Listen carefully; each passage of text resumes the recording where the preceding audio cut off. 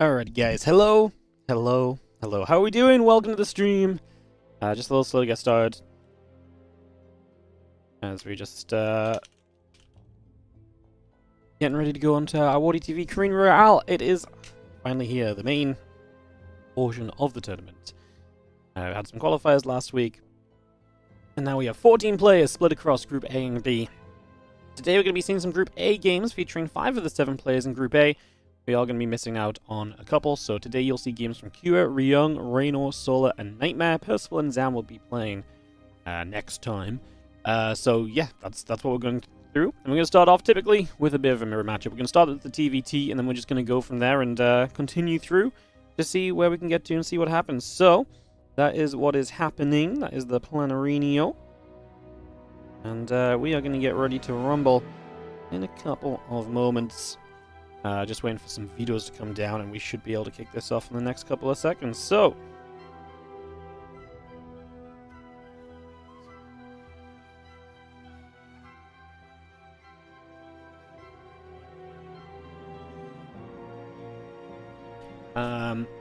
yeah, we just take a moment or two, guys, get this ready to roll.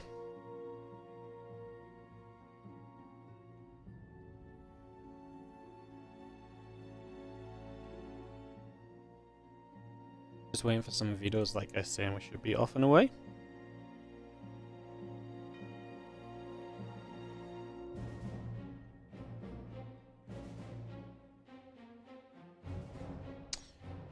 Perfecto. Alright.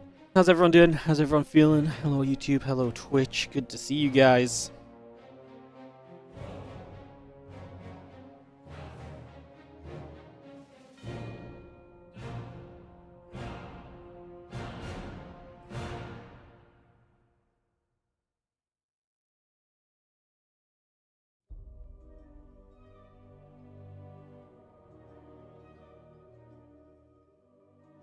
Awesome. Alright, sorry, I was just getting a couple of things sorted out, but we are good. We should be able to kick off kind of quickly, honestly. Just waiting for Kua.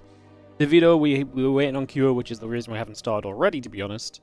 But as he gets here, as he logs in, the videos are coming through. 1, 2, 3, 4, 5. One more video, some map picks, and we're going to be off and away into our first match of the day. So we're going to start the day off with Kua versus Ryong. Then we're going to go Ryung versus Reynor, Kua versus Rainor, Ryung versus Solar, Solar versus Reynor, Solar versus Nightmare, and Kua versus Nightmare to round out the day. So that is going to be what is happening. I'm going to need my second account on. Not yet, though. I can do that a bit later. Everything apart from one series will be live today, guys. Just so we'll use 6 matches live, and then we'll just have one match that'll be from replays, and that'll be played during the live matches just to make it a little bit easier for the players. It's just so that one player doesn't have to be here for the first series of the day and the last series, which would be super long. So it's keeping all the players here kind of just for like 4 best of 3s, kind of time-wise max, is the idea. So, we'll kick this off in just a moment. We are just getting our lobby set up. We're going to be starting off on Pylon. And just waiting for everyone to join us in the lobby and get this party started. Thank you for joining us, of course, early. Appreciate you guys dropping by and tuning in right from the very get-go. Like I say, we've got plenty of StarCraft 2 to get through as well, so plenty of games coming up, plenty of action. Should be a good bunch of fun. As we're just waiting for... well, there's Kua. I actually don't know if there's anyone else we need to really jump in on right now, to be honest.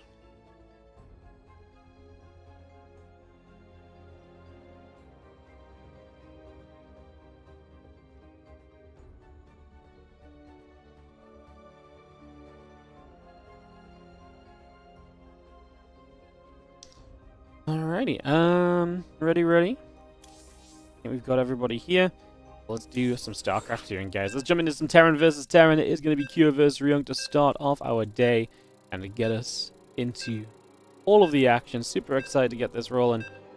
Because the Korean Royale has been a little while coming around. We've been talking about doing another season of this for a while. Obviously, this is smaller than previous seasons. We don't have specific crowdfunding towards this event like we had when we first ran this event for Season 1, Season 2 at $10,000 each. So this is going to be a little bit more kind of, a little bit smaller than maybe some of the Korean Royales you've come to know in the past. But we do get ourselves into some fun games still, and obviously the lineup is still looking amazing. We've got really a lot of the top guys here participating, so it should just be a bunch of fun as we are ready to start it off. So, we are going to begin in the top left corner for the first matchup of the WardiTV Korean Royale Season 4. This in the top left is Kua, while in the bottom right, the red Terran player is Ryung. Give me 1 second, guys. My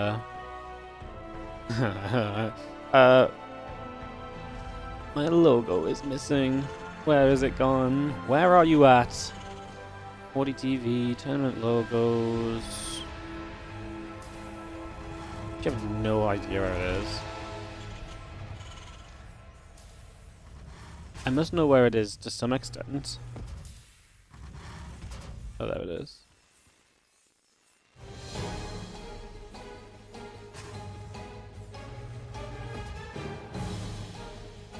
Why is it,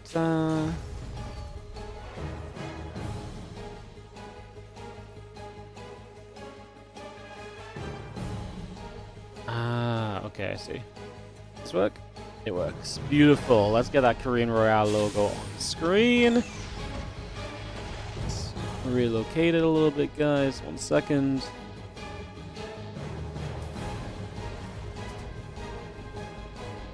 Beautiful. Because we got a beautiful logo, we may as well make heckin' use of it, right? The Korean Royale. It's back and it's here. And we're ready to dive into some StarCraft 2 with it all. I'm genuinely very excited to see how it all goes and see what happens. As like I say, we're kickstarting day number 1 here with, I actually think a fun group. I actually think Group B is a little bit more stacked, maybe. Classic and Hero both in that Group B as well. Rogue over there I think it's going to be very fun to see. Shin. But obviously just Group A games today. I mean, Bjorn also in Group B. Group A is also stacked too. I mean, Reynor is obviously going to bring the level up. Sola is a fantastic player at the moment.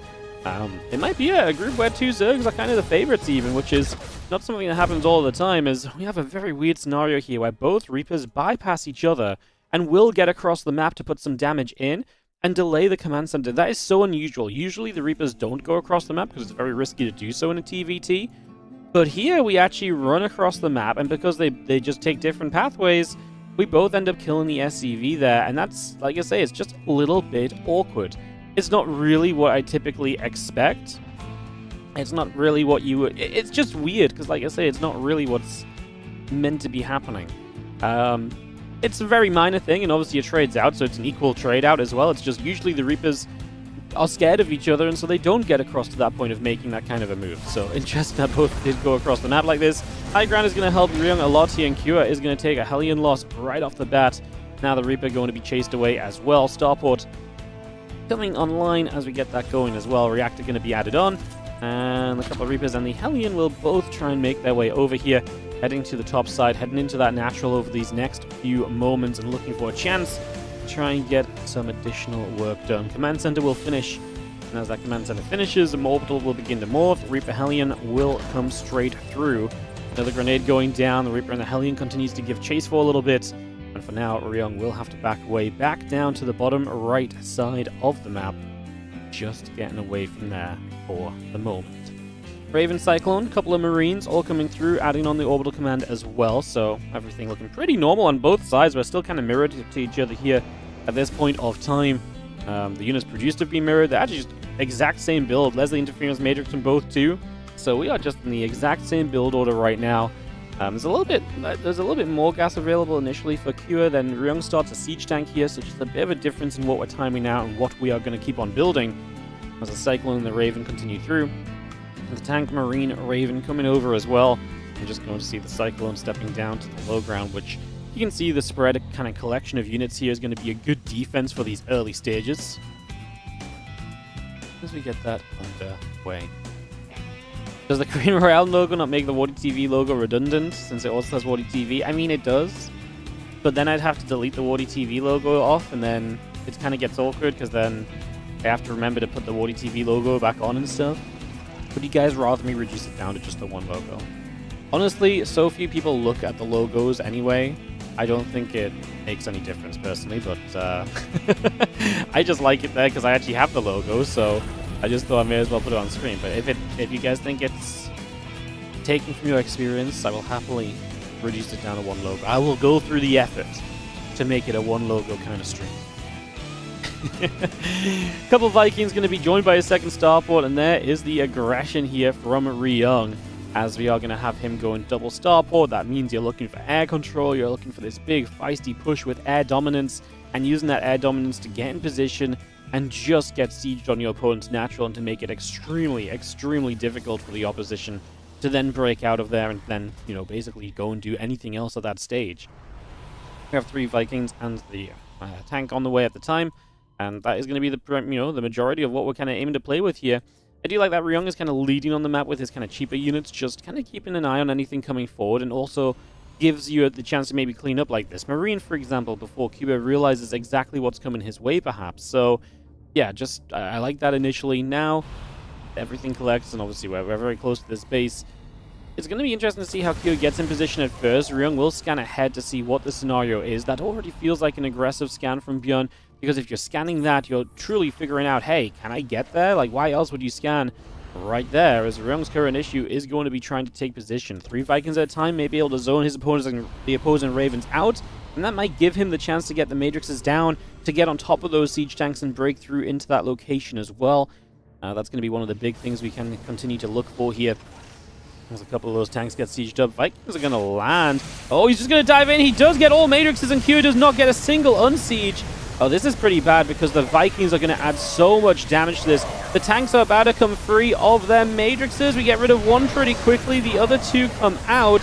Those tanks of Ryung now available to join this fight, and yeah, just straight up power on the ground is going to get it done. The problem is, I mean, Stim's about to finish, but we're not going to have anywhere near enough Marines now.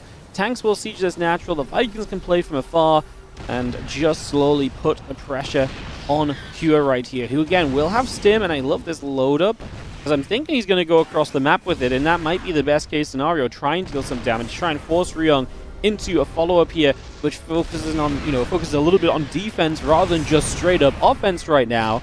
Those siege tanks getting in after the natural, and just going to be seeing Viking Lib tank continuing through that orbital command, still taking a good chunk of damage right now as well. On upgrades, combat shield, and the medevac still building. The orbital command is a burning. Taking a few more shots, taking a bunch more damage. I mean, this is just rough because you've got to keep SCVs off as well. It looks as though this medevac was seen as well, so now you've got a little bit of defense ready for it, perhaps. I mean, Pure just has to pick his breakout moment, which is going to involve, what, SCVs pulling into this and just trying to bust through. I love some damage on the medevac early, anything preemptively before the larger fight happens. I'm wondering, are we going to keep the Vikings in the sky for this fight, or are we going to land them? We're going to land them, which makes a lot of sense. We had a single flanking Raven for a single Matrix, but that leaves a lot of tanks sieged up here, and Ryung powering his way through in the opening game of the Korean Royale, as he may get cleaned up right here, but he has done some serious, serious damage with 26 SCVs killed. All he really needs to do is find a defense, and what's funny about this is because he's not tried to play BIOS, so he's not missing or behind on the stim or something that he might have delayed. He just added on factories. He's just going to play mech. So when it comes to just needing the defense, it's way more easily found, because all of the units that he's built so far in this game are completely focused on being able to hold a defensive position. And I think that's going to be a massive part of this. Auto turret to help. Those tanks are taking absolutely masses of damage, and that's just not going to be it for Kua at all. As Ryong comes in and is going to be able to take the opening game here of the Korean Royale. Obviously not the full series, but it's a great start for Ryung, who I think you could argue is probably one of the underdogs in this tournament, but TVT is the matchup that I think Ryung has never really lost his shine in, right? Like, he's always been good at TVT. He's always maintained his ability to be good at TVT. It's just a matchup that, like I say, has never really kind of slipped away from him or anything, so, you know, where something, you know, you could definitely argue his TVT isn't as up to scratch anymore. There was a while where his TVP was godlike as well, but it just always feels like he's competitive in the Terran versus Terran. And so if you're going to have a chance of getting out of this group here as Ryung, a win against Kua, the Terran in this group, is absolutely essential. Maybe, you know, if you beat Kua and Percival, that's 2 guys beaten.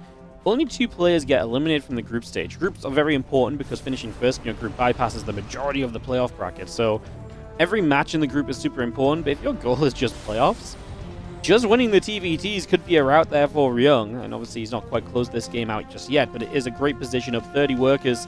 You still have Kua, honestly, just kind of on an army supply advantage, but how do you utilize an army advantage against a defensive mech player? Yeah, I'm not really too sure. Obviously, try and drop around, trying to find the holes in the defense. The missile turrets on that right side suggest Ryung is not going to leave any opening there. But the medevacs are going to find their way around the bottom, and they are going to move into the main around that bottom side. So we will get an unload. The Vikings coming over, obviously, be able to shoot down the medevacs, which will stop retreating potential here. And we just need a couple of tanks to show up to start defending against this. The Marines may be able to get rid of the armories, though, and hey, we get rid of some upgrades. The problem is I just don't think this game is the kind of game right now where it's like, well, no upgrades, he's in trouble. Like, mech likes upgrades, don't get me wrong, but mech upgrades are not going to be as vital as, like, the bio upgrades. They weren't super far along either. The game's just not close enough when upgrade denial has me excited for kind of, Kua to be back in this. This is fun, though. Obviously, having pulled a bit of defense to the main base maybe leaves this third base a bit more open. We get a few SCVs, so Kua is making progress. He's going to try the dive in the main, but like I say, that missile turret line on that right side is going to make it difficult. There's Vikings a bit to the left, so there's not really an access point just yet. As the orbital command once more floats over to the right. CC builds over to the left side as well. And we do have the two upgrades halfway done currently from Kua. Marine, Marauder, Medevac still very much so on the way in. As we're going to see another attempt to dive through here. A lot of the tanks not siege right now from Ryung. I don't think he was expecting this to actually be a committed attack. We're going to drop some auto turrets down, buy some time, as the tanks behind this initial front line do get sieged up. Kua is still punching his way forward and giving himself hope in this game. 24 SCVs went down. That's going to equalize the economies, and we have a TVT on our hands because the economies are equal. The army supplies are equal. Ryung is on a 3-base setup still, even having lifted up this right-hand side base because he's already set up on the left. I think Ryung in general is just ahead on infrastructure.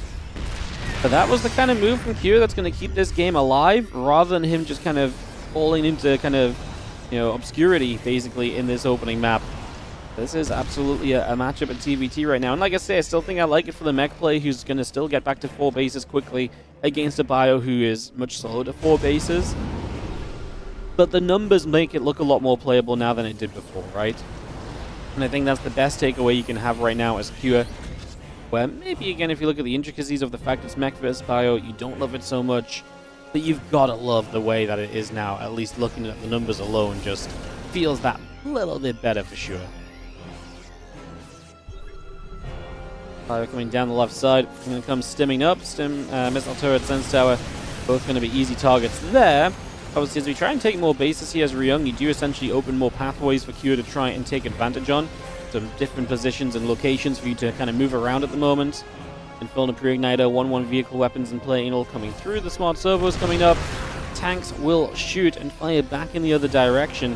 We'll just have a few Hellbats looking to step forward as well.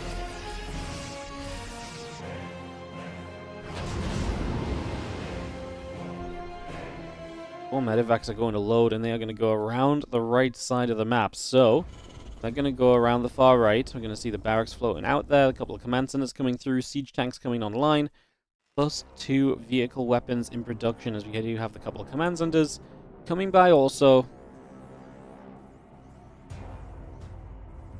Those medevacs ready for a boost down the right.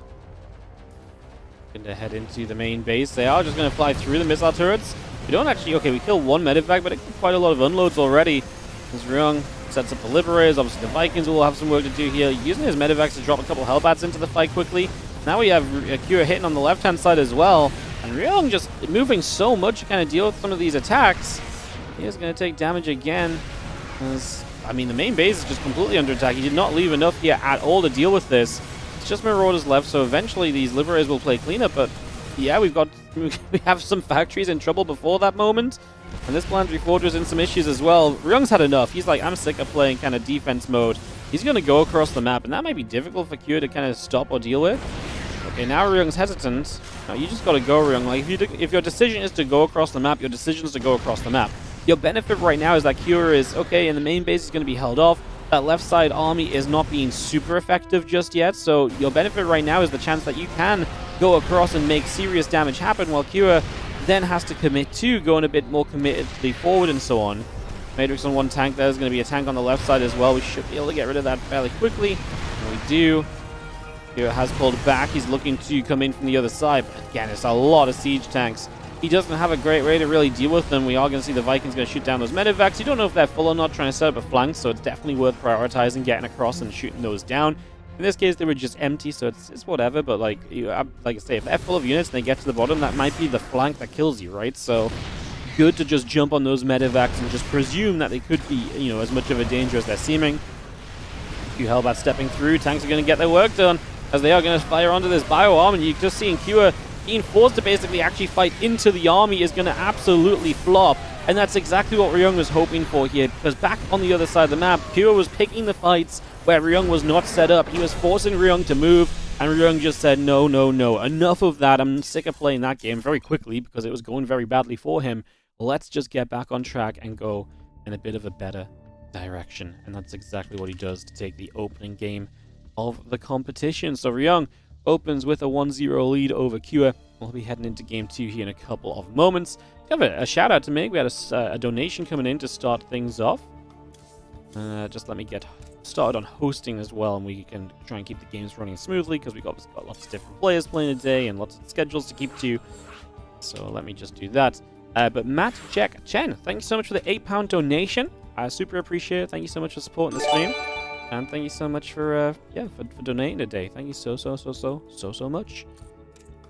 Alright, we're getting ready instantly for game 2 here, guys, as Q and Ryung ready up and say go, go, go, go, go. That's exactly what they will do. So we kick this off, we get that underway. What's up, 120 as well on the fresh new Prime sub. I appreciate you priming us up on the channel. Guys, it's a Sunday and it's a WardiTV tournament. We're going to probably sell out a little bit today, so I'll just get in there early and say, keep on doing it. If you got them primes, hit those prime buttons. We appreciate you if you do. Prime subs go a long way to helping us out and allowing us to do so much more in the future. As Kua was set as Zerg, I've never seen that before. It's very rare someone comes in and gets set as the wrong race in that regard. So, yeah, that's a new one. So we'll just have a reload of this, guys. Obviously, if you're watching on the YouTube as well, I always urge you to take a quick moment if you're logged in on YouTube. It really doesn't take much, but just scroll down, hit the like, hit the subscribe. I really appreciate it. Helps us out a whole bunch as well. Obviously, got some great games today. Those likes and those interactions in general just allow us to get the stream out to more people, and isn't that what it's all about? Spreading the word of StarCraft to as many people as possible. I think so. Happy Sunday, Chris. How you doing? Jonathan Sellout Award. Enjoy your weekend, everyone. What's up, God Sauron? How you doing? Yes, I am the sellout. But the best thing is I've paid $3,500 to do this tournament to sell out on, so it's an invested sellout, you know? Like, I am paying into the ability to sell out here. So, you know. Alright, guys, let's jump into game number 2 of this best of 3, as we have in the top right-hand corner the blue Terran player repping Team Liquid. This is going to be Q down a game. Just had a rough start, and honestly did a lot to pull himself back in the game. He made a lot of good moves, but in the end, wasn't quite enough to truly see him back on track. It is Q then in the top right corner, taking on the red Terran on the bottom left from Vitality. He'll be very happy with a 1-0 lead, but let's see if he can close out the series. You can see some of the weaknesses and some of the ones to kind of play a slower game, right, in that previous one when his opponent started to come back into it.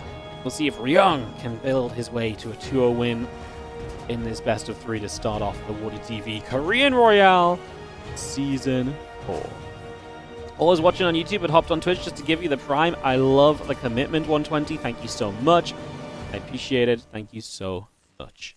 It honestly, like, if you have a prime sub, if you're on YouTube, yeah, hop over, use it. Like, it's literally free money. We really make use of those things to kind of run StarCraft tournaments. So, yeah, appreciate the support. Appreciate you going out your way to help us out, going just that extra step.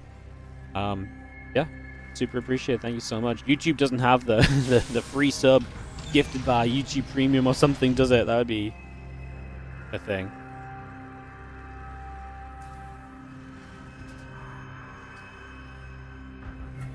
Alrighty, guys. So, command center coming down. We get set up to begin with.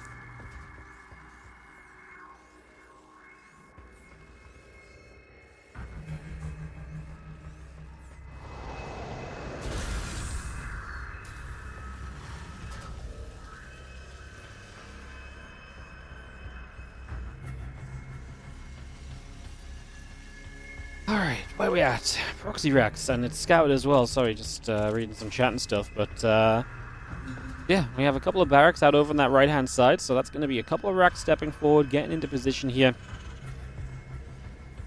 You like to watch on Twitch, but like it on YouTube? Hell yeah. See, this is the crossover that we need. Help all the platforms do as well as they can, you know? Alright, so this is obviously going to be that kind of proxy 2 racks. Now, Ryung scouted this with the Reaper. Because he's going double gas setup, it's fine to scout this kind of a bit later. You don't need a bunker per se in this scenario, because you're going to have the Hellion pretty quickly. If this was like a 1 gas expand, you really want to be scouting earlier. If you don't see this coming, that's when this build from Cure can really hit hard. As we do have the couple of units now out, going to make this a little bit more difficult. And I think maybe we should have been in a better position there as Ryung. I don't think there's a reason for him to be stepped back once those Reapers were down in the low ground. He's only lost a Marine so far though, Ryung, and he's now going to lose the Hellion, but he's going to get everything. So he loses a Hellion, a Marine, and 1 SCV. That is a pretty beautiful shutdown, to say the least. So that's going to definitely push us in a very good direction to start off with, if nothing else so far. Beautiful stuff. Reaper in the Hellion building, got the Starport and the Command Center coming through with the Hellion in production as well, adding on the Starport, adding on that CC. So a lot of that coming in right now as that Command Center will build up on the natural and the couple of barracks. Actually going to still build one more Reaper, going to try and block the natural expansion here at the barracks, which can obviously take do a little bit of time or so.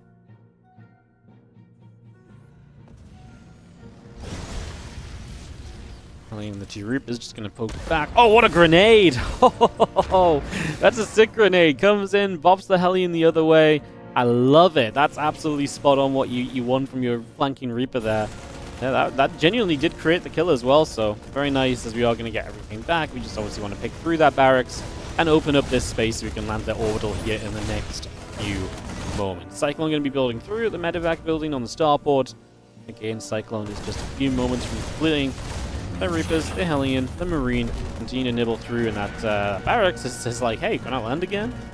I mean, the orbital should be able to just move over here. There are going to be units here, but there's a Cyclone as well. The Cyclone really is the sturdy kind of part of this that helps you defend and make sure that, like, just a couple of Reapers and a Hellion should never be able to get a Cyclone. There is that kind of weird point where, like, 4 or 5 Reapers start to kill Cyclones, but we're not in those kind of numbers from Cure. So this is just going to be a fallback for the moment, and this game settles on in to the next stage.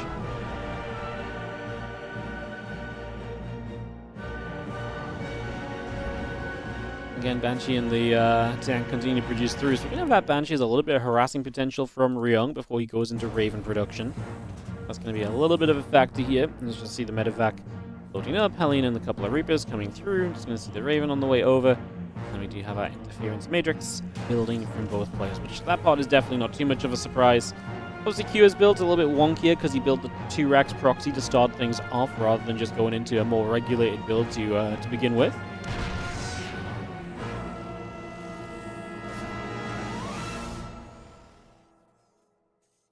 Get those Ravens finishing, get those interference matrices coming out. Just going to see the SCV in some trouble there as the Banshee is able to get a gravity grab, and I'm going to take a KO.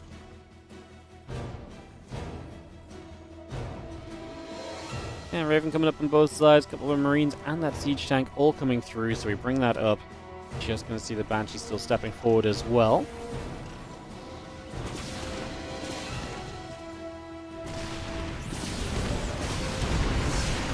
Cyclones locking on. We can actually get rid of 1 tank. That's a super worthwhile trade for Ryung. We'll lose his Banshee as well, unfortunately. I still like getting rid of a tank, though. Tank is, you know, tanks are TVT, basically, you know. if you had to pick 1 unit to summarize TVT, I think tanks really probably are it, right? Like, sometimes you could maybe say Ravens, they're pretty influential, but tanks are always a thing in TVT. So, killing a tank always feels pretty good. It has a little bit of added value just for the matchup, I would say. There's the stim pack coming through, a Viking on the way on the starport. Siege tank still building, a couple more reactors in the orbital coming up. Viking tank, stim, building on in, and we do have another few units heading toward the center and a push down to this bottom left-hand side in the next few moments, it seems like. As those couple of tanks are ready to fire up if necessary. Marines and the Ravens stepping through too. Just going to be seeing our medevac in toward the main base. This is where it started to go wrong for Ryung in the last game, where you did have Cure just kind of poking around, looking at different directions, looking at different points of access. So see what goes down here as the Viking comes over. Medevac gets pushed away. We get chased out of here. For the moment, those couple of Ravens still just lingering. I'm just going to be able to see the main part of Kura's army, so you get a bit of info as to where he is sat. No Cyclones left in place. There's not going to be any quirky lock-ons looking to get easy grabs or anything along those lines. It's going to look pretty solidified for the moment as the scan comes out. A couple tankies do siege.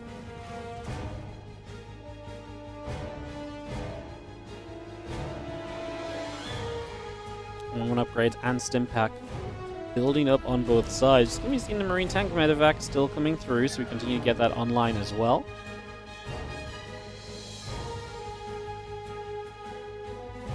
Both of those Liberators heading right down to the south.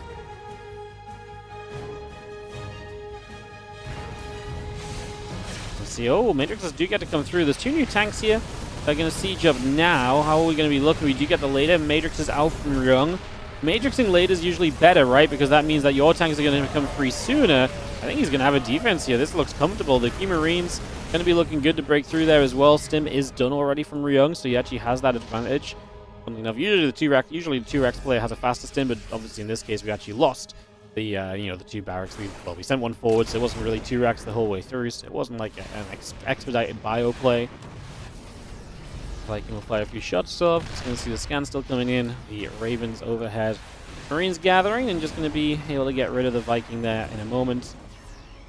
And the rest of these units coming around the right-hand side. A few Marines are going to take the chance to stem forward. An auto turret will drop into place. It's going to be seeing this Pico taking a bit more damage too. 1-1 upgrades, combat shield, all building about. Armory's halfway. Marine tank is still producing. And a lot of that brought into action for the moment as the armory is halted in production right now from Ryong, so that's going to be a couple of moments as he needs to get that back on track to get the 2-2 upgrade started. It's actually going to delay him here because he is ready to start 2-2 otherwise, minus the fact he doesn't have the gas available to him just yet. It's allowing Kira to play catch up on the upgrades, which is one of the things that Ryong had in his favor for a few seconds here. To be fair, this position is very good for Ryong, and Kira is lacking on supplies, so he may just be in trouble. This third base under siege already. Definitely in a spot of bother as we see the orbital having a lift, and we're just going to dive in. Ryung says, I've got enough to make this work out, and Ryung is looking good. GG. It's not, honestly, it wasn't even really a close series like Ryung. I mean, that game one came back a bit for Cure, but in the end, Ryung makes a dominating push. Ryung just looked great in this TVT, and he's going to take the first matchup of the WardiTV Korean Royale just like that. Ryung coming through, looking big, looking good. GG's.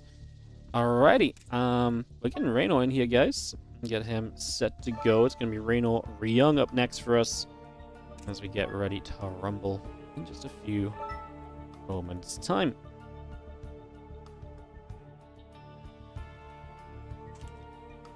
Alright, so some TVZ. I think this is obviously going to become a little bit tougher for Ryung against Rainor, but hey, you get a win against Kure. That's such an amazing start. Every match counts for so much in the Korean Royale, because every position further up in the group you finish is one round of the playoffs that you skip. So it really is amazing to kind of get in there. I'm not going to dive too deep in it right now, but just because we have a bit of an upset, it really is a big start for Ryung, and it's definitely a bit of a pushback for Kure as well. So big win there. Get ready for our second match. Going to be some Rainor ZVT in the near future. Beautiful stuff.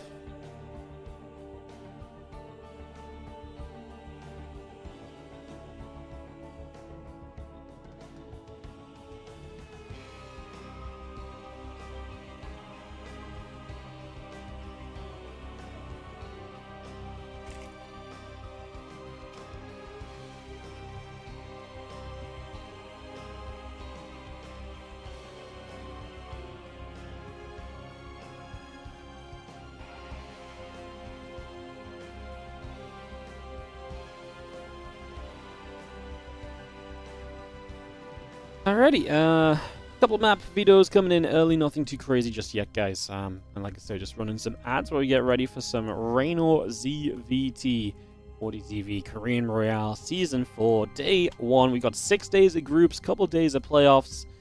Should be pretty awesome overall. Very much so looking forward to kicking this all off and getting some good games in. Obviously, especially as we get toward those playoffs, it gets very exciting. But the group stage is really, like I say, the group stages kind of act as playoffs in the first place as well, because every position. So the way it works is top 5 of each group advance to playoffs, and then 4th and 5th place of each group play each other. But it's like gauntlet style. So if you win that first match, your next match is against a 3rd place finisher from a group, and then the 2nd place finisher, then the 1st place finisher, then the grand final. So you finish first in your group, you're guaranteed top 4 of the tournament, and you only have to play two more matches to win the entire thing. So naturally, that obviously is pretty nice. So every single, group stage position is worth an extra best of 5. You don't have to play later on already. Guaranteed prize money for finishing better as well. There is a big, big positive to all of that too. So some big pluses as we get ready to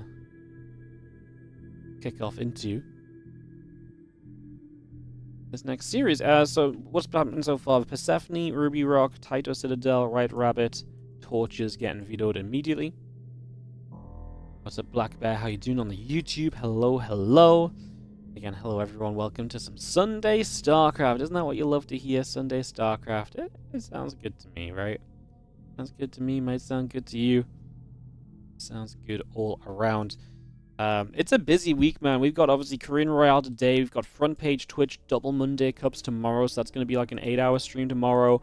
Tuesday we're back with more Korean Royale. We've got the Marvel Strike Force sponsorship coming up. I'm going to slot that in over the next few days as well. Start getting that streamed up. I'm working on a sponsorship for a YouTube video sponsorship. It's actually very exciting. I'm pretty sure I can tell you guys.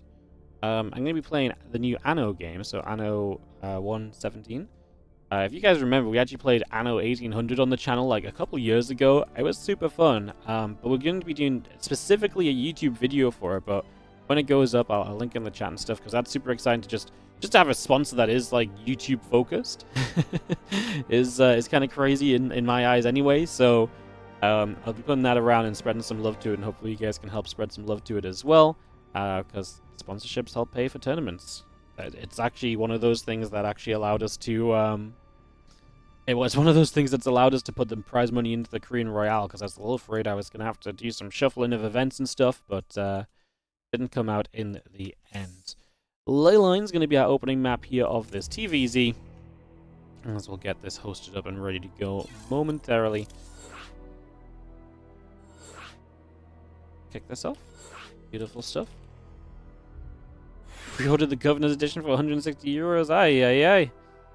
You're so ready. You're so ready, huh? Yeah, I've been playing it this morning. Doing some recording and stuff. It's fun. I sat down and I was like, right, I'll play a couple hours before I stream. I'm just gonna record like me playing it for like 2 hours, and then I'm gonna just voice over them, for the video or whatever. I checked the time. I was like, oh my god, my stream's in half an hour. What? Like, Jerome, 2 hours just gone. Yeah. So yeah, that's super fun. That'll be coming up. Yeah, just gonna be an exciting week or two on the stream. Our players are ready. Oh, they're ready. Sorry, I didn't even read properly. They are ready. Let's get that going. Let's kick this off. What's up, France? Coming in with the 82-month resub on the Twitch stream as well. Thank you so very much. Reynor and Ryong are loading in game. Guys, just as we load in game, like I say, I'm going to sell out a little bit for this one. This is a big event. WardiTV Korean Royale, $3,500. It's all powered by WardiTV. So you guys supporting, getting involved, watching the ad revenue we create, the sponsors that we do as well. This tournament happens because of all of that. As such, if you want to support, do consider subscribing. We're at 567 subs. I'd love to get us back above 600. I'd love to get us towards 700 again, because that's the real comfortable kind of point for running these events. So if you got a sub, if you've got a prime sitting around, or if you're just feeling generous, or you just feel like you should be sub but you're not already, get it done. Let's get the numbers back up. The Korean Royale definitely deserves it. I think this is one of our flagship events, and it's a great couple of months, because next month it's the freaking WardiTV 2025 Championship, by the way, the end of year championship. Tons of players taking part. It's gonna be amazing. Yeah, it's gonna be pretty darn sick. So support if you can. Appreciate you guys, as we have ourselves in the bottom left corner from Vitality.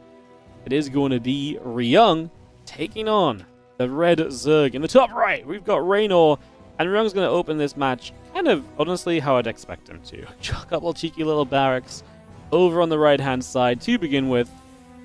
I think that is 100% somewhat expected here from Ryung, because let's face it, man's an underdog, especially against Reynor, especially in this matchup as well. I think it's a tough one to be an underdog in. I talked about this a little bit yesterday, but being an underdog in TVZ is so tough. It's such a mechanically demanding matchup.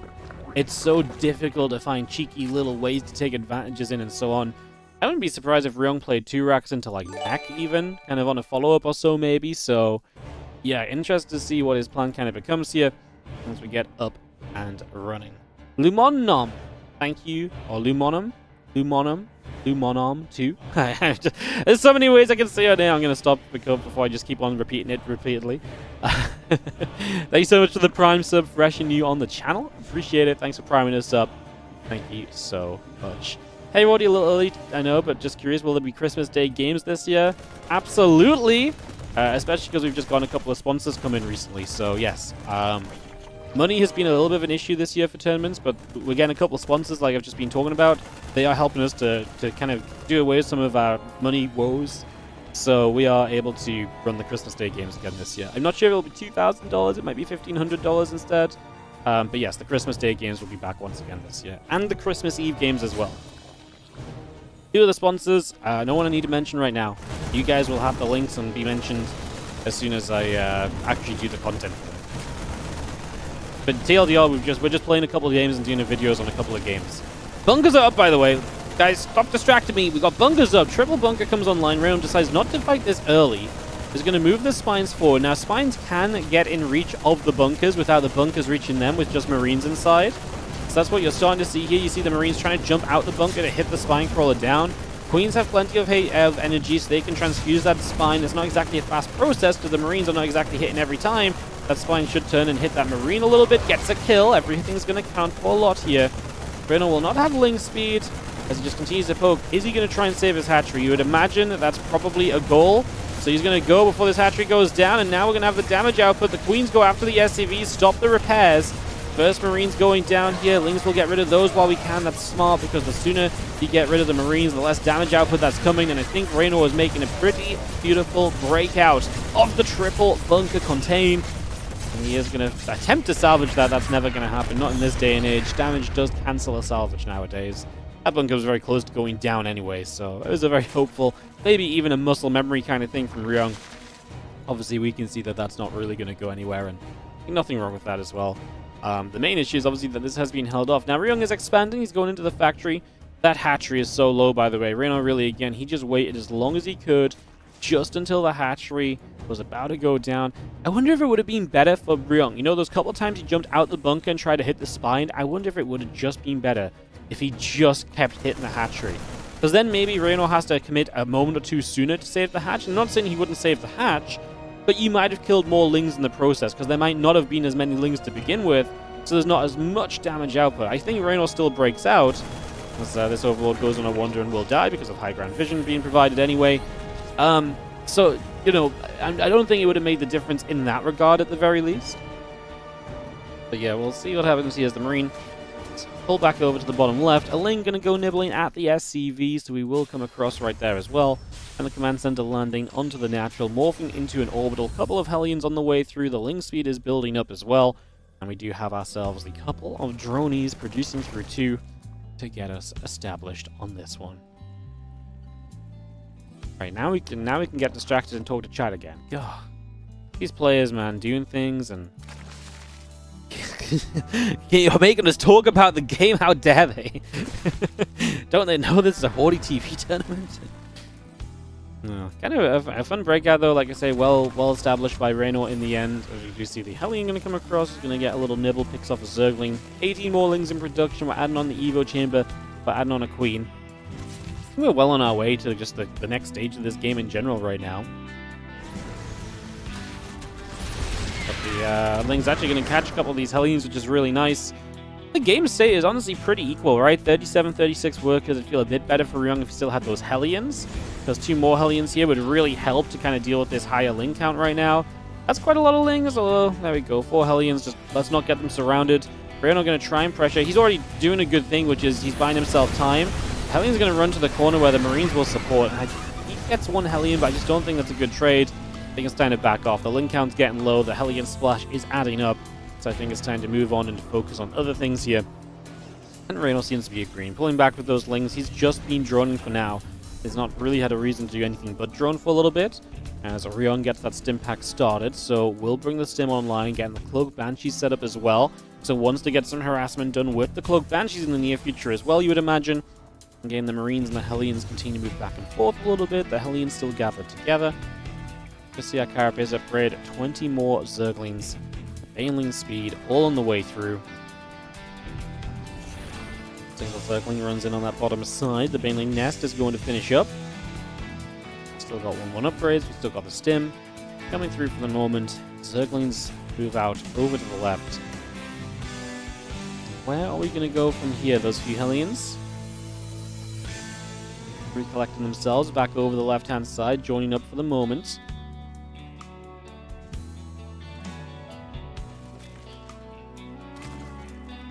Double Banshee. I'm going to take the chance to move up. I'm going to see a couple of those drones already beginning to go down, so a little bit of damage already being done. Those couple of workers falling. Queen's going to get in position, and the Banshee's going to get chased away. Ling's once again trying to get to the front, but not going to succeed for the moment. So Ling's going to now get back in, and we get a few more SCVs, so making up for the Banshee damage. Hellions are going to threaten the idea of maybe moving in and maybe connecting into that mineral line, but there's a spine there, there's a queen there, and I think the Hellions respect that realistically they shouldn't get much done, so let's just preserve themselves.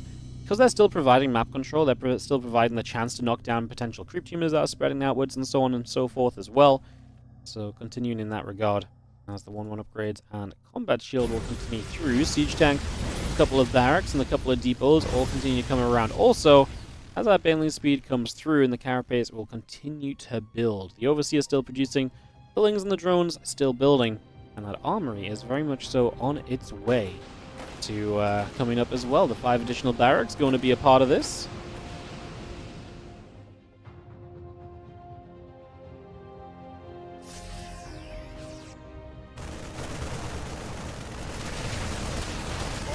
Yeah, those Marines loaded back up. The Lingbane pulls, move that right side, so good little bit of defense there. A few Hellions getting at the front too. The extra barracks still producing. Armory about to complete. Combat shield coming in, marine tank all in production. The Hellions will take a step away from the Queens and just stay secure. I mean, we're about to have combat shield.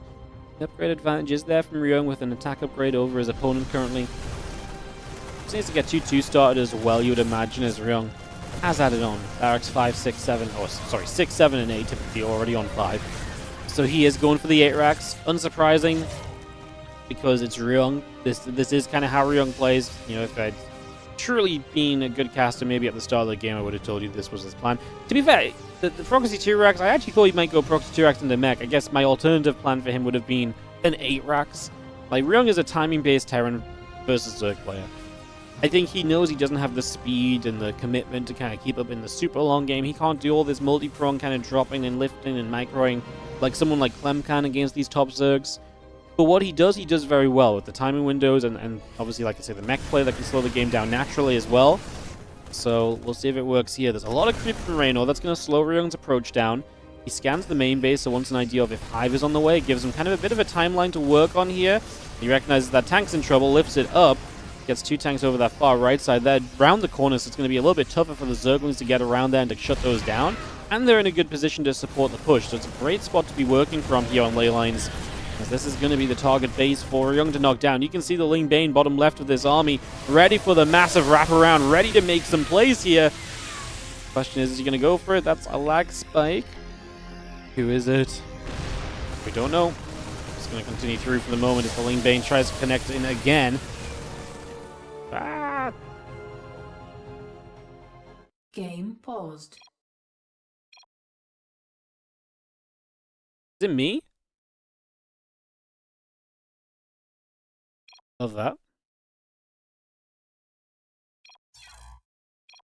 I love just sitting here and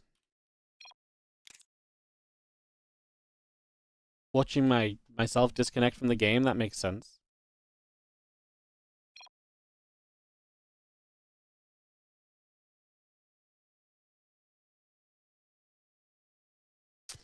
Alright guys, give us a moment. Oh, our ping just went up to 4K. I mean, this is not us, right? This is just the Korean server. Yeah, my internet's fine.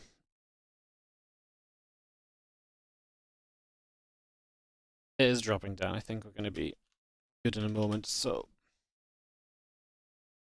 Just the Korean server, we see it happen to everyone else, and it's going to happen here again. The one person they can't just kick. Yeah, you get the privilege, you know, when you pay for the tournament prize pool, you actually get to make everyone wait for you. So yeah, it's nice.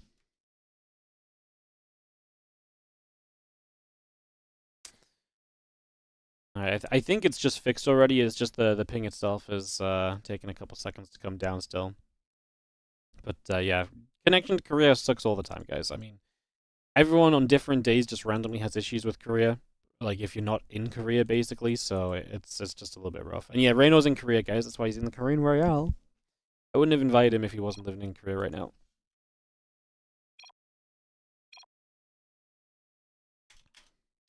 Alright, let's get this resumed. Let's get back on track. As we were seeing Reynor about to catch a bunch of units over here. Ryung's going to respond to that pretty well. I was just going to be seeing him actually dealing with that pretty nicely. I was going to say, those units in the bottom left were looking for the massive surround potential as well. But they do two things by being over there. They deny the reinforcements while also threatening the surround on the rest of the army as well. Marines get in after a couple of those banelings. Honestly, there's been a pretty good trade from these units here. Like, yeah, we lost the siege tank, but the rest of this has honestly been going pretty okay, I would say. And we're going to see some of the Ling Bane trying to come in from the top right side. That's not exactly going great. Reynor's army supply is the struggle. He needs to wrap around this army soon. This time he can't let, I think, reinforcements actually join in. Here we go. Ling Bane going to start running forward. The Bane's looking for those Marines. There's Banes that could maybe just go after the Hellbats too, and we will break through this. So Reynor is going to break out, but obviously he doesn't kill everything because the medevacs evacuate at least a few units. And now Ryung has a massive attack already moving toward the upper left-hand side as well.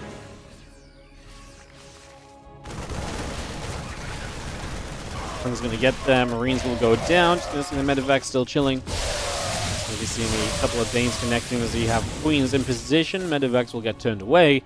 3 upgrades coming through. Adding on the Liberator, adding on the Marine Marauder, adding on that Hive Tech, as well as Rainor, though. So Ryung's going to try and keep this going. He does have a 4th command center, so he committed to a future base behind this attack, which is maybe why he didn't just have straight up more and more still arriving. Just kind of pulling away to get the 4th base going instead. Now Rainor has survived, and he's going to be heading into that Hive Tech, so he should be able to kind of get things fixed here a little bit. The Ling Bane's still obviously producing through, getting gathered together.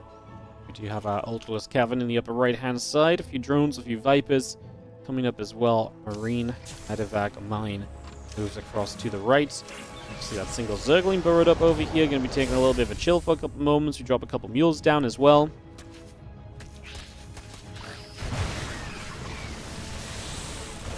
Bane wants to take the chance to run in on this side, so trying to just have some of those mines initially, trying to deal with a little bit of this just as we get started. We see the command center going to lift. Burrows are Zergling right there. As soon as he gets the opportunity to, see the rest of the bio coming back out. Again, Spire coming through, the Ultra's Cavern coming in. So the Ultra Cavern finishing gives Reynor obviously a massive tech up in this game. I don't think Reynor really wants to fight right now. Like, he's well on his way to upgrades and things that are just going to help a lot. Adrenal, +3 Carapace. Ultras obviously should be kind of on the horizon here as well. The only issue is right now he's not maxed out and Ryung is, so Ryung pushing forward is going to give him a pretty good opportunity. A couple of Danes trying to crash through there onto the medevacs as well. Those medevacs just have to lift up and back it off. The rest of the bio now coming over the right-hand side. We killed a bunch of Lings over here too. I think Reynor's in some trouble, man. Ryung pushing through is looking pretty good. He's going to get this hatchery, and Reynor just does not have the numbers to hold on. He's going to start building some Ultras now, and maybe the Ultras can kind of still save the day a little bit. Maybe they can still get something done. Just going to be seeing the Lings running over here.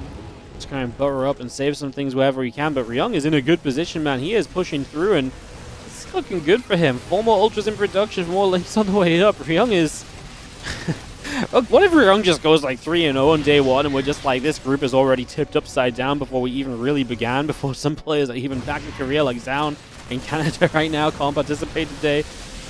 Yeah, this group could go to some crazy places if Ryung starts doing some things. Now, this is going to be a bit better from Reynor. Oh, that last Baneling could have taken a connection there, but did back away instead.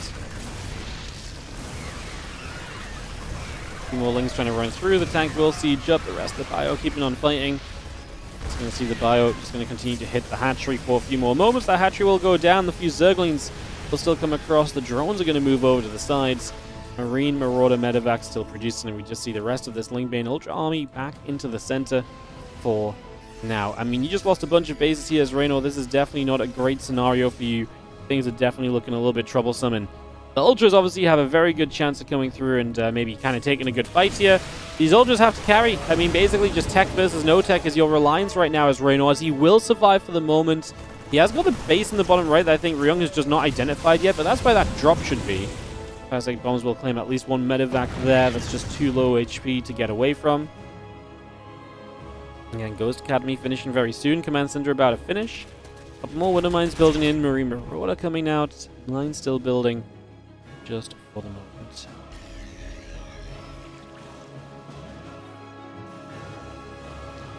Lingbane Ultra continue to come through. A couple hatches coming about. Planetary Fortress. Orbitals. Marauders. Building right now. Just going to be seeing extra Banelings morphing in. The Ultra's gathering bottom right. Reynor's going to get close to maxing. Ryong is not re-maxing as quickly as I thought he might. As Reynor just re-establishes the bases, which he's been losing as well. So actually just going to have a chance to breathe here and just get, like I say, a bit more back on track to where we were at.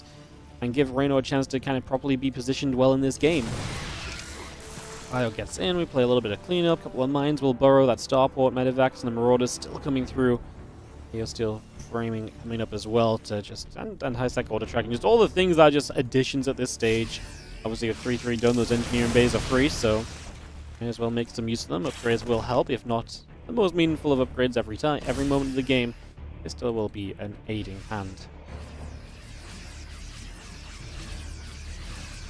Bio pulls to the side, that one single little infestor just taking a chance to check forward and see what's up. Bio, it's gonna be, it wants to run away here, and he's gonna pop the infestor and drop the fungal down, and that's gonna enable the fight. Parasite Bombs will go on the Medevacs. The Banes did get some connections already, and that is gonna be huge. Pops another Parasite Bomb. That full Medevac's gonna die then because it's got refreshed. That's brutal. Two of the Medevacs go down. What a cleanup from Reynor. What a fight in the bottom right. Just as he kind of needed it as well. Like, this was absolutely terrifying for him. It's going to be seeing the Banes coming about. The Bio is going to be right there. As we have... Yeah, what a great trap. Just the Infestor on one side. The army that's scary enough to force Ryung to try and run on the other. And just boom, just like that. Reynor makes the play. This game was looking so weak for Reynor. He was looking to be in so much trouble, and all of a sudden... not really all of a sudden. It took a little bit of defending. It took a little bit of turning around. But now he is absolutely commanding this game. As Reynor moves up to 200 supply and Ryung sits at 160. Again, it's a game where Ryung definitely put himself in a great place. He definitely gave himself a great chance, but yeah.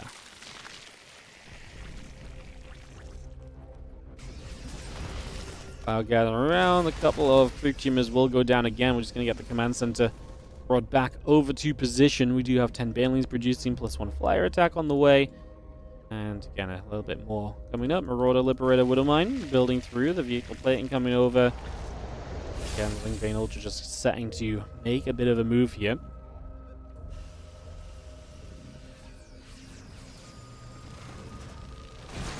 Gonna get those Liberators set, and we are gonna move straight up. A couple of Parasite Bombs gonna go down. The Liberators gonna be hit by those bombs, so that's obviously gonna add up. A couple of Ghosts just getting hit as well, so they can't even get some snipes off, so these Ultras are just having a field day. It's very Marauder heavy, so eventually these Ultras have to turn around. They run out of support, and the Liberator still being alive obviously allows them to get some shots as well at the end. 3 Ultras super low getting out of there. If they can find some transfusions, that would be amazing. We're going to lose another 8 SCVs, so a bit more economy being lost out on for the moment. Marine Marauder mine still building up, plus 1 vehicle plating, halfway done. Bio, Liberators still pushing through. The couple of drones escaping out to the side. The Ultra's going to pull away over there as well.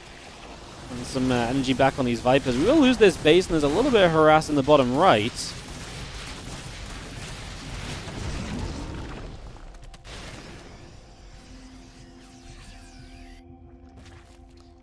One of mine's overhead. Just see the drones moving about. It's going going to be seeing a couple more orders going to get back in towards those drones as well. Corruptor's going to shoot. Medevac's going to take damage. Medevac's going to go down, surely. Obviously, the Liberator is going to be a big target for those Corruptors throughout this game, so that's definitely going to be something we keep watching for. It's me again. Game paused.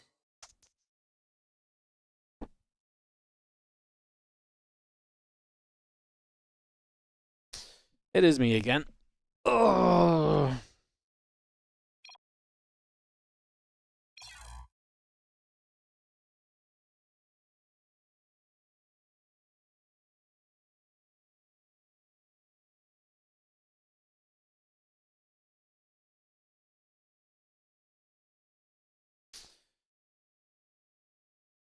Well, take a moment to you guys. Because it should just go down again. I think it's already going down again now. I just went from 3.7 to 3.4.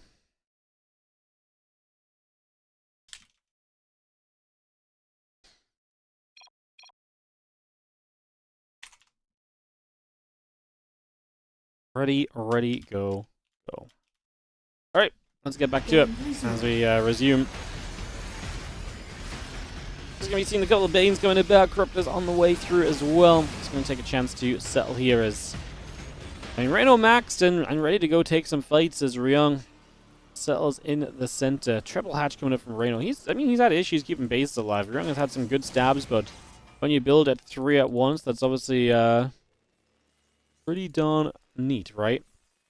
And gets you back on track very, very quickly. Am I still lagging? 6? No, it's still coming down. Just looks a bit jumpy, but it is coming down. It's heading the right way, so...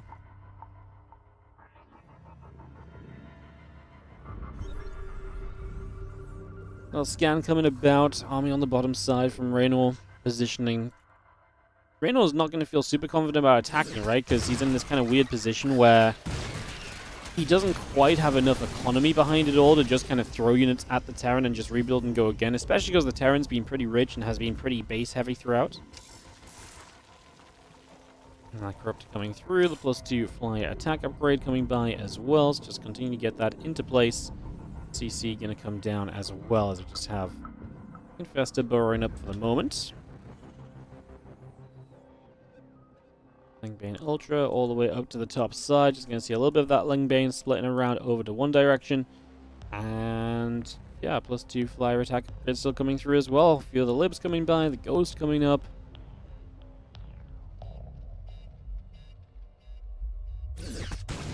Gonna see one single Zergling setting off that Widowmine right there as the Lings come through. Gonna get a cleanup as well. And it is just the... I'm gonna just reset my game after this. Sometimes just rejoin the Korean server kind of helps out. Some days it doesn't like you, and some days it's just like, I'm just gonna be a pain in the butt for a little bit. Definitely being a bit of a pain in the butt, so we'll do what we can to try and fix it. As Ryong takes a dive into the bottom right, so this hatchery is gonna be in a little bit of trouble, and can Reynor get here to play defense? He's definitely on his way over. Looks like the hatchery will go down, and the medevacs will lift up and get out of there pretty quickly. Again, this is a game where Reynor's obviously been kind of held back and kind of, you know, forced to play a little bit of a slower game, like I say. So he's off from his kind of usual kind of trends, and that's why it does feel as though Ryung is able to still keep control of the map a little. Gonna run some Lings in over here. Liberator sieging up, and we'll just try and get some SCVs. A couple of mines will go off as well, but these Lings are very much so, you know, things we can throw away. We're gonna add on even more Corruptors, so once they get that Corruptor count a bit higher, there's a good amount of Libs. I felt like we had enough Corruptors already, to be honest, but clearly Reynor feels like he needs a few more right now. He's just going to finish off the Sense Tower, which is nice. These Fuelings over here actually once again going to try and make a play up this ramp and into this base, so actually could run into the main mineral line if they wanted to. Things just a little slower kind of picking off those depots. Someone just mentioned, yeah, they don't have +3 attack, which is very true. That melee upgrade being forgotten about a little bit, so... some depots will end up burning down. Reynor just again trying to cause some distractions, make it difficult for Ryung to keep up with everything that's going on in the game at this current point in time. So you're going to see Bane Ultra coming around from a couple directions. The Liberator setting up, the Widowmine's going off, and in we go. Oh my goodness, the Fungal from behind! The Infestor, I saw it lurking there earlier and I kind of forgot about it. Obviously, Ryung was clueless. He scanned on top of his army just recently as well, so he probably just didn't think it was there. And that is going to be a massive fight for Rainor. That is a huge swing of supply. As, yeah, this takes... I mean, that basically just takes all the wind out of Ryung's sails. If he even had any left. I think felt like it was kind of stopping, you know, kind of going well for Ryung for a while. But another fight like that is just going to be huge. And that's just going to be... Yeah, I mean, you just need to have... Kind of, if you're just sitting on your base, you just need detection covering these areas, right? You can't let Infestors just find fungals like that. Does he have Cracklings? Yeah, he built Adrenal Glands a long time ago. He just doesn't have the +3 melee upgrade, so... He's most of the way there with the Lings, just forgetting the melee upgrade. As we're going to see him running back into this position. This time, the reinforcements might allow him to just clean this base up and be surprised if Great Ryung saves it. It's a big mule farm up here. We don't really need to blow up too much of that. Corruptor's just getting rid of a bunch of the Liberators. Once again, it's Ryung's supply that will hurt on the tail end of this.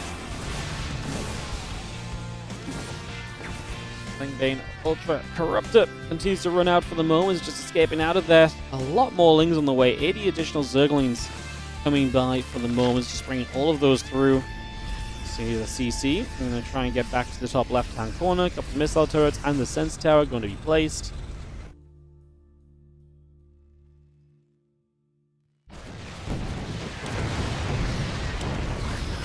Otherwise, he's going to go bang bang and those Corruptors get destroyed, so...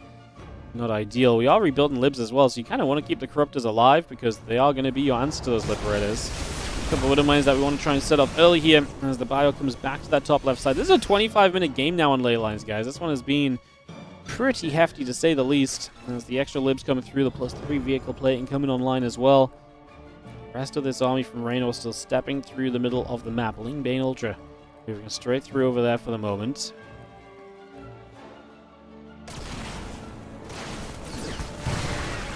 He's going to run in. Just a few of those Marines getting picked off. We are going to see the rest of the bio coming back over. Ling's going to get chased away once more.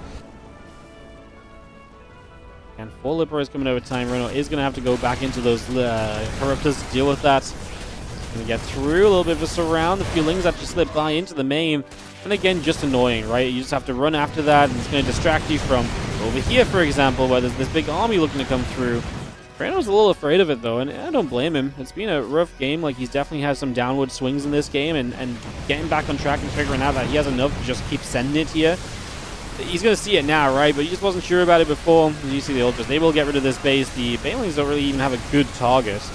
What's funny is we actually do run out of Corruptors, so the Liberators will survive, and that's why I said a few more Liberators are definitely... a few more Corruptors definitely need to be built when we lost a few from those Widow Mines. That's definitely one of those things that you just have to stay on top of right now. You're going to keep on needing those Corruptors throughout this. Festa sits in between all the bases right now. It's just going to settle down over there. A couple of Widow Mines coming through. The SCVs coming up. +3 flyer attack will build from Rainor. It's just going to get that underway as now a lot of the Lings coming down to the bottom.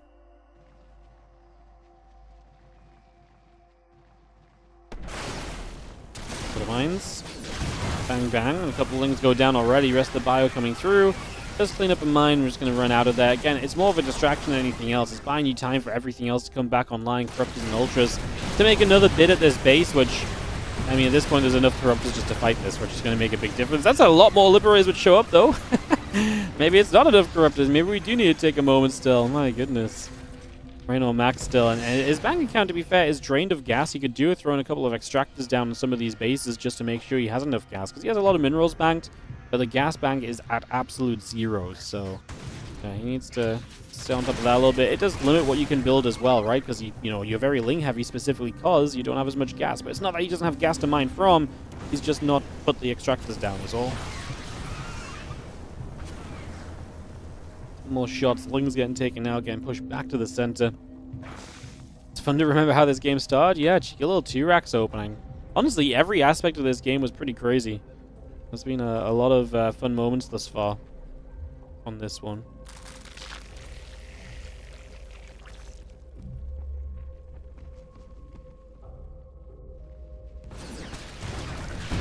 Come running up. this Ultra Corruptor Force makes its way through. Going to start fighting over here. We are going to see the Ultra's going to keep on moving in. Corruptor's actually going to be able to get in after those Liberators as well. Actually didn't go after them straight away. Maybe let a few more shots come out. In the end, we will just play cleanup though. I mean, the damage will be done here. And these Bio Force is just not looking good enough to really stop these Ultras, which maybe a little bit low on HP here could do with kind of stepping away. What's resources lost like? 62.5 to 49k. But Reynor has obviously been mining so many bases, right? Mining over here. Just lost this base up here, but he's had bases to mine from, so he's got the economy to really do this. The big issue as well is that Ryong is probably just a base away. I think Ryong is like this base away maybe from realistically being kind of able to see this game mined out. So that's why Rainor wants to kind of keep the pressure up. That's why he wants to keep the trades going and denying the bases that are currently being mined, because it's going to slow Ryong from finding himself on that other base, which is what he maybe needs to, like I say, potentially see the end of the game. The Ultra Corruptor gathering on the top. We're just going to see a bunch more Liberators getting sieged once again over on this side. Bane Ultra Corruptor gathering together. Just going to see a few more Banes coming back over that left side. Hatchery wants to go down over here too. Just re-establish that bases. So look, we're back over in this direction. Again, just got to get those Corruptors in after those Liberators and try and knock those down. They're doing a lot of the damage initially in these fights. Vikings is kind of fun as well, just trying to knock the Corruptors down in return. Honestly, one of the better fights that Ryung has had. He actually kills off a lot of the Zerg here, but he also loses 19 SCVs. He's down to 17 workers in the game. Obviously, Terra and Mules can kind of keep you going a bit, but it does feel like we're getting close to Reynor overwhelming. I think the issue still is just Reynor's gas count. Like, Reynor is at a gas scenario where he doesn't really have enough gas to rebuild kind of fully tech units, so he's very Ling heavy.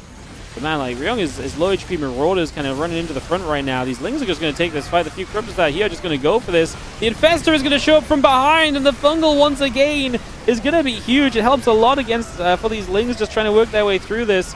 You know, these Corruptors might want to just get rid of the Medivacs, man, so that these units on the ground don't stick around forever. Some Marines showing up. Extended fight as Ryung is refusing to back away from this one. Reynor still getting what he can done with the Corruptors. He needs new Lings. He's got a couple Ultras on the way. Those Lings start to run in, but maybe need to wait for everything to show up together at this point. Just going to see the Ling Ultra going to run straight through here as it gets in. We've got a couple more Ultras in production. You could, you know, ideally you want to kind of keep this base alive. It is mining, and any mining right now is very useful. I think this is the issue. We truly do not have an answer to... I was going to say these Ultras, but you know what? There's only a couple of Ultras here. That one is going to get transfused up multiple times over. The Hero Ultras to get it done in the end. GG's. Rainor wins 31 minutes on ley lines. And that was way more effort than I think we ever expected it to be for this TVZ. So, we're going to get game 2 set up in a sec, guys. I'm just going to restart my client just in case it helps. And we'll get back on track.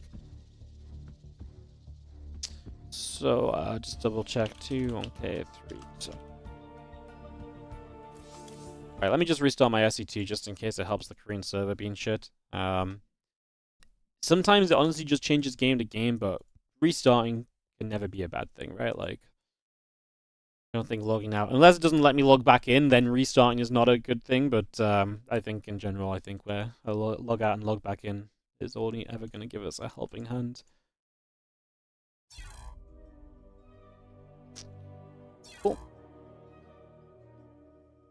What a game. Yeah, it was a fun one. Starting with the T-Rex and going through the rest, I really felt Ryung had this one at certain points of time, but was not meant to be.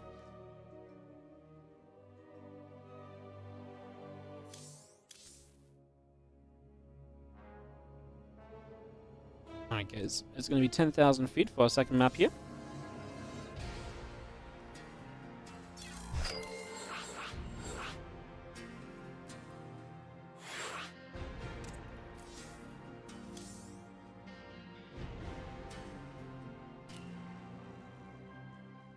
Alrighty. Get back to this and straight into our next one, guys. We want to obviously keep these games rolling. And we'll be off and away into game number 2 in just a couple of moments. So plenty of games coming up today. 7 best of 3s in total. This is our second that we find ourselves deep into now. After this, we're going to have Kyo versus Rainor. Then Ryung versus Solar. Solar versus Rainor. Solar versus Nightmare. And Kyo versus Nightmare. to move on through and kind of move towards wrapping this up. Ready. Let's get it going because, like I say, it's a long game and we could do with getting a bit more back on schedule. So let's get it done. Let's go. Just have to double check something quickly. Children of Ryung solo. That's cool. Cool. All right, 10,000 feet, guys. As I didn't really think about the fact that these TVs might be long today, but look, I'm not going to complain. I'm okay with going for some long games as we get into our second map. In the bottom right, our Blue Zerg, who I'm sure would prefer to have had a bit of an easier time in this opening game than what he had. Got the win in the end, just took a little bit of effort. It is going to be Reynor down in the bottom right corner. Represents Basilisk, of course. As in the top left, the red Terran from Vitality will be Ryung.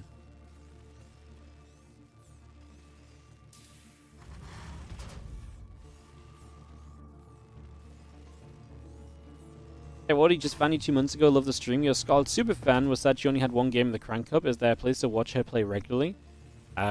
Right now, she's playing in the Stellarfest tournament. So if you search out Stellarfest and their VODs, you'll find some Scarlet games there. But the reality is, Scarlet just isn't really playing super regularly in anything, to be honest. Like, she's not really playing on a consistent basis.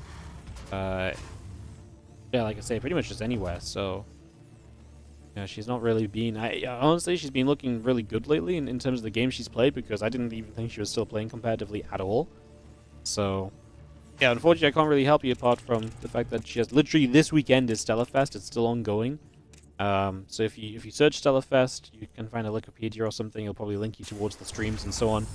And you can go from there, but...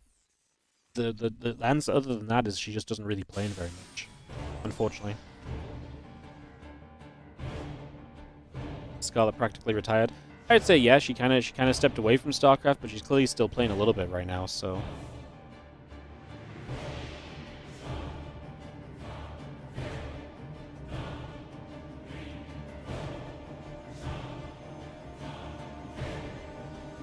Reaper Orbital coming through, commands and onto the natural.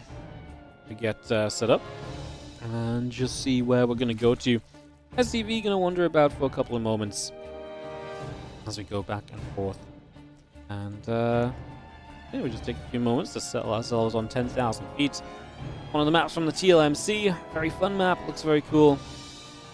Yeah, enjoying having this one in the tournament, to be honest. It's been very fun to see as a couple of queens and drones continue to make their way about for a little while and set up for the moment.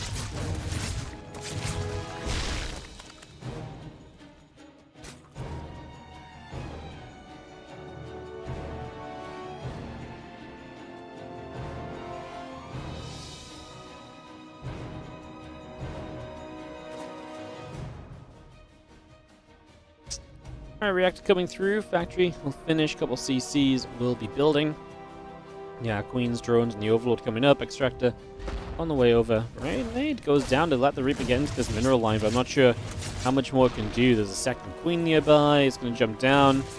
Does get the drone in the end, but it costs it its life, so it's going to be a dead Reaper. You get a drone. The good news for Reynor is he did this without Lings, right? So he played a no-Ling Reaper defense. So getting the Reaper killed in that scenario is amazing, because now you just get away. Like, yes, okay, you lost a drone, but he didn't lose the 3 drones that he would have lost by making Lings instead. So a little greedy from Reynor, and 100% pays off for him. Basically a 2-drone kind of benefit, maybe 1-drone benefit, because, you know, sometimes you only make 4 Lings instead of 6. But yeah, definitely worthwhile in this one. That's just a fast Roach Roar on Evo Chamber down.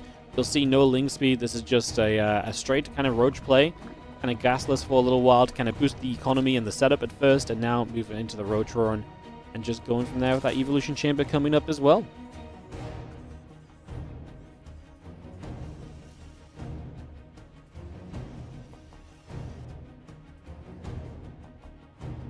Banshee and Hellion producing from Ryung is really no surprise, very standard for the moment.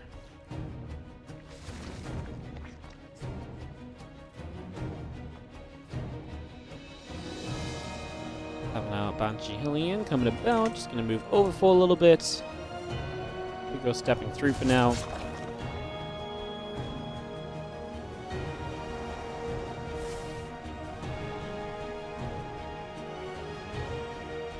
I play Rotas as well. Wonder if Ryung does play mech game too.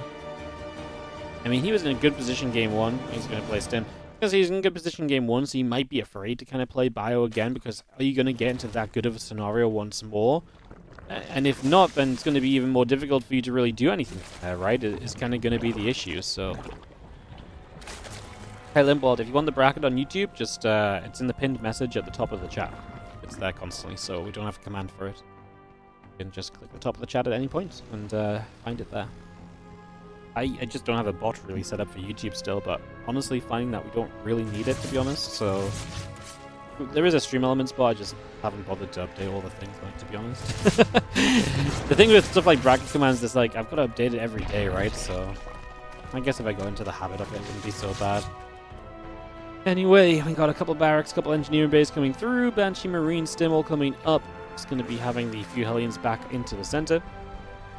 And yeah, Carapace and the Overseer continue to build. Hive on the way super quickly from Reynor. So he's just instantly hiving here. That's a very fast hive. Now Ling speed on the way as well. I'm genuinely curious what we go into off the hive. And then nest. I wonder if he's just going to go like Ultra Rush with some Infestor support. Probably makes sense. More than anything else. Obviously, I wouldn't have suggested that, but obviously seeing the melee, the Ling speed now and the Baneling nest, it definitely seems like that's the direction we're heading to. Obviously off the Roaches it's a bit funky, but maybe, I mean, off the fast hive you can obviously still get as well Vipers, so it's another benefit as 10 drones go down to those few Hellions there, so that's going to be a big KO. Going to be a great catch as now these Hellions move in over here and going to get a few more kills as well. So they're going to get straight through. 14 workers going down so far. These few Hellions are going to make it 16 workers. That's a disaster for Rainor. The saving grace may just be that he's been very greedy up until this point. And so, yes, you take a bunch of damage, but maybe your greed lets you get away with it. It's never going to be good to lose 16 drones, but better to lose 16 drones in a greedy game than 16 drones when you're trying to be safe and secure and very, standardized. So maybe if this game looks okay for him, that would be the reason why.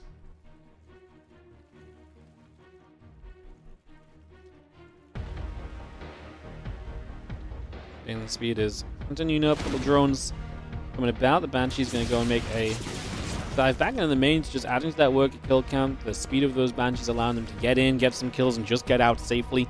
Keeping themselves alive is the main priority thus far.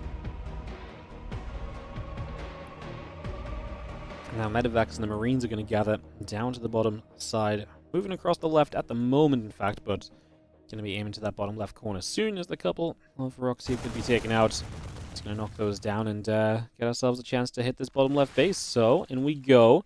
Reynor has some units nearby, so this should not be a major issue. He sees it, he jumps on it. Getting the speed done soon. And he's got Adrenal Glands on the way up, still continue with the melee upgrades. Just Vipers immediately off the hive, but you got to imagine if he's playing melee upgrades that Ultras are going to be one of the next steps you head into. I would have maybe thought as well, maybe just an Infestor or two. Like I said, just a couple of Infestors. I mean, I wonder if his kind of plan got changed a little bit from the damage he just took from those Hellions. I wonder if that kind of pushes him into a bit more of a certain kind of playstyle or so here, and kind of, like I say, directing things in a bit of a different manner. Attack and armor upgrades continue through. The Lingbane Roach will join up for a moment or two. The Viper's still building. We have ourselves the Banshees getting turned around on the right side. Spore Crawler in position, going to turn those Banshees away immediately. And yeah, Planetary Fortress coming up, SCVs and Siege Tanks coming about. Ryung is very tank heavy, that's where the Vipers are going to be huge, of course. Get some good Blinding Clouds off, you can nullify a lot of what Ryung has been built into here.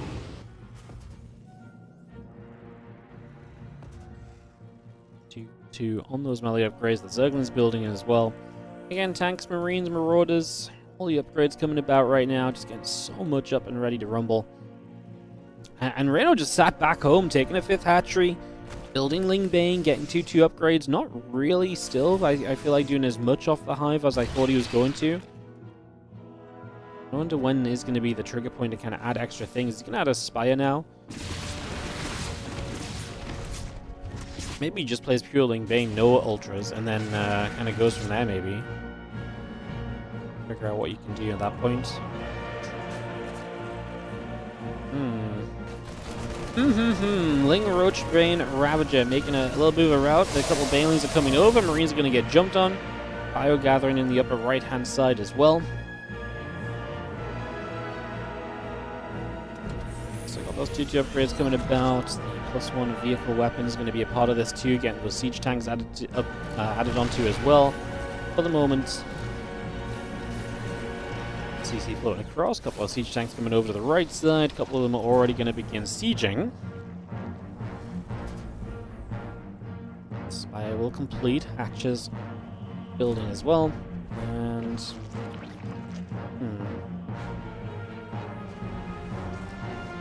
guess we'll see. A bit of bio moving about, Medivacs and the Vikings continue over.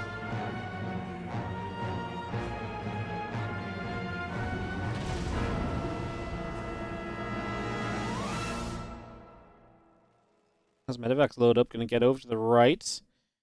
On the left-hand side, we've got ourselves a couple of Banshees going to go ping-ponging their way through some of the creep spread as well.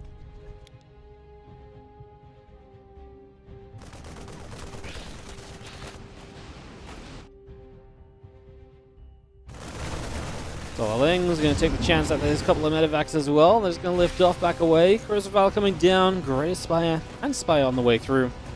Still got the 3-3 upgrades and the Burrow upgrade coming through as well. It's just a lot of that on the way over. A couple of Ghosts will build +2/+1 on the way. Cloaking coming up as well. And just having ourselves the 5 base setup across the upper left right now. Looking good.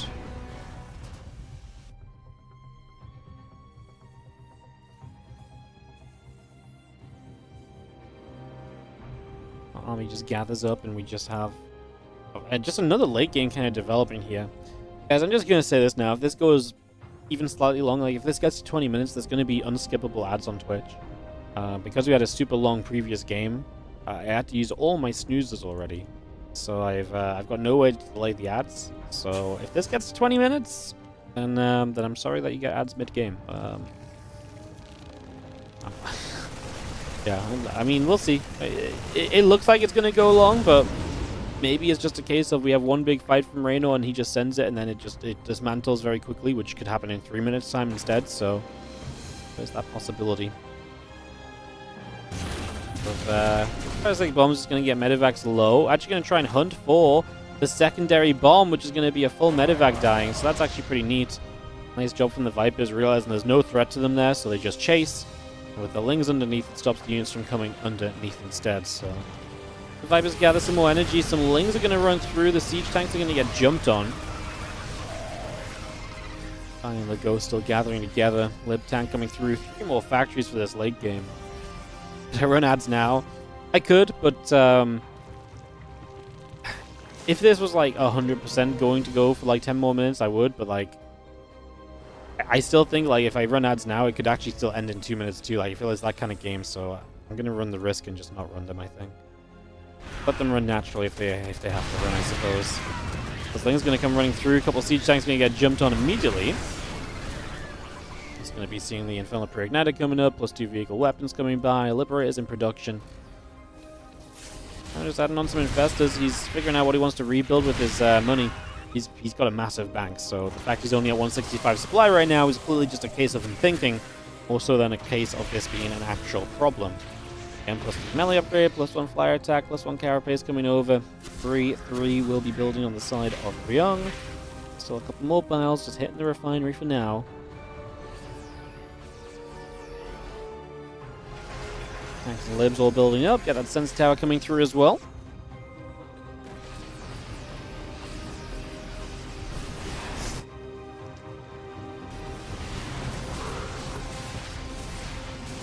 Marauder's going to go in after those creep tumors. Pushing through for a moment or so. 9 more corruptors building up as well. Let's get the Liberator's going to try and position. Obviously, this map has some of those forward bases that are easily kind of accessed from the center. This Ling's going to get caught. And Rainor just adding on the corruptors as he preps for another later stage kind of fight in this TVZ. So just readying up for that scenario to kind of come through. Those libs coming about. We get the corruptors moving back together for the moment.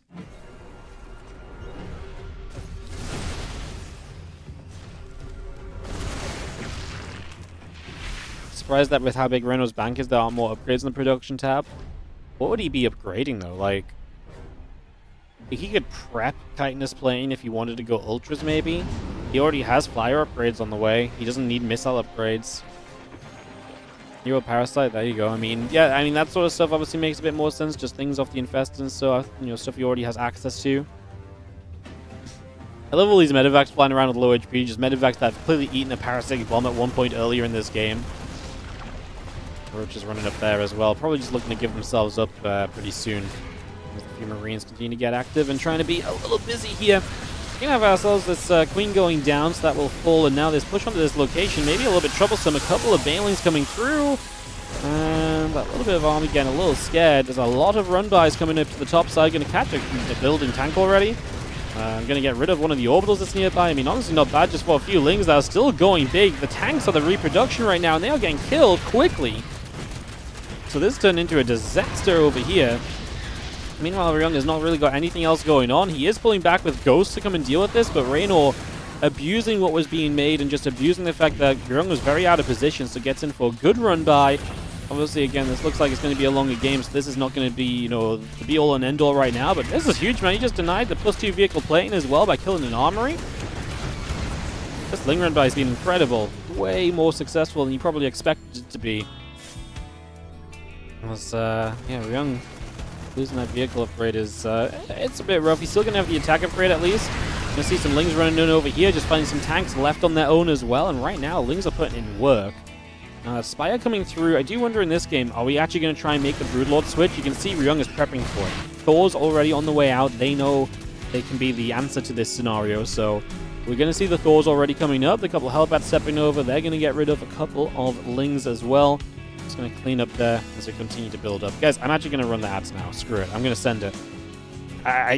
This game's not going to end in the next minute, so... So I'm just going to send it now after that run by when people are rebuilding. I think that's the best time to throw them in. Screw it. YOLO, believe! Oh my god, now there's Broodlords. But the Broods are going to put some pressure on. I've screwed up, haven't I? The game's going to end now because I did that. Alright, well, enough worrying, more actioning. As we are going to be seeing the Brood's going to take position. The Ghost's going to try and step forward, looking for some snipes. Fungal's coming down. You can see those Broodlords pressing through, and Siege Tank's obviously not helping you right now because they're actually just hurting a lot of the Ghosts. They're friendly firing with the Broodlings. And that's going to allow you to push straight up in here. The Lings are going to come straight in. The tanks are going to get jumped on.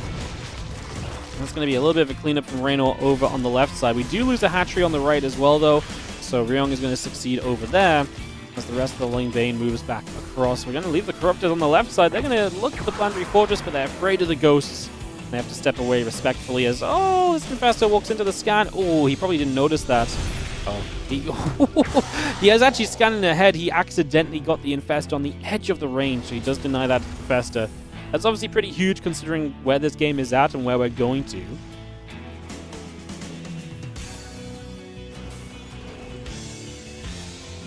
It's a lot of Ling Viper on that right-hand side, a little bit of bio unloading on the top.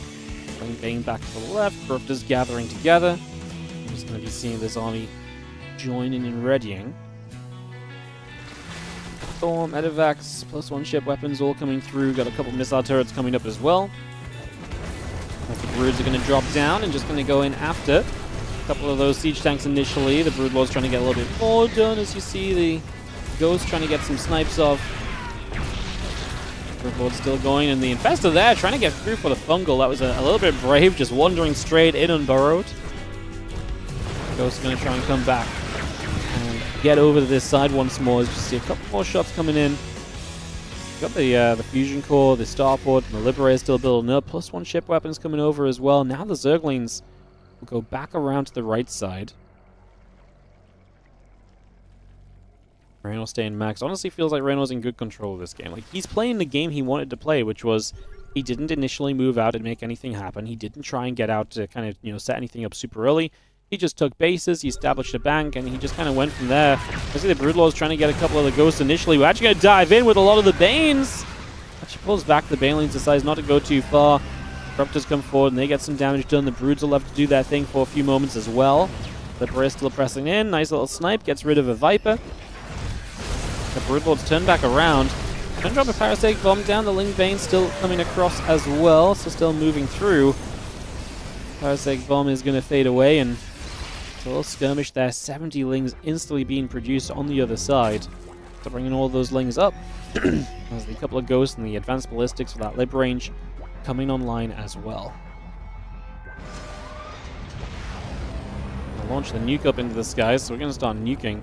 That's a fun position because it's not easily seen, so it's the sort of thing you might just miss. I don't know if it clips the edge of the mineral line. Reynor does see it, so good job from him. This should not do much then. But it's just that sort of thing where it's going to start grabbing the attention of the Zerg, and that's going to be a factor. Caustic Spray will kick in here. Ghost coming over to save the day. SCV repair has not been enough. Ghost snipes. Not in time. We'll get a couple corruptors, but it does lose you the base. A replacement orbital is on the way. An orbital right on the edge here when a lot of the attention is in the center may not be great, because then you're going to be having this scenario where you're going to be, you know, playing with the orbital. And Ling run-bys can do a lot. Resources lost favorable to Rainor, by the way, so he's traded efficiently thus far.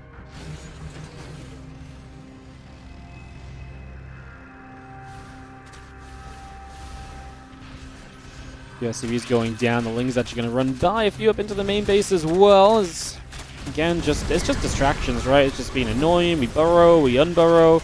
Just trying to be annoying, forcing out scans, forcing attention of Ryung. Actually going to catch a couple of units as well as like a nice bonus, honestly. Like I just don't really feel like you had to get this for this to be a success. That tank just went down. The last Ling getting the final nibble off went out there. Killed the Sense Tower here too. 13 SCVs across the board. And Ryung rebuilds from it easily, but again, it's very cheap for Reynor to do this. You're trading minerals for much more valuable units, so it goes a very good direction for you here. As you do see Thor, Ghost, Marine pressing across. A few of those Lings going to get jumped on initially. A few of those go down right from the get-go. So a little bit of damage done there as the Corruptors now move down to the bottom. A few more Lings moving about, so they're just going to relocate for a little while. We'll just have the Ling, Bane, Hydra, Corruptor still joining together too. Reynor go to the right-hand side. A few Lings going to try and slip by. Looking to get to the top, but this time Ryung's army is nearby. It's a 6-base Terran. I mean, it's a good economy for the Terran player at this point. Reynor, obviously, across the bottom of the map. His 4 bases initially have pretty much mined out. He has got these 2 and this 3rd on the right side. Oh my goodness, we're going to roll into this one. He's going to send the Banes in. This is very, very Thor kind of mech heavy. Needs these Banelings to get towards the Ghost and knock those down. Obviously, nowadays, Ghosts die a little bit more easily to Banelings. That was a fight from Reynor for sure. He's going to knock a lot of supply down from Ryung. Ryung has money to rebuild, but it's going to take a little bit of time.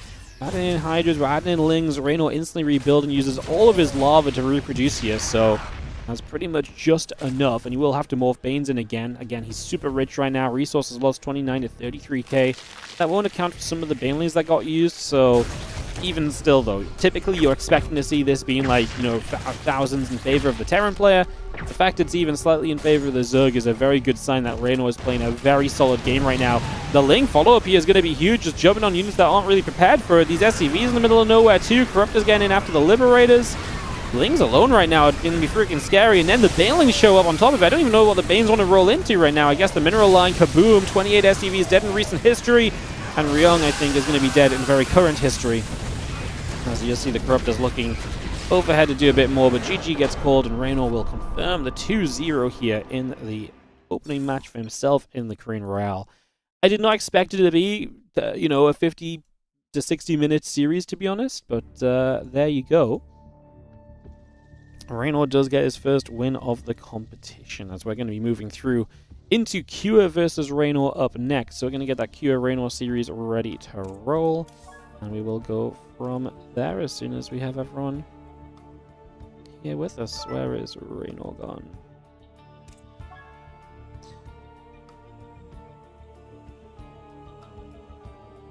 Perfect. We'll get Kieran Reynor in with us, guys, and we'll be resuming into that next matchup in just a few. I'm going to have to BRB to the bathroom quickly, but we will get back on track with the StarCraft. Just want to get that video started. And then, perfect. And Dr. Fenry Sulfur, thank you so much for the Prime sub. Appreciate it. Guys, if you're sitting on that Prime, make use of it. I'm going to BRB a minute or two, guys. When we come back, it's Kua versus Reynor. Then we've got Solar versus Ryung. Solar versus Nightmare. Solar versus Reynor. And then Solar Nightmare, Kua Nightmare to round out the day. That's where we're at. I'll see you guys in just a few. BRB.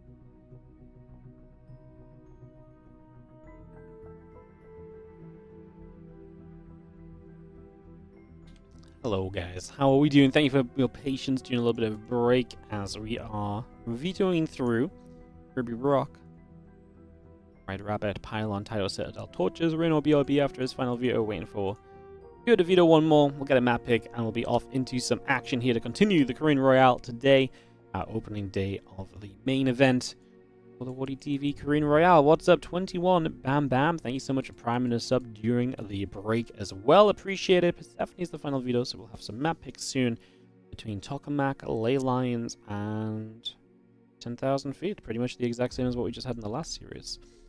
Cool, cool, cool. Alright guys, how's everyone doing? Welcome to the stream. You are watching the WardiTV Korean Royale. While we just have our players BRB a moment, I would just love to take a quick moment or two just to do the typical thing that we do, which is to mention the Patreon page. Yes, we've not been there for a while. Patreon page, patreon.com/WardiTV. The Korean Royale is a tournament that is funded by WardiTV. This is, you know, from a combination of our sponsorship deals that we make, or ad revenue, the, sponsorship deals, ad revenue, for example, and the, subscriber money and stuff as well. But one of the main ways we make money for these tournaments as well is through Patreon, where 100% of anything you pledge on Patreon goes directly into StarCraft 2 tournament prize pools. We are currently at $978 a month on Patreon, so we're super close to breaking our all-time record on Patreon, which is just over $1,000. So, well, actually, I think we've maybe already broken it, but obviously we're very close to breaking through $1,000 is what I think I actually meant to say. So, Patreon's going great right now. If you love the tournaments and you want to see more of these events, Patreon is one of the absolute best ways you can support. Even if you just add on $1 a month or something, it all goes to the pocket of the players. We cover all the transaction fees as well. So if you guys donate $5, that will be $5 to the players guaranteed. So if that sounds good to you, check out the Patreon. Again, that's one more time at patreon.com/WardiTV. And like I say, it's a great way of supporting the tournaments. As we are waiting for Reynor to make the map pick. Scaffler, thank you so much for the 9-month resub on the stream as well. Appreciate you. Thank you so much for 9-monthing us up. As we are just about ready to go into our first map, just waiting for Rainor to pick what that map is going to be.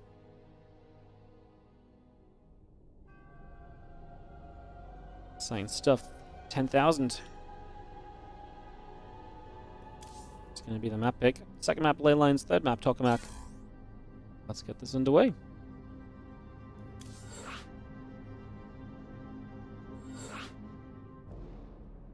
Dropping our lobby link down, guys. We'll be in game in a second. Very nearly there. It's TVZ.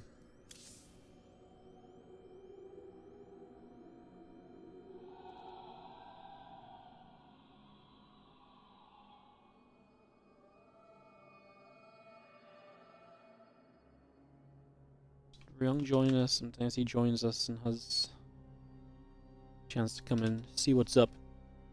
Doesn't look like it's going to be the case. Alright, Reynor is ready. Just waiting for Q to ready up. Once Q is ready, we can go into this Terran versus Zerg, guys. Thank you for your patience between games. Like I say, it takes a couple moments here and there to get going. But, gonna get ready to rumble.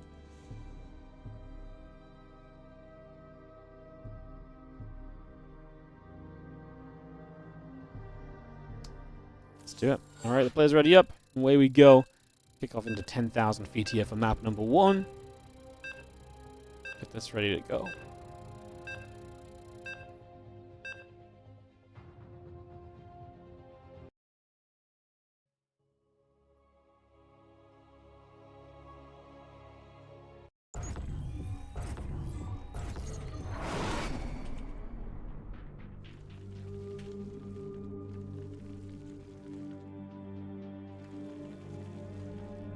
Alright, in the top left-hand side, we're going to start off with the blue Zerg, who didn't have the smoothest of starts, to be honest. Like, he won 2-0 over Ryong, but did I expect him to have to spend 55 minutes in-game to kind of take a 2-0 over Ryong? Honestly, no, not at all. And he had some tricky moments, especially in Game 1. Game 2, I really felt like he controlled very well. Game 1 did get a little sticky at points. In the top left corner, our blue Zerg player here is going to be Reynor. We'll see how similar it looks to that last series, or if he's a bit more daring against a man like Kua, the red Terran in the bottom right side. Obviously, Kua likely bring a different style of play a little bit as well, so I'm intrigued. I'm interested. Reynor really played super passive in that second game, so I'm not sure if that's something you can really even get away with kind of doing here, so it's going to be interesting for sure. As the barracks comes through, refinery comes up, SCV is on the way, and we're just getting everything rolling for the next few moments.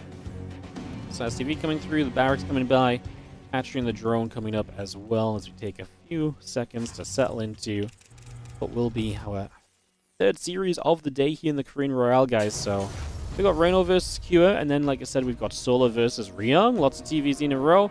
And then we're going to have Solo versus Rainor, followed by Nightmare versus Solar, and Nightmare versus Cure around the day out on this opening day. 7-player groups. Everyone plays everyone in each of these groups.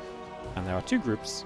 You'll be seeing Group B kicking off on Tuesday, guys. So you'll be able to see the first games from Group B on Tuesday as we dive into the second group of the Korean Royale. Again, there are 6 group days in total over the next couple of weeks. And we're going to be aiming to finish off at the end of November with the playoffs. Very exciting. Hatchery, gas, and pool all coming through. Command Center and Reaper in production. Let's get this on the go right now. Reaper is going to pop out and go take a little bit of a journey around. There's already an SCV scout on the other side of the map, secure, being very safe. There's always the added benefit of if you SCV scout, you can kind of use that as a block to kind of force a certain expansion pattern and kind of stop the Terran from taking, or stop the Zerg from taking certain expansions early. Ideally, you want to kind of force the Zerg to kind of expand toward you as the Terran player. So if you can do that successfully, then great. And also now you know very safely what the Reaper can do in this case, because it's hatchery first. The Reaper comes across the map and starts to harass. You can see that Reaper hopping toward the main base. Lings are here to play defense. Obviously, just played 10,000 feet in that last game. Reynor did play the no-ling defense on that one, but he was also playing gasless and not into that faster ling speed, which is exactly what he does here. So mixing up the build a little bit from that from game to game, despite the similar map. Obviously, different opponent, so there's a good reason to do that as well, to be fair. As that Reaper takes a few shots, and it's very low, but it's actually going to get to start regenerating. The units have not been able to catch it just yet. Now the Zerglings might force it into the corner. Couple nibbles. Oh, you're actually going to be able to get away with this Reaper. We should be able to through the top side there. Oh, he turns back in. Oh, that was greedy. He should have been able to get out through the top. Wait, can he not jump down there? Is that not a Reaper? Is that blocked? Yeah, that's blocked, so you can't actually jump out there. My bad. Apologies. He was not on his way out. It was the correct call. He was just stuck. My bad. For some reason, just at a glance, especially with the creep coming up, I was like, yeah, he's just going to jump down over there. But I've literally never seen a Reaper jump there in my life, so it doesn't even make sense to suggest it. Sometimes your brain just goes and makes its own story, you know. Hey, what's up, Marcus in the chat? How you doing? Hello to you today. Happy weekend, happy Sunday. As we do have our starport swapping to a tech lab. Fast lair from Reynor, so super quick lair. Fast meters have been a little bit more in play. I suppose we'll see what else we have going on. Genuinely fairly intrigued as we have the few drones coming about, the Banshee, the Marine, the SCV is coming through, the Orbital Command is coming online. Let me get that ready to go. Didn't he just jump out wall 10 seconds ago? Did he really jump this one up here? Now I'm confused. This doesn't look jumpable when I zoomed in, and now I feel like I'm going crazy. But I guess that is the Reaper jumping spot, no? This doesn't look like walkable ground to jump up. Maybe you just jump there anyway. The Reaper was jumping up down. I've just second guessed myself. I've seen him turn around and I'm literally creating a reason why you can't. Yeah, okay, cool. Cool. I'm just going crazy. Alright, good talk, guys. Sometimes when you just watch these games, you really make yourself sound silly. Psyching myself out. Maybe Banshee speed from Cures. We are going to drop barracks down, and it's going to be the Spires. The Spires are going to be nice against the Banshee speed. Good chance to help you kind of get mutas up to deal with the Banshees. But obviously, you're not just building mutas to deal with the Banshees here. You're making mutas because you want to kind of control this game with mutas. So something very different from Reynor that we've not seen in the previous games just yet. As those Marines get across. And just going to be seeing a couple of Hellions going to get through, and the creep team is beginning to go down. So a little bit of creep being denied initially. And yeah, that's Stimpack coming through as well, so just going to, like I say, move straight into the bio beyond this as well. Again, Hyperfly Rotors is becoming a much more common occurrence for the Banshees than the Cloaking. Because Cloaking gets denied rather easily, whereas Banshee Speed has so much more potential. You know, you can't just be like, cool, I've got a spore in each location, the Banshees don't do anything now with, you know, that's the answer to Cloak. The Banshee Speed, like, is almost kind of unlimited in power, based on kind of how well the user can utilize them, so... it's definitely becoming popular for a good reason. As you just see the mutalisks in production, so 8 of them on the way up, the drones on the way through as well, adding on the spore crawler. And we just have ourselves a couple of queen shots going to get in there to hit the banshees. The muta's going to turn around the other direction. Banshees will take a few more shots. Going to see 1, going to see 2, both going down. It's not what you want to see from the banshees, right? Just 2 drones and that is it. That's a full-on investment of 2 banshees in the upgrade that does nothing. A little bit pre-warning about the mutas, but it feels like we already knew the missile turrets on each mineral line. So these mutas may not do much immediately, but they're already, controlling a little bit. Going to find some SCVs between the bases, going to make it 3 kills. So first muta is not bad at all. Now there's costs going to mutas this early. The lair, the spire, it's a lot of gas investment early in the game. And that's why you're going to see upgrades delayed a little bit. So those melee upgrades are going to take a while to come online. We actually have the later Baneling nests. I actually think those upgrades aren't even that late in the grand scheme of things. Like the +1/+1 of the Terran only being halfway done. Makes me feel like those upgrades of the Zerg are actually at a pretty reasonable position so far, so... yeah, both those melee and carapace upgrades started. And the Baneling speed, which maybe takes a bit longer to kick in, but Kira is showing no signs of immediate aggression. So as long as Kira doesn't go in the next couple of moments, which like I say, it doesn't really look like he necessarily wanted to, and Siege from the tank maybe he does start to move across, that's where we maybe get into some trouble here as Reynor. If you end up in a big fight before any of your upgrades are done usually, that's trouble. But this is costing Kua a fair amount because the mutalisks are being annoying, so he's losing SCVs by making this move across the map. He's not sticking around to play defense against the mutas. Instead, he's setting up to go the other direction. A lot of Banes coming through again. Slow Banes would much rather have that speed. 1-1 about to be done from Kua, so he's definitely going to have a window here where he's got that upgrade advantage. In the end, he kills some creep and he's just going to pull back. I feel like he was also afraid of just the mutas continuing to do a bit too much. He forced the mutas back around, and maybe if the mutas there, then you feel a bit afraid. But now they're back on this mineral line, man. That missile turret being focused to the left just leaves that right side open, and that's exactly what Reynor is punishing at the moment.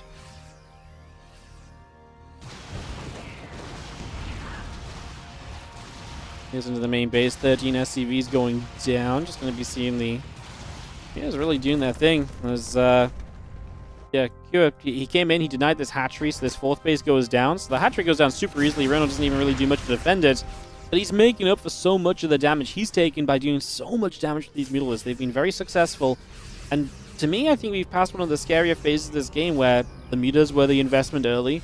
And in a big army fight, there might have been problems, but now it's 1-1 versus 1-1. Q is actually late to 2-2. He's had 1-1 for a while and has not started his 2-2 yet. So that's a major mistake from Q, given an advantage away on the upgrade timing. And now Baneling speed being available is huge, and you see Reynor also deciding to invest into the burrow upgrade.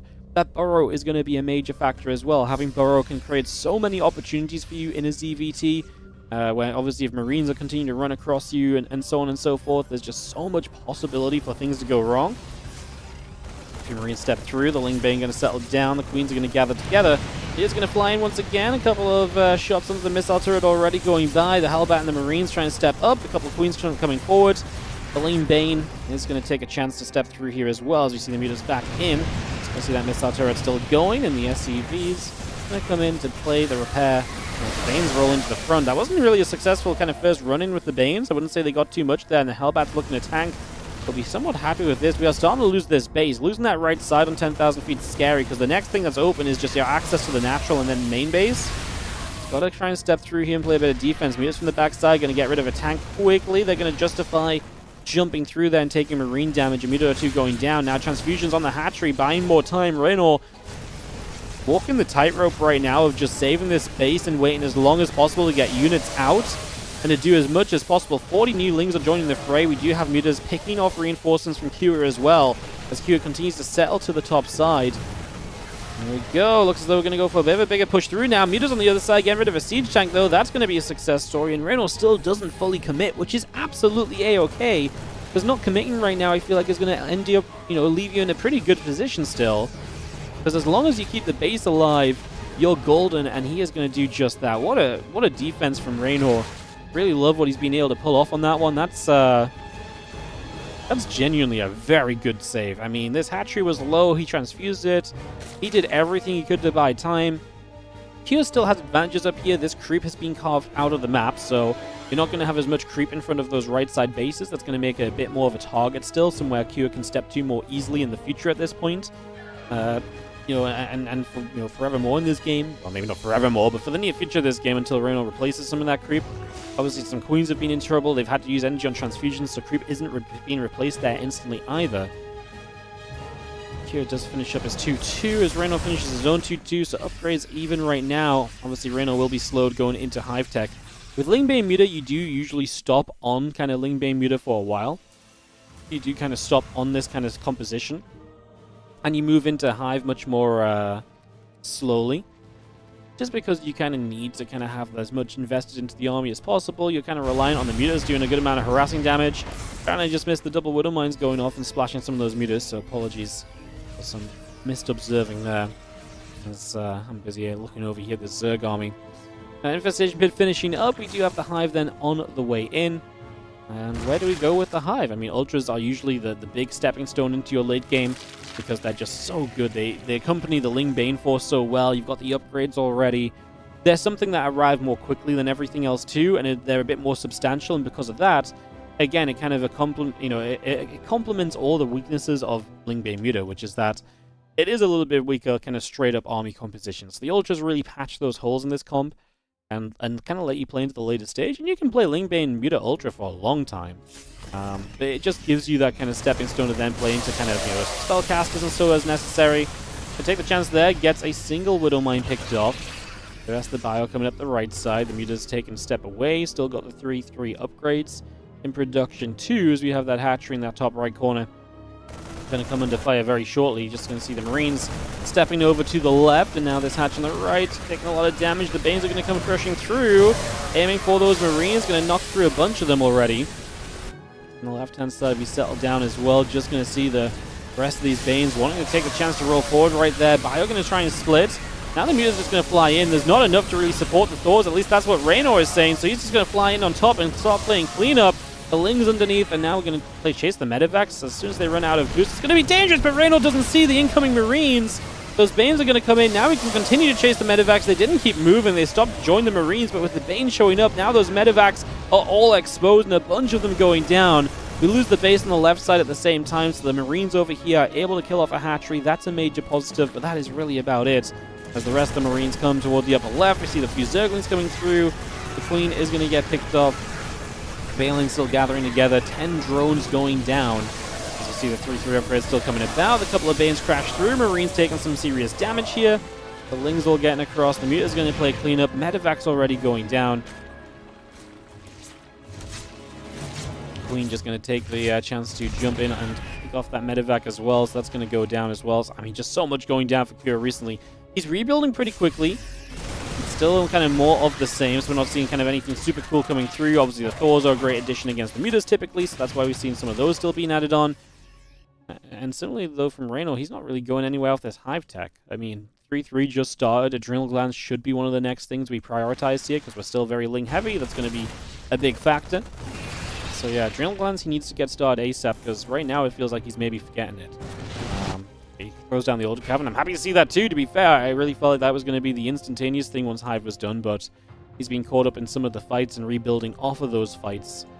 Resources lost 16.7 to 13.9, favoring the Terran, which is kind of where it's meant to be, but still not a huge gap, so Reynor should be pretty happy with how the fights have gone so far, based on that.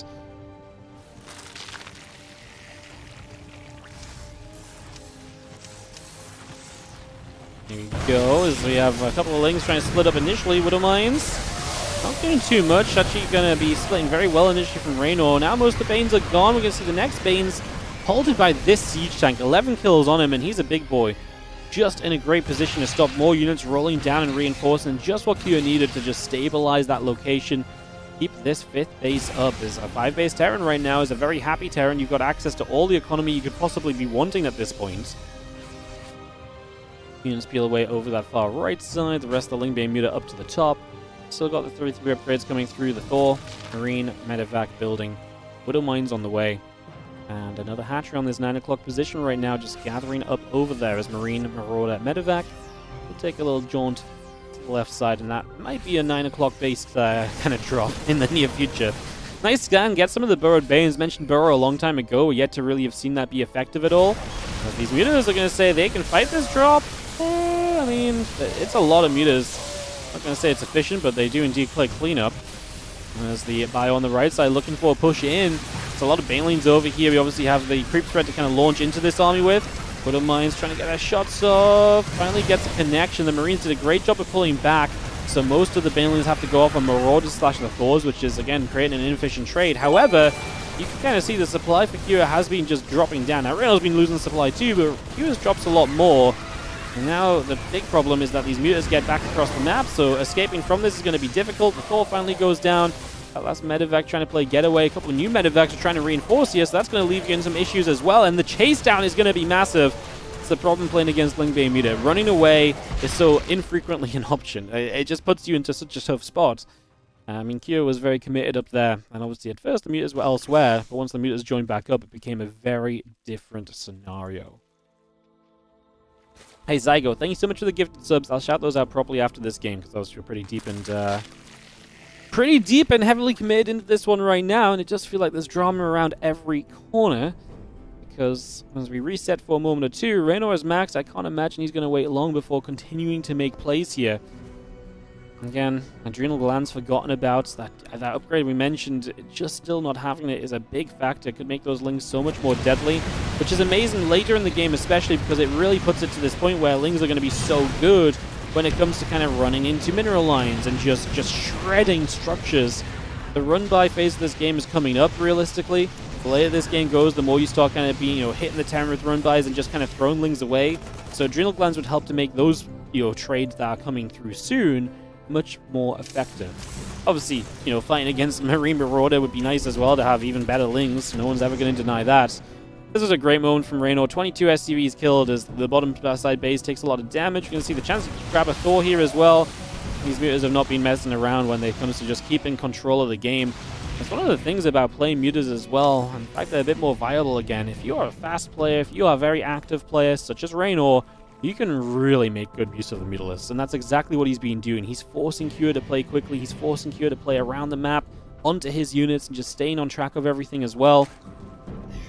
Been a pretty huge factor, as we just see a little bit of bio coming across and gathering together right now. The CC that was on the right side is going to float back over here. Maybe we try and take the bottom left base. I do think the fifth base is kind of a sixth base, I guess, is a bit more of an issue on this map for Terrans, because going over here or going over there is a bit off the beaten path. So if you're not in that kind of control of the game where you're kind of securing one side of the map and just pushing up from there, getting that next base does become a bit more of an issue. Just getting some missile turrets there. I don't know if we should be fighting Marines. We actually lose a lot of those Mutalisks very quickly. 64 new Lings coming up. Lingbane Ultra dives to the bottom left side, just gets the base and just pushes this back. And that's going to be units just not in position at all to really deal with that. Still no adrenal glands. Again, mistake from Rainor here in this opening game against Kira as he, again, just dives in with the Mutalisks. It helps that he's in a good position because it feels a lot more possible to make moves like this when you're in a good place. If you're playing from behind, moves like this don't really work because you don't have the replenishing ability that you have right now to kind of replace the mutas as you kind of throw them into a bunch of these fights and kind of let them take a bunch of damage. Bane Ultra on the left-hand side. There's a bunch more Banes coming through, additional Zerglings coming up. The list will take their step over that left-hand side and join up over there as the bio will take a moment, just going to jump through. Pulling Ultra, Bane wanting to come across as well, so we just take a chance to dive on in here. Bio unit's going to get jumped on, going to be seeing the Bane still crushing forward. And the Marauders are going to have to pull back. A few more of those Marines going down as well. The bio on that right-hand side is just going to say GG. It's trying to push through, but the damage just keeps being done. Rainor has been winning fight after fight for the last 5, 6, probably 10 minutes realistically. Q has denied some bases, but for the most part, Rainor is winning the fights and is able to keep himself in great position and pushes himself to a 1-0 lead here over Q in this best of 3 as Rainor looks to get his second win of the tournament already. We're going to head into our second map here, which is going to be Ley Lines. We'll get that hosted straight up. Ley Lines on the way through, guys, and we'll be into that in a moment or so.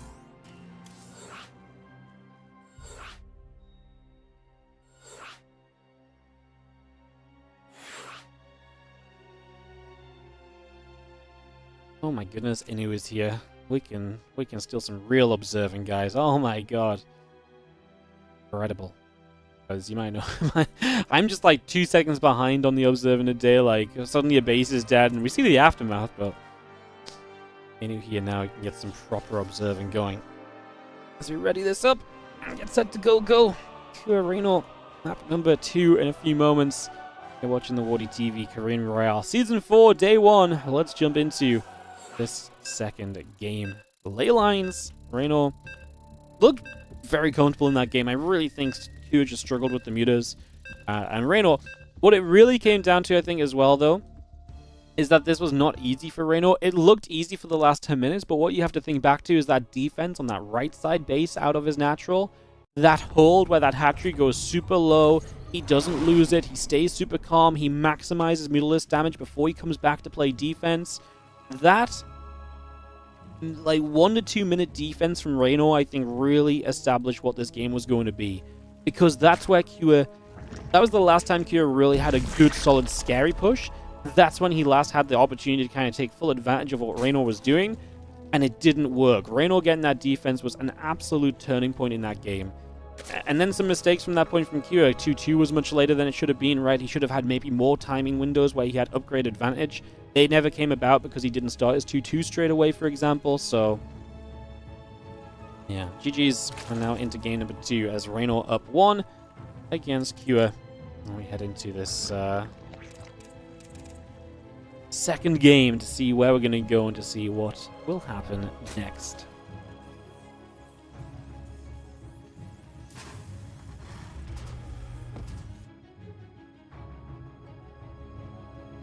Alright, hatching a couple dronies coming about. The Rax and the SCV coming by. Just need the Overlord making its way down to the bottom left-hand side initially.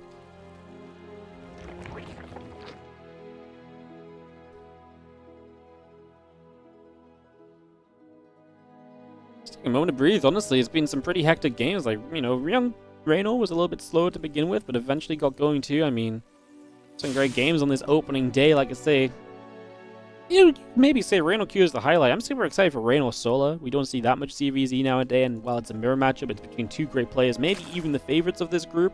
That has a lot of potential to shake things up further down the line.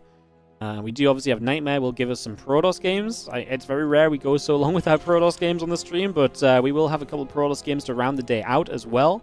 So, yeah, looking forward to a couple of PvZ and a PvT to wrap things up today as well. We have some great games still to come. Honestly, with how Ryung played against Reynor, I'm kind of excited to see what Ryung can do against Solar as well. I think that's also going to be very exciting. Very, very exciting indeed. Queens, Lings, Ling Speed, all producing through, guys. Early game for the first couple minutes is nothing too wild. It is Ling Speed from Reynor. Obviously, we have seen him play a bunch of different builds today already. Against Ryung, against Kua now. It's been a different build on every map so far. I'll see how many more times he can do that. As it goes fast Evo Chamber this game. So maybe looking for, what, a fast Carapace or so? And just play some very efficient Lings early. Interesting.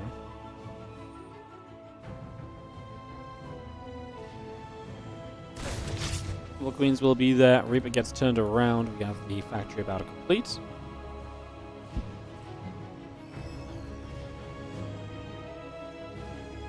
Link speed will be done in a few moments. Got the Queen, the drones coming through. The factory is going to hop off the hop onto the reactor. The barracks hops off of it. We'll just see our first few Hellions on the way initially. What is that Evo Chamber going to be for? It does feel like Carapace. And there it is. Carapace coming up. I mean, if you're going to get an early upgrade, Carapace is it. Because obviously the Lings generally benefit more from Carapace in this matchup than melee, at least initially. The reason being is that just range units versus melee units, right? Range units are going to get more shots off than the melee units are. So typically Carapace is going to be the better upgrade to start with here. As the Zerg player. And Reaper gets in, so he's going to get the Scout and the fast upgrade. So that is going to be knowledge from Kua that Reynor is upgrading quickly. I wonder what the general benefit of that fast Carapace is, because that's before the third hatchery, right? So your third hatchery only just goes down now. Is this just like super fast upgrades overall, and the general consensus you're just going to play super Ling heavy? Is this Ling Infesta maybe, actually? Like super fast upgrades, just Ling Infesta, no Bailings? Just as Reynor has been kind of putting on a display of different ZVT styles so far, that's the one thing he's not done just yet that was kind of popular not so long ago, so maybe we see a little bit of that, an additional extractor coming through, and creep obviously spreading as well. Once more, Q is back into the Hyperflight Rotor Banshees. This time there's going to be no Spire in play to make his life miserable for the Banshees, so That was obviously another negative for Kyo's early game last time around, where he just never really got off the ground because those Banshees got shut down so quickly. Not that you need Banshees to do loads and loads of damage, but obviously losing them for 2 SCVs, for 2 drone kills immediately is not exactly ideal. The Marines will go after the Overlord, and the Overlord will take a few more shots, just getting pushed over to the sides. And Hyperflight Road is halfway done. The Marine's going to be there still after the Overlord.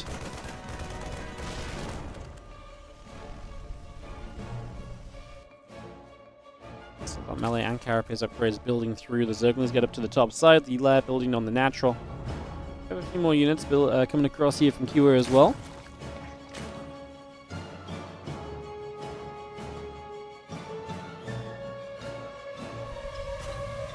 Again, Lair building through. The extra drones coming by. Got the Spore Crawlers coming up as well, so get ourselves set up on that one. Kua's going to play mech. So that's going to be his choice. He's going to play mech, in which case I feel like what Reynor is currently doing, yeah, he's trying to play Ling Infesta. Ling Infesta obviously is not really a thing against mech because Blue Flame Hellions will just kill everything. You're super reliant on the Lings. I don't think it works against mech, at least. I'm not really sure if I've actually seen it before. My common media kind of thought process is probably not, because let's be realistic. There's a nice catch with the Lings here. Let's be realistic. Like, usually Ling Bane is already a mistake against mech, so pure Ling against mech, I want to say it's probably not going to be pretty. So Reynor needs to try and figure that out and identify it. We do see the Queen's going to get some damage on the Banshees, but for now they will get away instantly into the Blue Flame.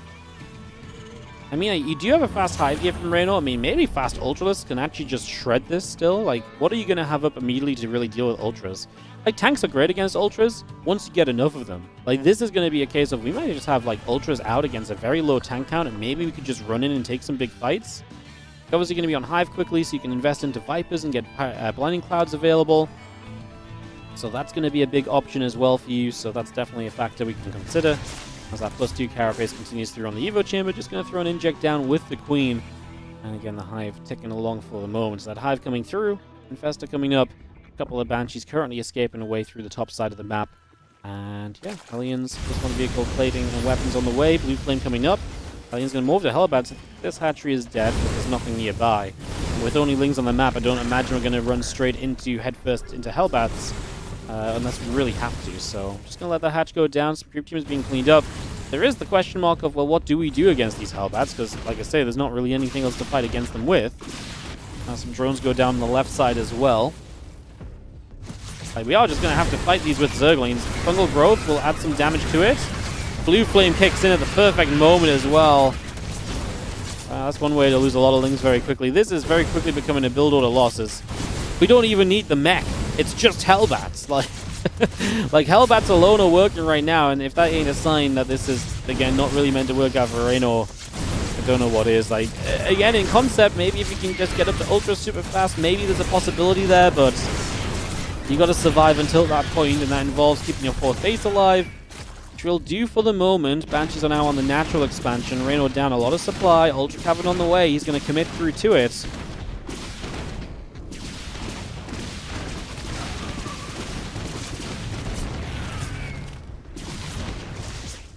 Banshees again pushed back a little. Gonna go Microbial Shroud as well. I mean, everything right now from Reynor is gonna have to look clutch, essentially. I love that Kua is just coming up the left. I mean, Kua cannot do wrong by fighting right now. I'm almost convinced that any trade from Kua is just gonna be insanely efficient. Resource loss is actually even at the moment. Guess we'll see. I mean, this just looks even worse than what we already had going on. Drops the Fungal. Going to drop a second and just send it. Kind of got to get rid of the Cyclones here, otherwise they're just going to kind of bully the Queens. Vipers on the way, more Lings producing out. Can we find the value? Just because the only thing I will say is we're only trading Lings, so it is fairly efficient in that regard, I suppose. You know, you don't need a lot of gas right now. I'm not loving how much gas is in the bank though, because I would love to see Ultras, and like I say, you're not going to afford Ultras with the current gas scenario.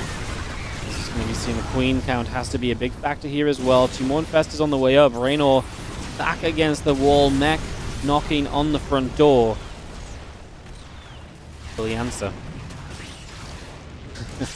Abducts a Viking, but doesn't even get it close to the Queen, so the Viking even plays getaway there.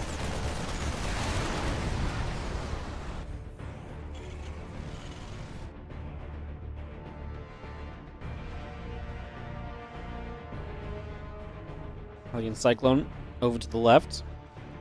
Swinging around a different direction now. A couple Infestors coming through. So you see the Fungals going down. So you see the hatchery is going to be in trouble. Going to go down in a moment or so.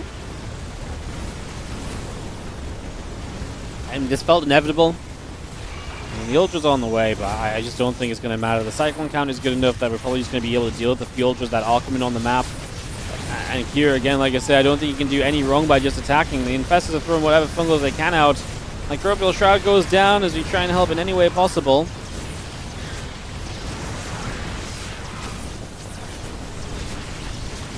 You can see the Ultra still nibbling on. We call Ultras nibblers? Probably not. Ultra just continuing by, just sweeping up what it can. And to be fair, we clean up a lot, but Reynor's now supply blocked, and Hellions morphing into Hellbats again, going to continue through. G is called. This was a build order loss from every stage of the game from Reynor. Not really a lot of excitement to add into it because, like I say, you're kind of doomed from the moment you kind of kick off into that build and your opponent's playing mech and you just didn't know. So I guess scout it earlier and maybe you can swing into something else, but it was very committed. I wonder if this Reaper Scout in the Evo Chamber gave Cure the idea of what was going on, and because of that, maybe he chose to play mech? Because he saw that Evo Chamber very early, so this might even have been a response from Cure based on seeing the Evo Chamber. Like, this maybe wasn't something he was initially planning on doing. So there is maybe that aspect of it as well, which is also very interesting. So if you got a chance to ask him, that would have been maybe my question, because I actually do think that maybe is a possibility as well, because it was so early he saw the Evo Chamber.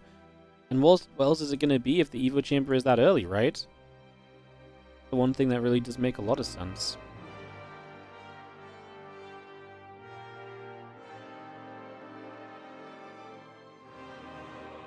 And for Rainor, try and host the game again just in case he didn't get the invite. Don't know if he was in the replay or so. I think he was. Why not add a Baneling Nest to help against the Hellions? Because he's...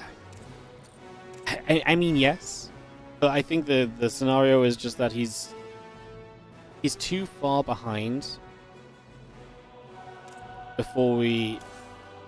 The problem is like, he's not playing a Baneling style, so he's not playing the gas to play Banelings.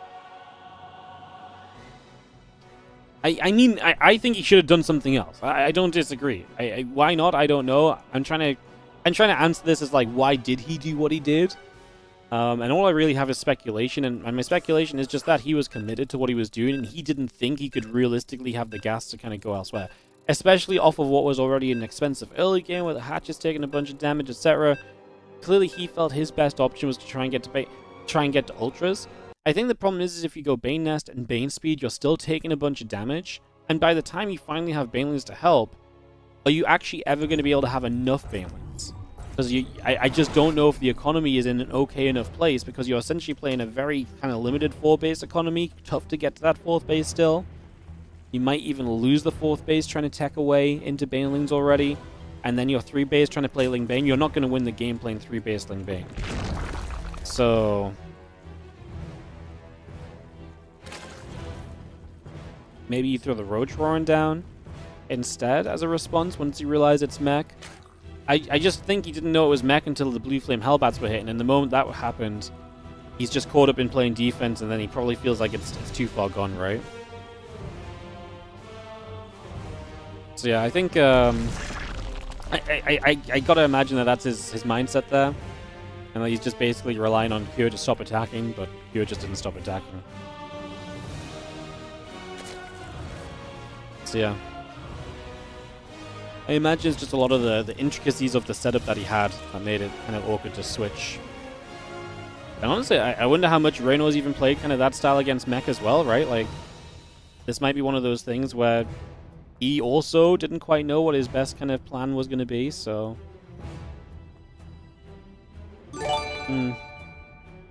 Hey, what's up, all over 47? Thank you so much for the Prime. 3 months, appreciate you. Thank you so much for supporting the stream and the tournaments. Thank you very much indeed again. The WardiTV Korean Royale. These tournaments that have WardiTV in the name happen because of your guys' support. So if you do enjoy the stream, if you're enjoying the content, if you're enjoying the tournament, hit us up with a Prime, hit us up with a sub, gift some if you're feeling generous. I actually never went back to the gifted subs. I apologize. Zygo666 on the gifted subs earlier. I mentioned it, but didn't come back to shout them out properly. Thank you so much for those 5 gifted. Going out to Texan Steve, Mad on Fire, Cosmic Shocking, Razorback OTP, and Smoggy10. Thank you so much, Zygo. Sorry, I got caught up in that first game and then got into the game 2 and just forgot to go back. Apologies. Thank you so much for the generosity of gifting some subs. Thank you, thank you, thank you. As we do have a Reaper coming across the map. TC coming around, the Marine in production. The Reaper is going to head down to the bottom, see what's going on. Scout to see what's happening initially. Not too much is the reality of the command center and factory build up. Marine and the SCV coming in. Drones, Overlord, Queen. Continue to build for the moment as the Reaper pulls off to that side. The CC will build on the naturals. Just going to get that straight into position already. And we're going to build a 3rd CC in the main base as well. It's a triple command center producing for the moment. Going to get that brought on through for now.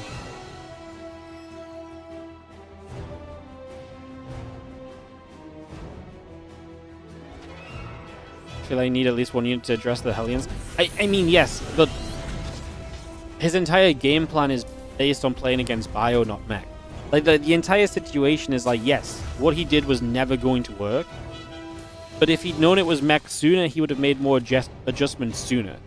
And by the point he knew it was Mech, it was too late to really adjust. Is the only assumption I can make. Right? So, like, yeah, obviously, like, Lings and Queens are not going to really deal with that amount of Hellbats coming in. But that was just never the intention with the build. And by the time we figured it out, it was just, like I say, a little bit too late to really start doing much about it. And, I mean, maybe it wasn't. Maybe he could have gotten away with kind of throwing the Rotron down just in that moment. I still think he just thinks he's in a rough position, and he's probably thinks he's in too bad of a spot to try and transition. And so instead he just tried to continue with his plan and kind of, you know, threw up a Hail Mary basically like, hey, maybe you don't kill me and I get to Ultras and somehow it works, right? The Marine's going to step out the front, Raven and the barracks still coming through, out on the lair, out on the hatchery, a few drones and Lings building by, the Queen in production as we settle on in. Again, there's a couple of Marines coming up. The lair continues to produce. A few Lings coming by. The Queen in production with that Baleen Nest coming down as well. Everything's looking pretty solid there for the moment. As, yeah, Cure is going to be having himself the extra barracks finishing in a moment. That's just me 2nd racks, right? So 2 racks at the moment. Triple CC set up. That Overseer just finished morphing to get away from trouble there, so those Marines will not find the kill. And Reynor is once again going back to the Spire, going back to what worked in that game 1. I do think Reynor probably views this as he is a much faster player than Cure, and so he really believes by going into something speedy like the Mutas, he can create a lot more advantages for himself over the course of a game than if he plays some of these other styles. I think same idea with the Ling Infestor, where you're going to be very run-by heavy and very active on the map with a super high Ling count. He's trying to play styles that really kind of take advantage of, again, what I think he thinks is his, you know, better advantage here, which is speed. You know? He's been fairly vocal in the past that Cure is not the fastest of Terran players. Cure is very efficient with what he does, though, so while he may not have the overall speed of the other Terrans, he does have the ability to still do a lot, even if he's not as fast. But obviously that gets stretched and that gets forced into kind of, you know, ways he's not as comfortable with if you're going to run around the map with Mutas, Lings, those run-bys and counters and so on. And that's exactly what this Mutal-Ling Bane style will allow you to do. Raven got pushed back already. We see the few Marines with these medevacs coming over. Stim not done yet, so this is not an immediate kind of scare factor. In fact, I'm a little bit scared for Cure, because if you step forward a bit too aggressively right now, Ling Bane jumps on you so you can't stay on the ground, but then the Mutas jump on the medevacs. This becomes very scary very quickly. So again, a couple crew tumors and backing away is probably the absolute best case scenario here from Cure. Sticking around is probably not going to be it. And we have a few missile turrets on the way up as well. Cure is floating gas, man. I saw in the chat and I was like, yeah, it's kind of weird. He's got 4 gases up and he's just floating gas. Very inefficient build from Cure. He could have taken the gas way later. Like, all of that gas mining could have been mineral mining already. And he's going to start his armory, so he will have the money to go 2-2 at least. It's just he has money to go 2-2 since the 1-1 was halfway done. So yeah, it's been a little bit inefficient on the Cure side of things for sure. As Rainor Just going to see the few Marines poking around over there. What are the Mutas going to do? They're kind of lingering on the map right now, so it looks as though he may try and get a catch on this army. Yeah, just not quite going to happen as the unit just got far enough away to stop that from being a real factor. Changelings going down, so they get picked off pretty quick. Just going to see the rest of this Marine Redback Raven heading down to the bottom side. We see a lot of Lings going to go up top as well. Melee upgrades still coming through. The flyer attack going to be a part of that. Mutalisks still being added, so the numbers will come up. That's a run by into the natural. Too slow on the deep arrays. That's bad. And now access onto the main base as well. And that third base in trouble. Kyo's just going to click across the map because he doesn't really have much option. But because Reynor is going to do so much damage here, he's likely going to be able to just give up the fourth. And so he will just give up the fourth base. Those SCVs in the main are just dead, man. It was a beautiful split against those Widow Mines. And this run-by is just going to kill every SCV. The main mineral line is not going to be saved. The third mineral line's already been forced to run away. Reynor just needs to defend back at home. He gets a few Banelings out, trying to play defense. I mean, this is going to be a problem for him. He's up against 1-1, so those Marines are a bit powerful, but there's a lot of Banelings, and that's what he's going to be able to use to run through here. Mine's already going off, and the Medivacs have to load up and just jump between bases. Kyo can't go home. He needs more damage, and that's why he is going to stay and just try and drop into the main and just try and find different directions to work on. I mean, I like Reynor's approach to it, which is kind of slow and patient. Like, he runs in when he needs to. He's not overcommitting through super quickly or anything, as this does look as though Reynor is looking pretty darn good. I mean, the up and down kind of aspect of this is nice. We're kind of forcing Banelings to be used very inefficiently. I mean, that bot is going to go better for Kira, and army supplies are still similar, but Kira is a 23 SCV Terran. Reynor killed so much in that regard. Now the Mutas are back over here. You're going to be able to stop this kind of up and down kind of ping pong effect. The Mutalisks do not chase the Medivacs just yet, so the Medivacs do manage to escape away. Mules are going to be something we're highly reliant on now. Kyo's not even rebuilding SCVs. He's going to try and win the game from just attacking. He will get to 2-2 versus 1-1. He did kill the Baneling nest, so it's going to be a little awkward for Reynor. Has to be very good against these mines. Really needs to minimize. These are some of the last Banelings we have for the moment rolling through, but hey, they are connecting. Mutas are going to get in after the Medivacs as well. Get rid of those Medivacs. You get rid of so much of the kind of sticking factor or the staying power of that Terran army as well. Kua gets cleaned up. He says GG. Reynor moves to 2-0 on the day and will be up in this up in this Korean Royale and taking Kua down 2-1. GG's. Damn. That all just set into play by the run-by.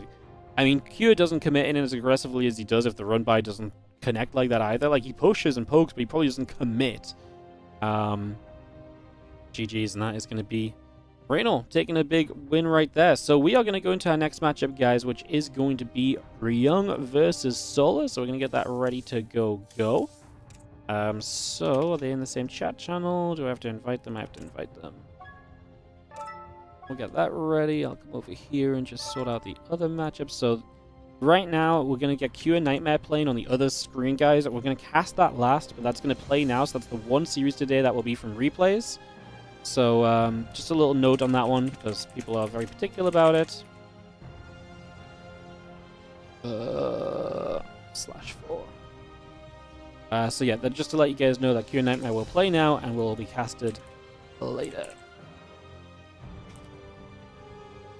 Beautiful.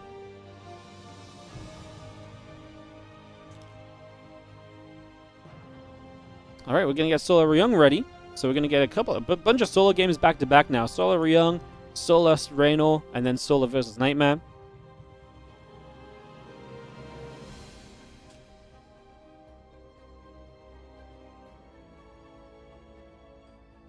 Sick.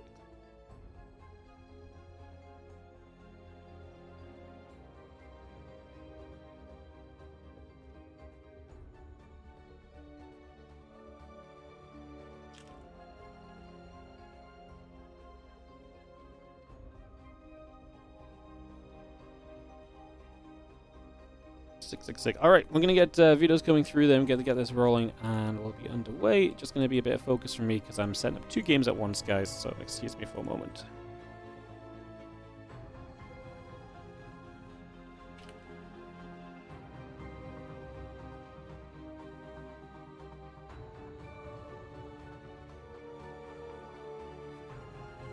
All right, Leyline's gonna be map 1.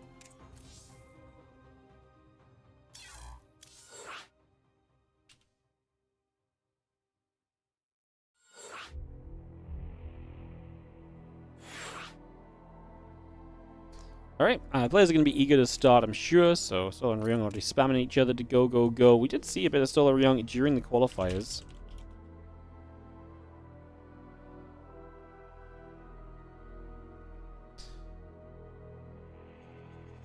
So I'm going to get a bit of a repeat of this, as I think we've got everybody. And we can get this started up.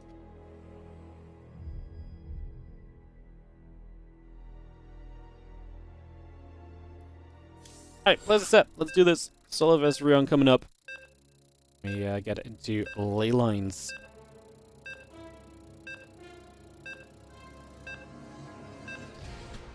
Alright.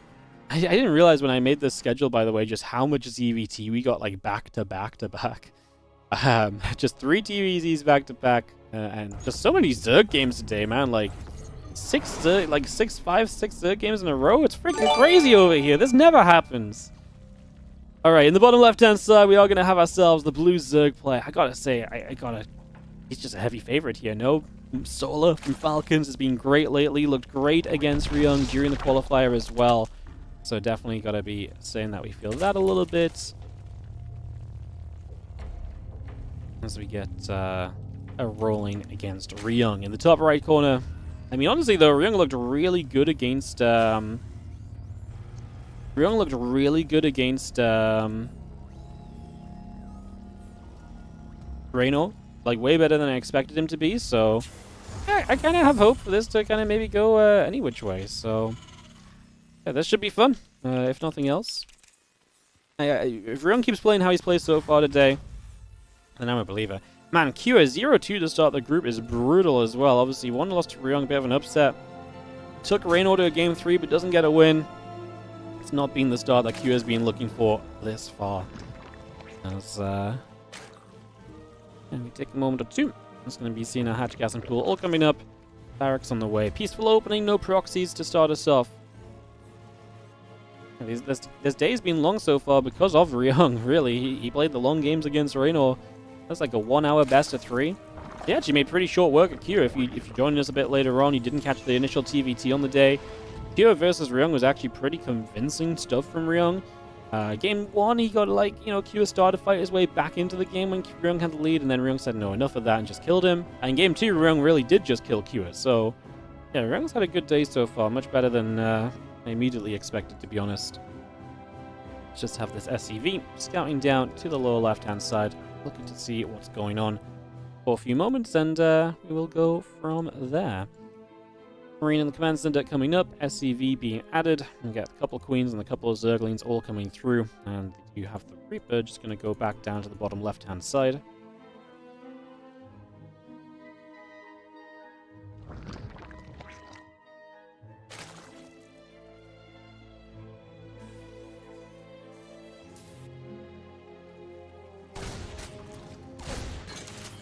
We're going to fire a few shots. Ling's going to go back the other way. Drones coming back through, and the Zerglings will step back over once again. Trying to make a little bit more happen here. Queen pops out, and the Reaper will take some damage. So a few shots coming through. And damage being done for the moment. But very standard stuff. As cool. Sorry guys, I was a little distracted because I was still getting the other game that I mentioned started, but that's now underway, so I should be able to not just say as boring a set of things and on kind of robot wardy mode, scripted mode. Oh, starport proxy. That's fun. In the TVZ, you don't see the proxy starport a lot, but maybe sneak some early Hellions in from a medevac and then follow up with a lib can be a cool little combo. I can't imagine it's anything other than that. So, get that up and rolling. Just see the drones on the way through, Zergling speed building. And really that starport is going to be our talking point for these early stages as we look to see just what it can get done and just what it's going to create here over the next little bit of time. It finishes up. Liberator on the way. So not going to be in the medevac at all. Fair enough. That's more of a TVP thing. Just the proxy Liberator just wants to get a Liberator into the main ASAP. That could still set up the Hellions, right? If the Liberator shows up quickly, Queen's out of position, then the Queen's overreact, maybe opens the doorway for these Hellions to zip by and get through for some damage. So that is absolutely a possibility as well. Has that Ling speed coming up. Queen's on the way. Ling's still building. Liberator going to be done very, very shortly. We are going to get or we want to get a Crypt Tumor there. Yeah, smart from Ryung, hits the rocks, and the friendly fire from the Hellions, or the AoE effect from the Hellions, sorry, not the friendly fire, will then splash that creep unit down without needing the scans. It just finishes that off. And we do have the Overlords and Queen still producing through from Solar. Now that Libera is going to set up in the main base, we'll just see if it does open the doorway for these Hellions to get through for damage. These Queens are defending very far forward, so there's definitely that possibility of diving by. Live in the main, and even if you're just focused on the Hellions right here, it's going to be 3 drones going down almost instantly there. The Hellions go toward the third base, 4 drones dead, 5 drones dead off the Liberator, as now the Hellions get busy in the third base as well. 8 workers going down over there, so that's going to be big damage, and this is going to be the Queens chasing those Hellions out, but 8 workers and a couple of Hellions survive, and the Liberator still active too, going to go toward the other base now, heading toward this mineral line and going, just forcing the drones away for a little longer, and we're going to keep the Hellion... we're going to keep the Liberator alive alongside the Hellions, so good kind of, maintenance of units from Ryong while getting some damage done. Being active in this early game, I like it.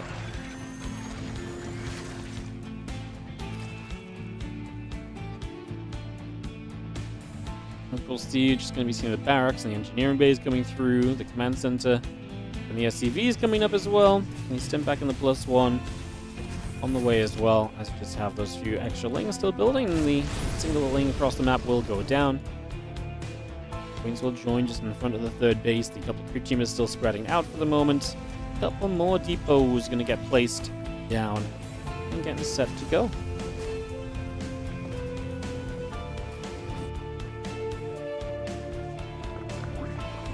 And the melee upgrades all coming through. 1-1 in the stim pack on the way up. Medevacs and Marines building. Barracks on the way. Just get this lair finished up in the next few moments as well, and see where we go from there. The few Zerglings are still stepping their way over, trying to again see what else is going on.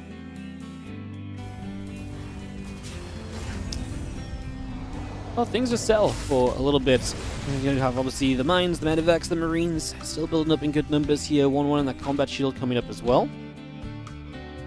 And Queen now down to the bottom, and we do have the couple Widow Mines popping through. Baneling Nest coming up and online. Hatchery building. They're going to be done shortly. Those drones just still coming up as well. Wings will gather. Rock's taking damage.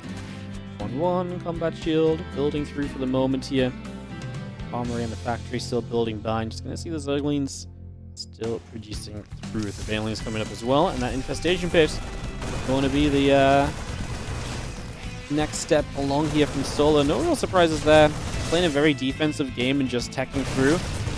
You know what, for all the TVTs we've seen so far today, I was about to say, we've yet to see really kind of lurkers. We have seen some Hydras. There was a little bit of Hydra usage earlier from Rainor, but we've not seen lurkers, and that may very well just be exactly where Solar tries to take this one.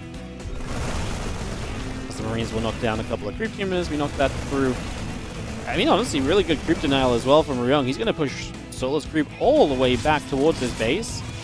Queens on the left-hand side do get rid of the Liberator. Ryung pulls back. We have another medevac or two loading up. I'm going to keep on trying to multi-prong around the map and look at different directions that we can try and make things work in here. And those 2-2 upgrades coming through. Bane Speed and the Groove Spines coming online. The Marines do get rid of a Zergling. And the other upgrades still finishing up as we go. Those medevacs, big boost over to the left-hand side. So again, trying to see where they get to. A couple of depots coming up and online, and we do have the Marines just stemming forward. A couple of Queens in some trouble. Widow Mines are going to try and burrow up. Bling Bang crashing in. The creep teamers continue through as the 2-2 upgrades continue to come online. This Marine stemming on the left-hand side, but it's going to be the run dive from Solar. As Ryong will get rid of this hatchery, but oh my god, I actually thought those Marines were dead. I thought the Banelings were going to connect. I reacted to the Baneling connection and had to redo it because it was not actually the Baneling connection. He actually got the lift off, and he got the hatchery kill. Split second difference there for Ryong. Denies the 5th base, doesn't lose a ton of Marines in doing so. Keeps that drop active, which means he can once again find some value here. Did lose his command center he was building, so the 4th gets reset on timing. My biggest issue is that Solar's heading to Lurkers, and this moment that Solar gets to Lurkers, he's a different beast in ZVT. He is so good in this matchup once it gets to Lurkers. I am not a believer right now. Right, yeah. I'm really not a believer right now in Ryong's game state. Like, I feel like Ryong's playing very well. I just feel like we're very close to this being unwinnable, because the moment Soul has lurkers, I actually do think he's just that good. Couple of Lings going to run through, send off the mine, splashes onto the medevac. It's a great Zergling, making the mine the Terran's enemy there.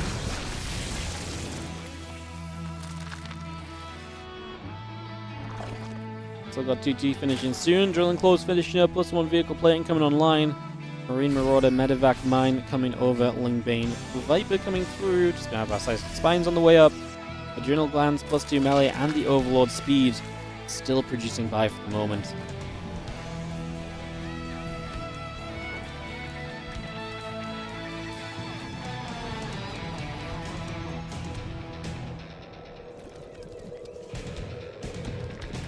The game settles, but that's not a good sign for Ryung. He has to keep it going. He has to make it difficult for Solo to get these lurkers out. He has to make it a real choice for Solo to morph those lurkers. Right now, it's obvious Solo, the moment he's close to that Seismic Spines, he can just build a bunch of lurkers, I think. He's a little bit gassed off, so he doesn't have that much gas available. So running over here, a couple of Widow Mines. Going to do okay, to be fair. Solo's doing a pretty good job of splitting against the mines, to be fair. Lost the Overseer, though, so doesn't have the detection right now. They're going to see this position again. That was a little bit too hopeful from Ryong. He tried to target fire down some of those Banelings, and obviously that just backfired in an instant. That was not going to work. And he recognizes it as the Lingbane Hydra comes across to the right. We'll get rid of a few Marines over here. Adrenal Glands and Burrows still coming through. The Marines are still stepping forward. Lings, Banes, and the Hydras still looking to come on by as you just see the medevacs loading up. They're going to go boosting away. Just going to be seeing the rest of those Lings and the Hydras chasing across as they bio is going to fight once again. A couple of Widow Mines getting burrowed up.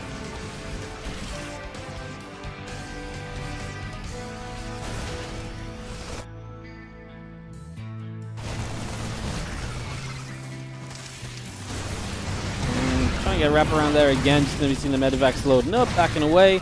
A couple of mines going down. The Hydra's obviously making a big cleanup. Ryung's still maxed out, though, and he's once again hitting down the right side. Solo's focused fully top left, so this might be a hatch in some trouble. The Lings are coming over. Everything else to support this is not, though. Parasite Bomb going to hit the medevacs top left. That's going to be huge, I imagine. Oh, no, no, no, no. I mean, this fight's exciting, but all 3 of those full medevacs go down, so everything dies in the top left corner of the map. That said, Ryung is holding his ground over here. He'll get rid of the Banelings. He will be able to fight the Hydralisk, and this hatchery will go down. He actually gives up on the Hydras in the end. Oh no, Widow Mines friendly firing a little bit. Some more splash damage onto the Terran units. I can't believe the medevacs in the top left all got bombed to death, though. That is a major loss for Ryung. That's literally 40 supply that just died in the sky. And if those medevacs get out alive, like the supply difference now, like we're still max versus max, and Ryung still has momentum on the other side of the map to take advantage of a scrambling Solo in the bottom right. It is huge that Solo got rid of that drop in the top left. Without that, that would have been... yeah. Without that, that would have been such a worse scenario for Solo. It would have been really difficult to recoup from. So 3 upgrades still coming through on both sides. You've got the Unitas network coming up. Bio going to stem through.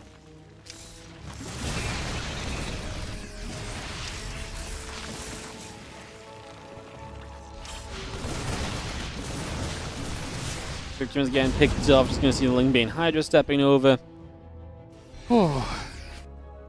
Game settles, but again, I don't know if I love the game settling for Ryung, because the more settled it is, the better I feel for Solo. The chaos has been the one thing that's kept Ryung kind of in good stead today. Ling's trying to run forward. Widow Mine's looking to fire back. We do have the concussive shell starting up as well, so bringing that straight over too. Let's just have the Lingbane still building by. +3/+3 on the way out. The +2 missiles will start also. But that concussive shell is on the way over. Bio going to take a chance to dive in at some of those Zerglings.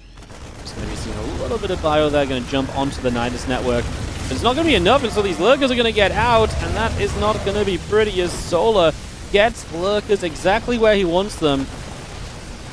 Can't really do much over there. Going to have to lift and get out, but low HP needs to be careful against the Vipers. Wow, that Nidus coming up is huge, and Ryung is obviously super committed across the other side of the map right now, and it is absolutely working out for him as we see those Lurkers continuing by as well. So a lot coming out over here.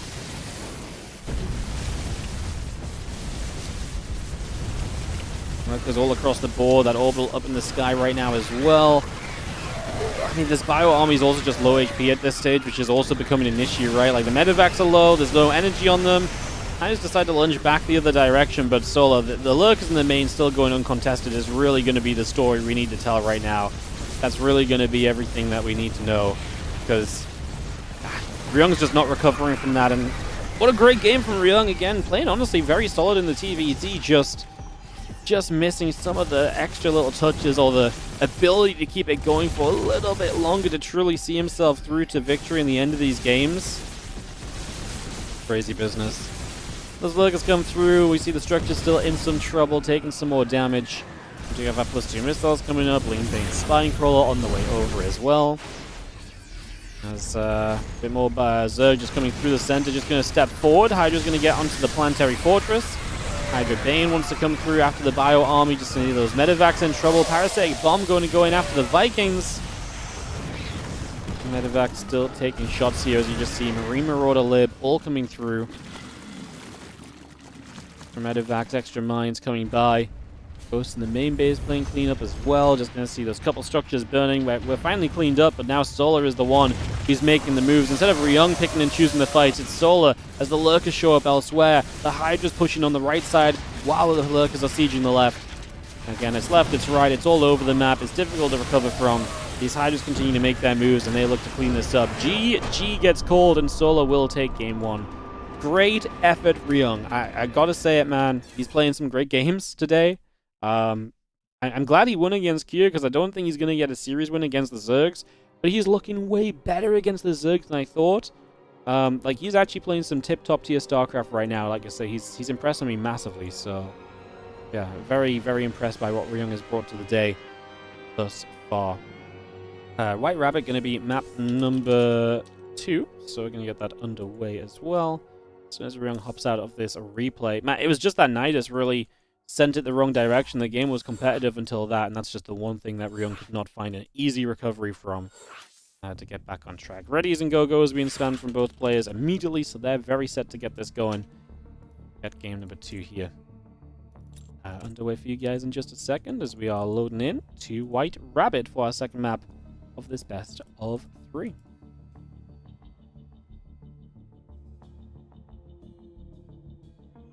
Fs? Oh, my stream's going down.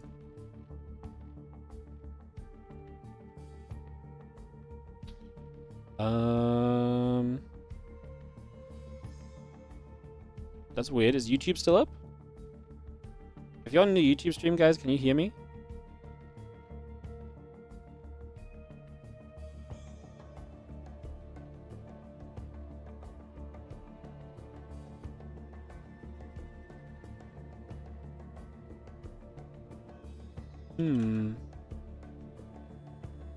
Is it just Twitch?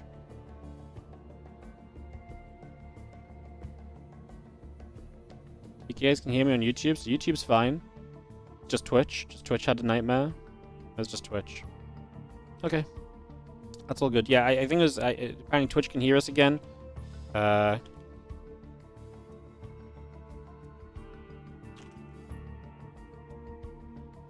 no, it's not me. It's just Twitch. Twitch decided to die. YouTube was fine.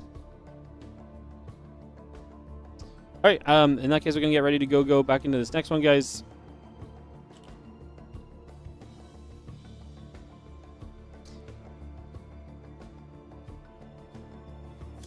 Let's get back on track. Alright, yeah, I think the Twitch server I was connected to just shut the bed for 30 seconds. Because realistically, YouTube was still up and all the other internet was still good. So yeah, I think Twitch just had a moment.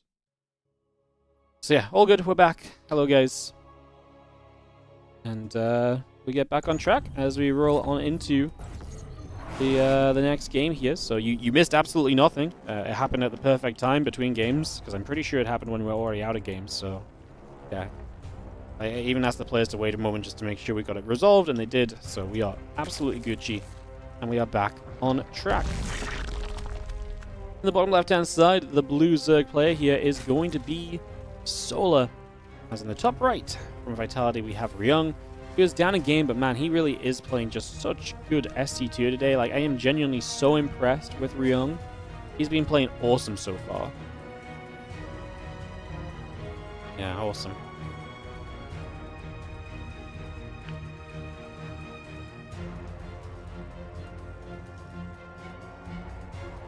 Alright. Back to work then. So we do have a hatch coming through, the Overlord getting built. Take a few moments to get ready.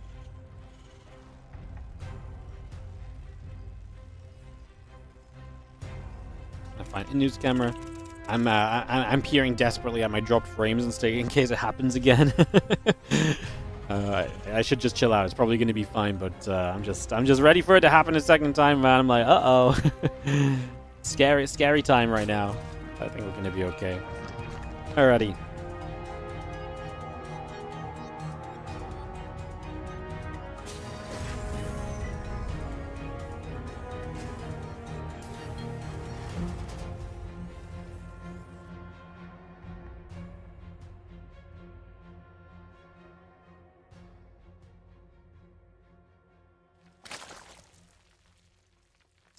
So, in game number 2, as like I said, we get back on track, we get fixed up, and game 2 of this Ryung solo matchup.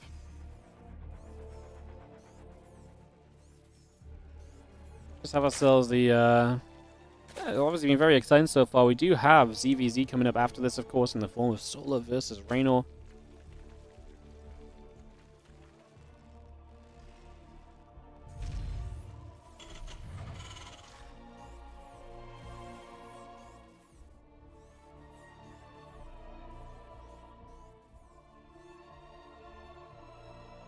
Reaper is going to be popping out, Factory and the Orbital, both on the way through. Nothing too crazy from Ryung in the immediate few moments.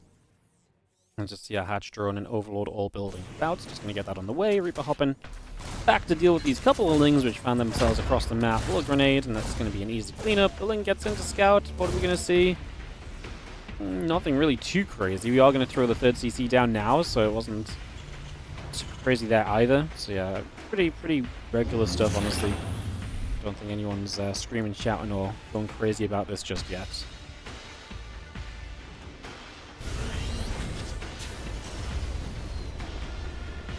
Explodes over, Factory gets the reactor down. Just going to see the Hellion still producing, and the Reaper continues around on the bottom, as obviously would like to keep up on information.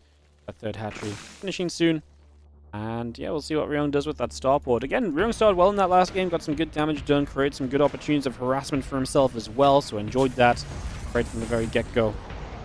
As the Overlord just chills out in the natural. The Feelings and the Queen still coming through. Zergling Speed is building. Hellions, SCVs, and the Command Center coming up as well, adding on a depot from Ryong also. Roach Roran will build. And we see the Hyperflight Rotors going to be the upgrade coming in from Ryung. So we get the Hyperflight Rotors on the way. Chrono Boost that through. Not Chrono Boost. Just get Hyperflight Rotors on the way. That's all that's going on there. So Hyperflight Rotors coming by. We do have the couple Queens going to be there for the Reaper and the Hellions. Just going to chase those about a little bit as well. And yeah, Roach Roran, Ling Speed, all building for the moment. Marine there is going to go and tackle the Overlord for a few moments. Just going to see the Ovi taking some damage right now. As the Queens throw down some creep, and we just continue to push out further onto the map. Barracks drops onto the reactor, second barracks as well, so there's going to be 3 racks in total, so puts us back into a good position there. And again, the Banshee and the Hyperflight all going to be coming through too. And those couple of barracks in the SCVs also going to be a part of this, so we get a lot of that coming up. Stimpak on the way, just having the few Roaches and Lings coming online with the drones coming over as well.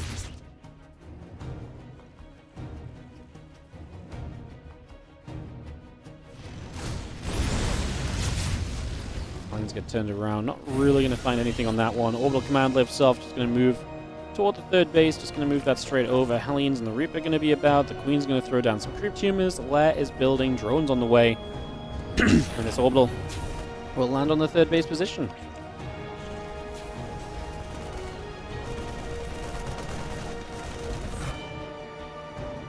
It's going to spread that creep out.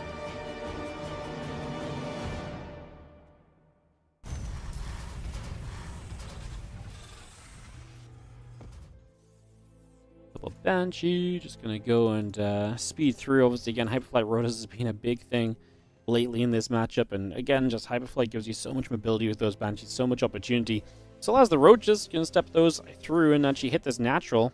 Not really a lot there, and while Solar is just blaring and droning behind this is a massive opportunity to do some damage. Like, we're gonna kill a depot, we're gonna get straight into this natural. Those Marines aren't gonna be enough to play defense. SCVs are gonna be in trouble.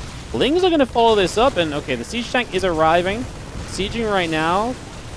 The Lings probably can't get involved because they would have to come through the Hellions, but they are gonna jump on the third base, so that works out.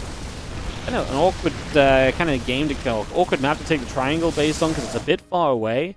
I think I would have preferred just to see the linear third here from Ryung, but it does obviously set you up to attack nice in the future. It doesn't matter too much apart from like a moment like this right now. It is more awkward. This is also not a bad third because you can also to some extent kind of have a tank up here and it does defend some of this area if you really wanted to. Probably not ideal. Probably doesn't really reach far enough forward.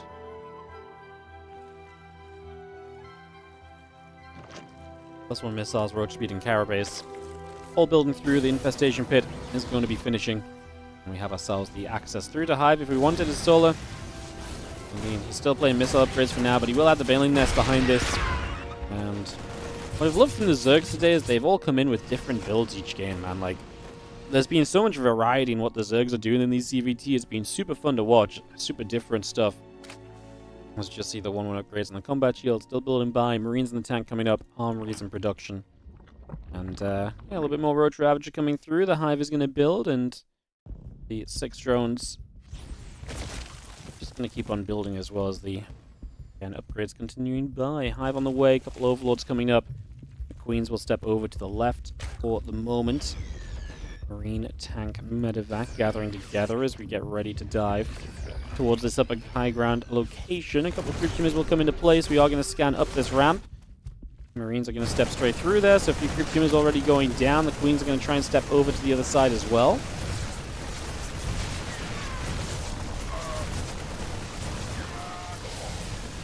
A bit more damage being done. Just going to see the Lings on the run by. Good position for Ryong, but the run by is going to be kind of scary. He doesn't have a lot back at home right now. So Solo going to start doing damage there. There's the bio that shows up to defend.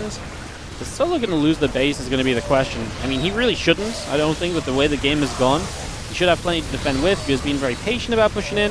The tanks are the issue. The tanks are in good positions as well, so it's hard to reach them. And actually, it's going to give Ryong a really good fight. Being 1-1 to 0-0 has obviously helped out a lot. In the end, we are going to break through as Solo. I think that was my expectation, but Ryong's setup actually gave him a lot of hope, which was, first of all, the fact of the timing, upgrade versus no upgrade, and also just secondly, the fact that this was, you know, good position tanks. It really took a long time to get the Ravagers close enough to drop those vials down.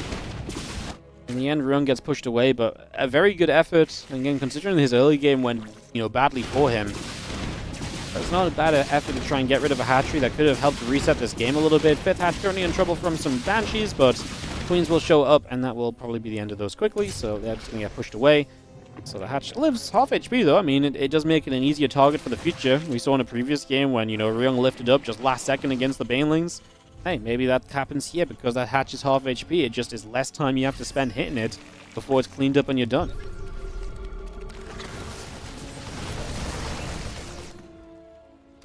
Bane running down. A couple medevacs going to lift and leave. Getting the heck out of there. There's the bio. Back to the front. Rainor was bantering around the 2-base Bermuda. I heard you were bantering around with Ling and Fester against Mac. I was trying to decipher the game plan once those Hellbats showed up.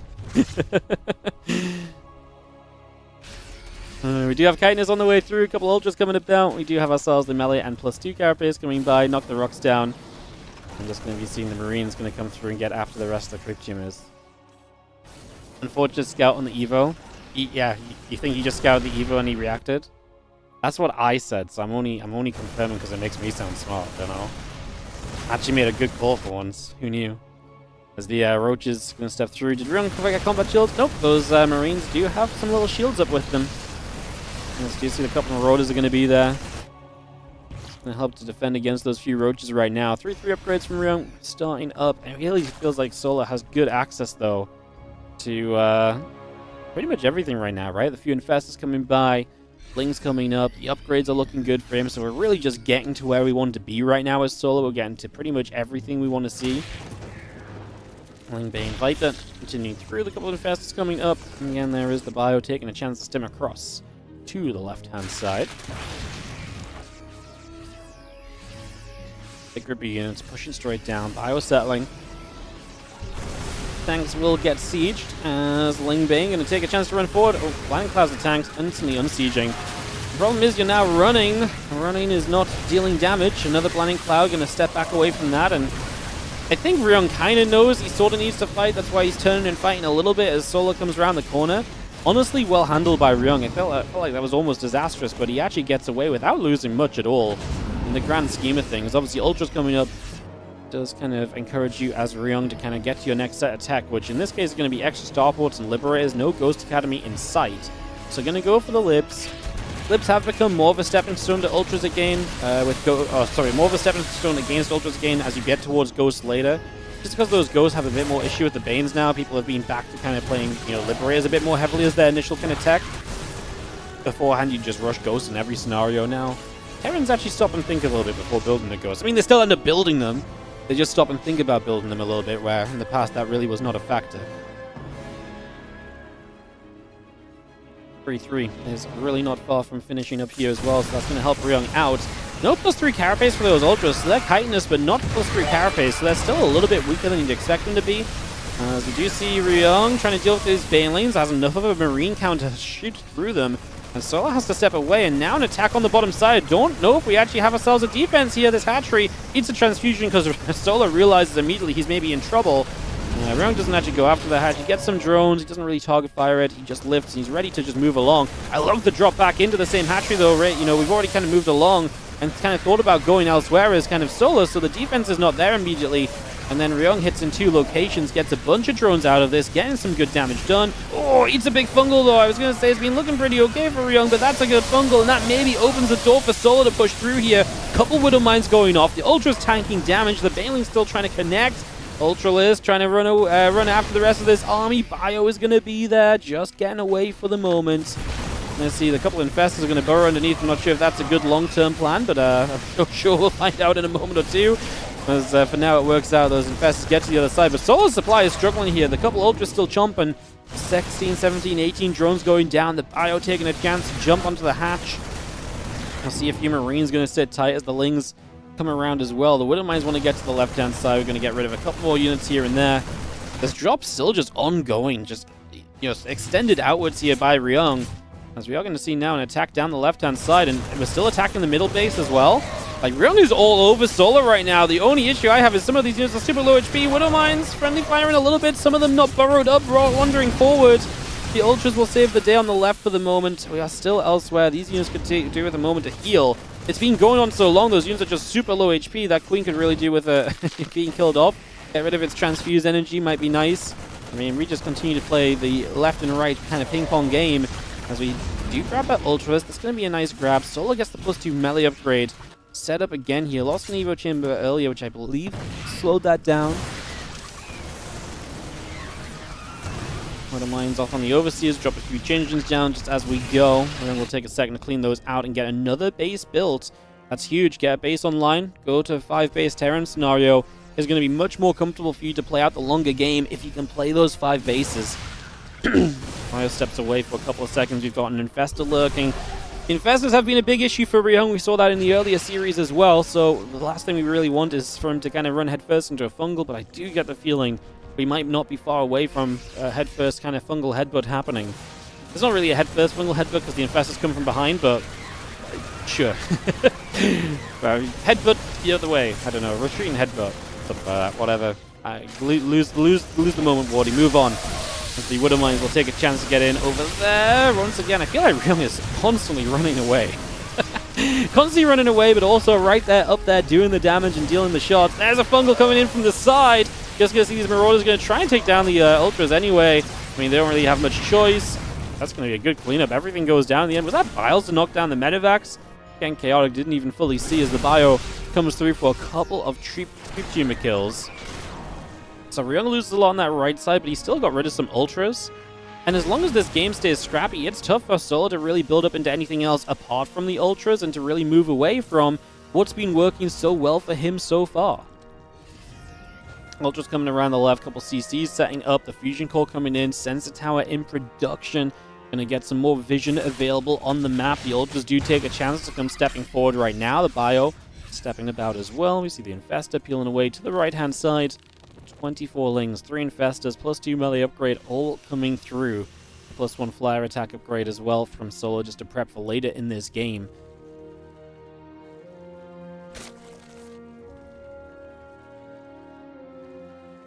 Resources lost setting 17 to 26.7k. It's good efficiency from Ryung. His bases are kind of on schedule as well. That 5th base came up nicely. Game settles though, and actually gives Solar a chance to fully max out. Gets a couple more Infestors on the field. Ryung maybe just needing a moment before he fully sends it back into kind of just attacking everywhere once again, which I think is still the long-term idea here. A few Lings running in from the right-hand side. A few Ultras are coming over. Just going to lift up the Medivacs retreating away. The Ultra Bane Ravager escaping as well as the Lance Ballistics comes through. So we are going to get those Liberators even more well upgraded right now. Obviously we built the extra starports and started to build Liberators a while ago. Note, there is still not a single snipey boy on this map, no? We've not seen a single ghost just yet, not a single one built. And we're going to stick to that for the moment as this Liberator will get cleaned up. And again, just ping-pong effect of... I mean, maybe not ping-pong right now, but more multi-prong as we just have the left side attack backing up for a moment, but the right side attack coming through here. We are going to see this army of Ryung stepping straight across there. And away we go. Little run by from Solar as well, going to hit the top side. It's not little either, it's 3 Ultras. It's not a lot of units, but they're big chunky units. And try and make a play on that planetary. That is repairable. That should be savable, absolutely. Eats a fungal growth here as Ryung decides to just send it forwards. He's not wrong. He's got enough stuff to make that happen. The base on the top side is saved, by the way, so that base lives. And Ryung kills the Ultras apart from one. I actually think he just chased for the last Ultra 2 on the minimap, so I think he kills everything over there. Solar instead going to aim for the middle base, which is an option. This map has this very central area, so it does kind of create that option as an attack point, but you're going to lose the left side. After losing the right side, Solar's going to be knocked down to a 5-base Zerg, which at this phase of the game does not feel brilliant at all. Going to take a step back with some of those other units. The hatchery going to replace on the left side. Link Corruptor still coming through. The extra Marauders and Mines building as we go. Just have ourselves, the Orbital will re-land itself into the center here over the next few moments. So replace that base. Obviously it's an Orbital, not planetary now, so it's not as safe as it was before. Ryung once again drawing these Zerg players out to the late game today. We are 18 minutes deep here on Right Rabbit. Ryung down a game in this best of 3, and he's playing, honestly, some of the best SC2 I've seen him play in a while. Especially in TVZ, like, again, Ryung being Cure was a little bit of an upset, but TVT, I believed in him, but he's bringing the fight a little bit to the Zergs, which that part I'm a little bit more surprised on. Solo no +3 melee upgrade. He's not used to, I think, adding on that upgrade at this stage of the game because it got delayed earlier. So I think he's just in that kind of position where, yeah, he probably just didn't realize that he has it, to be honest. Playing the Spains. Gonna run through Planetary Fortress. Gonna get jumped on, taken out.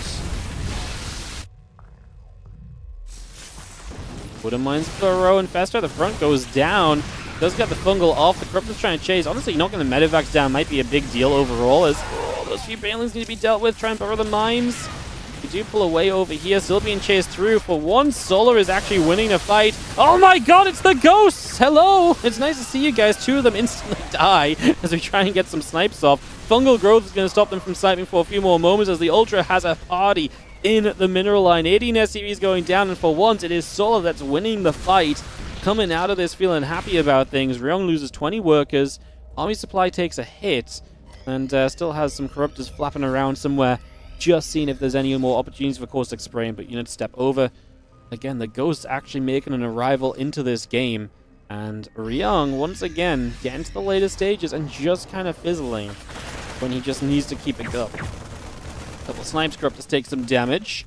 And we just have the Corruptors escaping out the left side. The extra Banes coming through. Ultra Infestor building as well. 4 more Infestors. Solar's actually going to get maxed out again here. Man, what an effort from Solar too. And like, this has obviously not been an easy game, as you've seen. He's been running around everywhere. He's been caught off guard. He's had a tough time kind of splitting against the multi-prong of the Terran opponent as well. Like, it has not been easy at all here for Solar.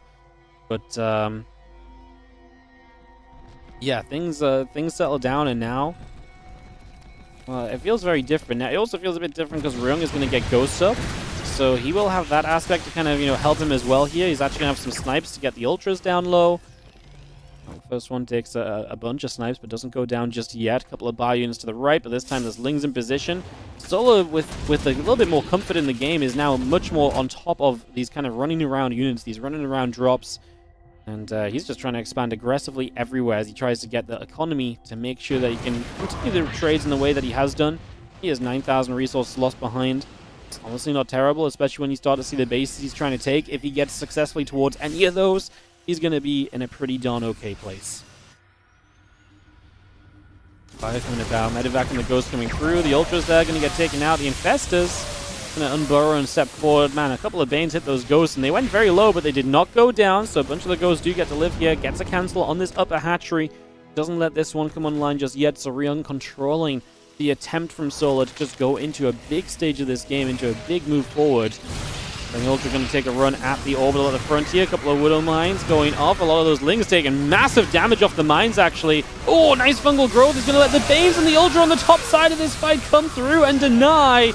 Oh, there's a few Ghosts left over, but they're going to get rolled into by the Banelings. The Ultras are going to chomp through, and in the end, Solar is going to take the 2-0. Denies the upset to take us to a Game 3.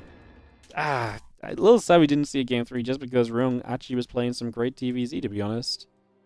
A little bit sad, but such is the way of things. GG's. Alright, guys, it's ZVZ time. As we're going to get into this in a couple of moments. So, I'll get that set up. I'll run some ads, and we'll get some videos started to keep the games moving on through. So, Solar versus Rainor coming up.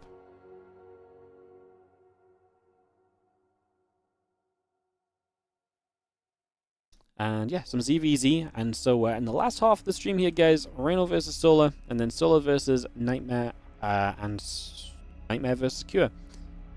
I'm going to be RB 1 minute, guys. I'll see you guys on the other side. I'll be right back in just a couple of secs.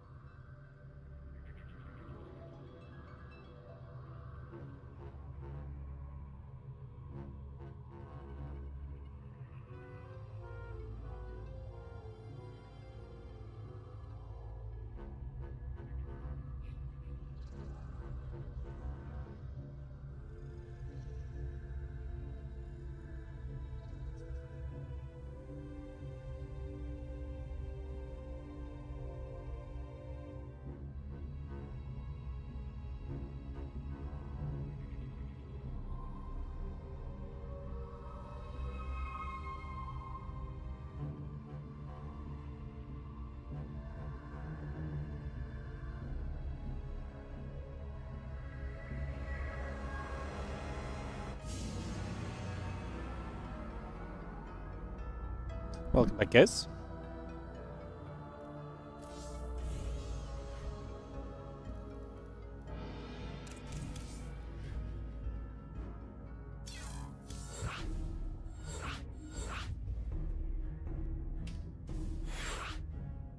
Alright, Solar versus Reynor coming up in just a moment or two. Thank you for your patience during the downtime, but we're back, we're on track, and get this next series ready in just a second.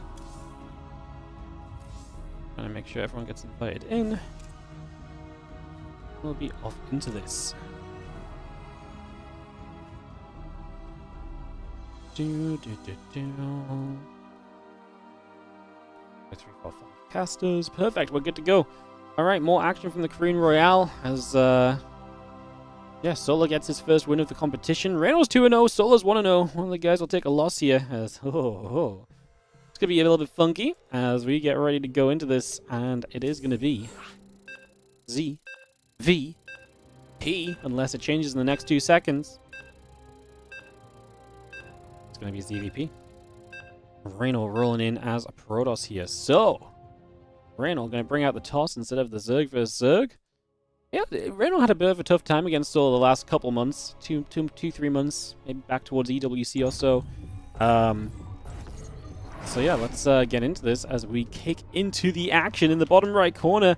Going to be playing the blue Protoss is going to be Reynor as he takes on the top right red Zerg player. It is going to be from Falcons. It is Solar. Game number 1 of this best of 3, and away we go. Go.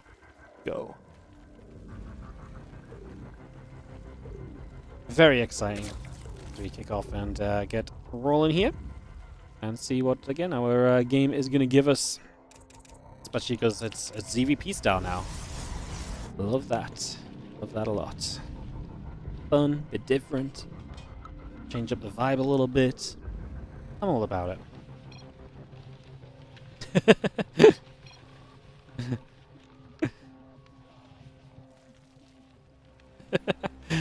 Solar realizes Reynor was gonna have a laugh as yeah. Solar calls the BM. These two are pretty good friends. They get along pretty well, so I think they're just having a bit of fun.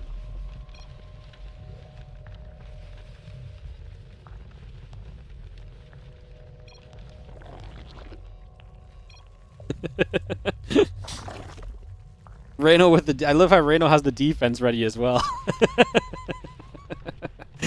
Alright, some fun between the guys as we get started off here. Unlike what I say is going to be ZVP. I don't think it's going to be ZVP the whole series. I think it's more likely going to be ZVP for one map. And then just kind of going from there. So that would be my guess at the moment. As I settle down into play.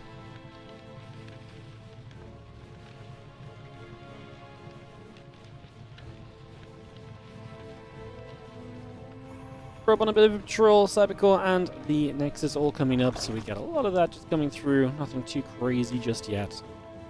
Like I say, just getting started and set up as we yeah, have a little probe and a drone. Gonna go back and forth with each other right now.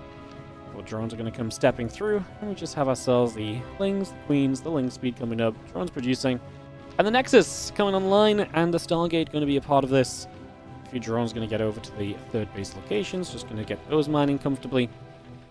As again, a couple of links set up and the warp gate is on the way too, so get that started and the Stargate coming by for now. I think Solar's probably most upset about this map for realizing the ZVP late is because if this was a normal... If he knew it was ZVP from the start, he probably would have tried to take a gold base, right? Like, that is the go-to plan usually from the Zerg players on maps like Torches, so I think that may have been one of the bigger reasons he's actually bothered, where he wouldn't have been a lot of the other times, so when you're going to be there, Adept is going to show up.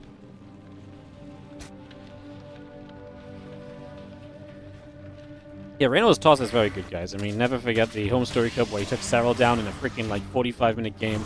Admittedly, on, like, one of the best possible maps for PvZ at that point in time, but he still played very well in that game. You can never take that away from him.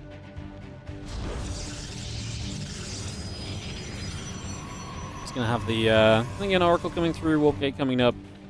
Get settled down for the next few moments. Pretty peaceful opening to the PvZ. Nothing too surprising about that just yet. Everything looking pretty good so far.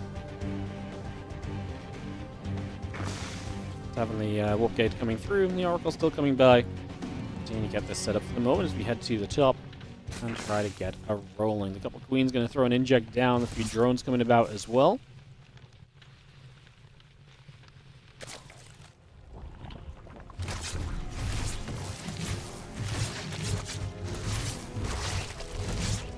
Has 3 workers. Going to take quite a lot of damage though, so going to be lower on HP, so going to be in a little bit of trouble arguably.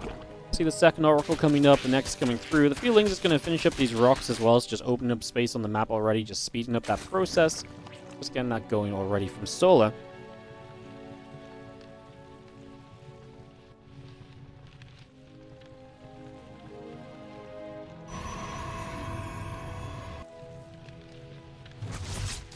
Going to be seeing the Queen's going to fight. Just going to be seeing the Oracle taking some damage. So again, a few shots coming through just for a little bit of time there initially.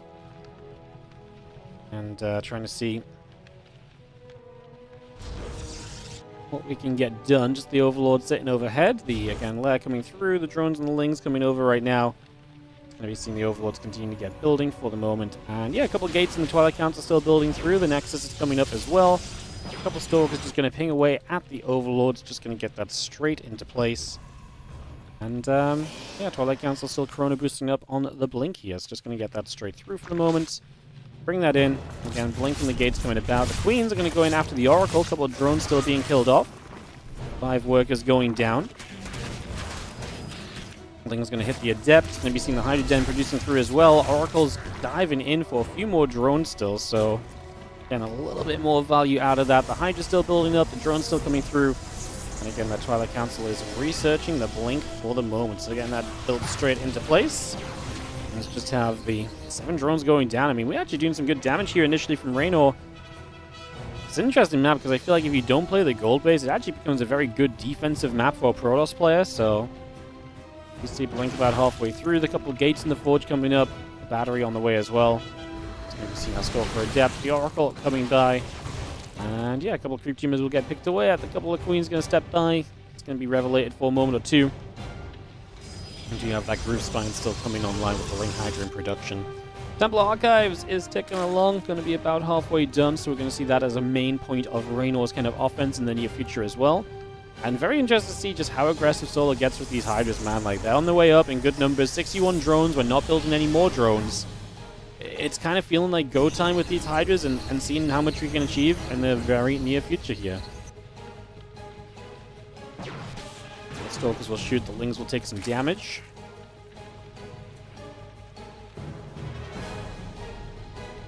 There's that Storm, like I say, on the way. I mean, if you're going to go for this as Solar, you need to go before Storm. The moment Storm comes up, it's going to get a whole lot worse. Let's see the couple of Creep Teamers going down. The Adept's going to come by.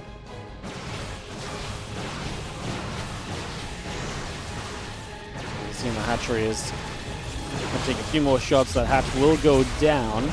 So hatchery falls. A couple of Adepts are going to try and shade on through.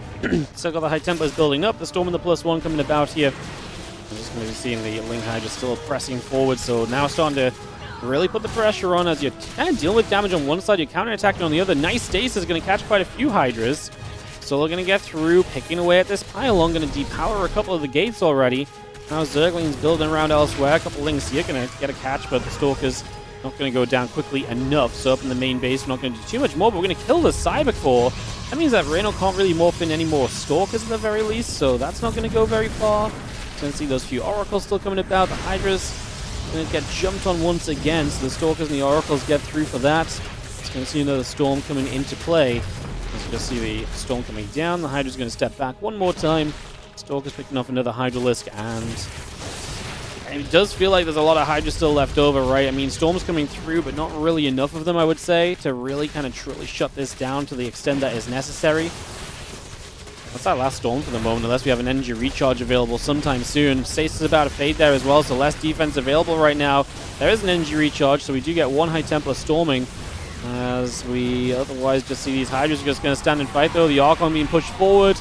That's going to be an easy pick off as well for Reynor. He pulls, for Solo, he pulls back with a few of those Hydras. The Oracle's going down, the probes are pulling, and it looks as though Reynor is probably not going to be able to have enough right here. Stork is still trying to come on through. The Hydras continue to fight back the other direction, and they will continue to hit this Nexus on the right side. GG says Reynor. Solo will hold off the Protoss attempt of Reynor, and that game one will go the way of the actual Zerg playing Zerg to start off this game, or this series, I should say.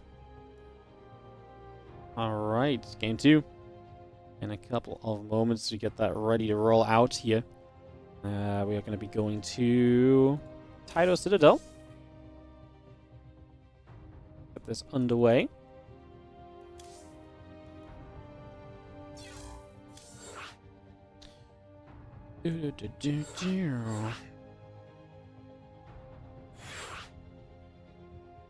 Alright, so Tyto Citadel, Solo will lead 1-0. Game 2 coming up in a second. Dragging people around to where they need to be. And we're pretty much ready to go, actually. Good stuff. Perfecto. Alright guys, moment to get Rainor in here. We'll have this second game underway. As... yeah, pretty cool position on the group so far. So win this as Solo, you go 2-0. Reynor will drop down to 2-1. Obviously, Ryung 1-2. Q at 0-2. Has Nightmare left to play today. Q might be looking for a much better turnaround to come the second play day for himself. So, expecting that to be maybe a big factor. Obviously, everyone plays 6 matches, guys. So being 0-2, not great. There's not a lot of wiggle room, right? As we jump on in, countdown begins.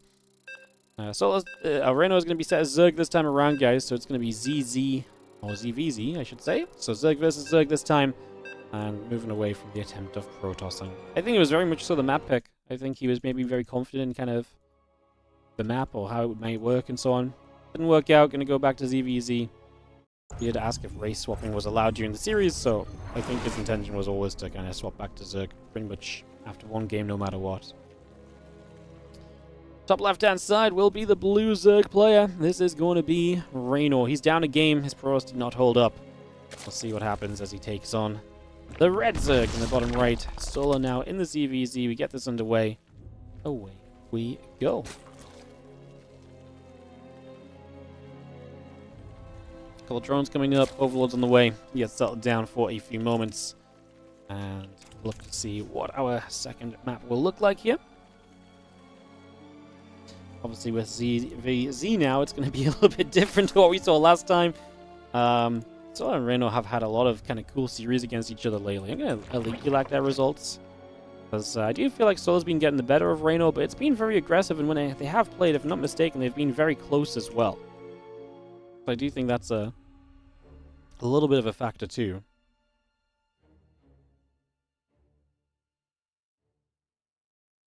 Have a little peek.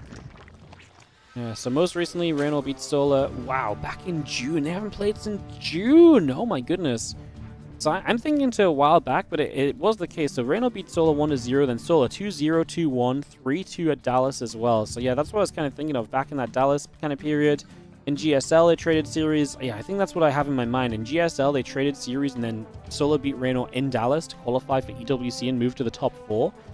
And then they played a couple of times kind of within a month after that, so it was kind of fresh in our mind. They just haven't played since then, so yeah, first meeting of Solo and Reynor in a long time, and now their first ZVZ in a long time.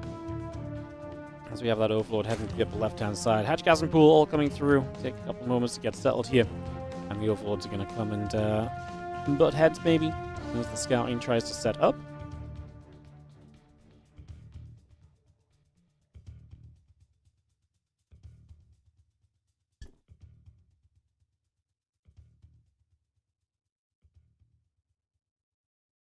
So a couple queens coming through, that link speed on the way.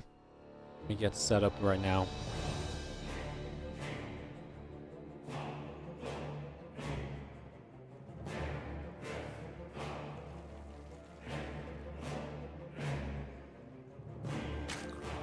So yeah, link speed on both sides, a couple queens coming up.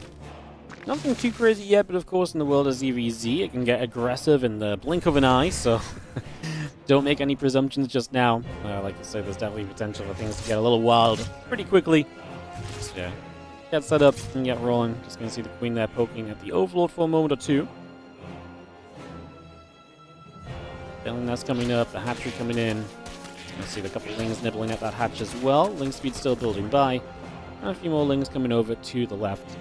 And so we have the extra drones in production as well. So just a lot of little bits and pieces coming through for now. A few more lings just heading back up the left-hand side, back towards the upper left into the natural, just pulling themselves back home. It's going to be a Bane nest from both. We're probably going to see a little bit of Ling Bane.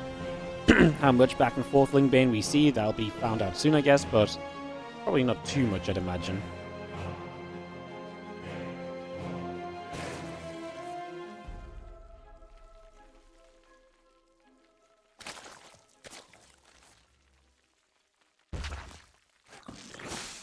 Ling's making that move. Queen just going to throw an inject down. Roach Roan building from both players.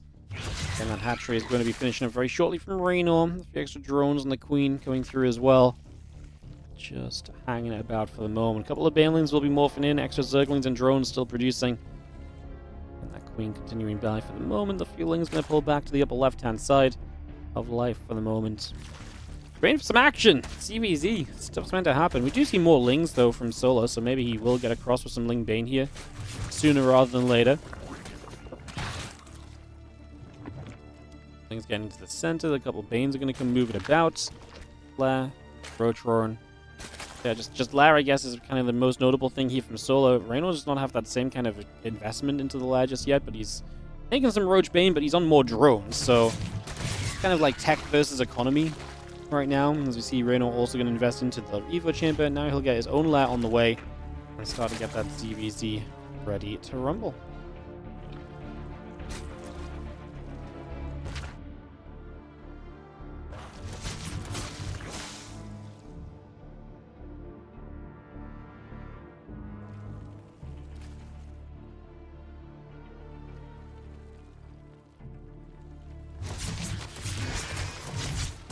Seconds coming back around, the Baneling coming over as well. Queen and the Roaches gathering up. Roaches. Maybe the Spire from Solo, so maybe that's why we see the faster Lair. Of course, I guess it makes sense as well. No Evo Chamber, so it kind of makes sense to be tech-focused instead of anything else. Roaches still stepping by, the Ling's coming through. We have ourselves the Ling Roach coming across. Just gonna get cleaned up there as Reynor is aiming for scouting information. He's just heading into the missile upgrade. Obviously, he has the Lair morphing in Overseer. Gonna get his own Roach speed started now, too. I don't know if Reynor could hit, like, really a Roach time or anything like that before we kind of see meters on the map here, so I feel like that might be a little bit of a problem, perhaps.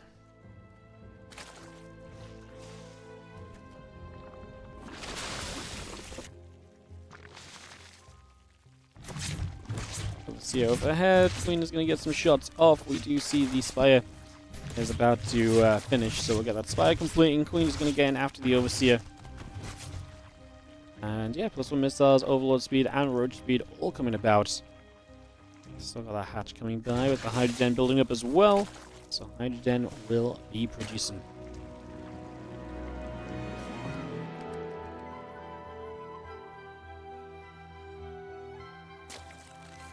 Hydra is obviously a necessary kind of response, realistically, to those Mutalisks, so that's going to be putting Reynor in a good position there, if nothing else. I see the Feelings and a couple of the Banes gathering together, so they're just going to get joined up. Again, +1 missiles and Roach speed will all come through as well.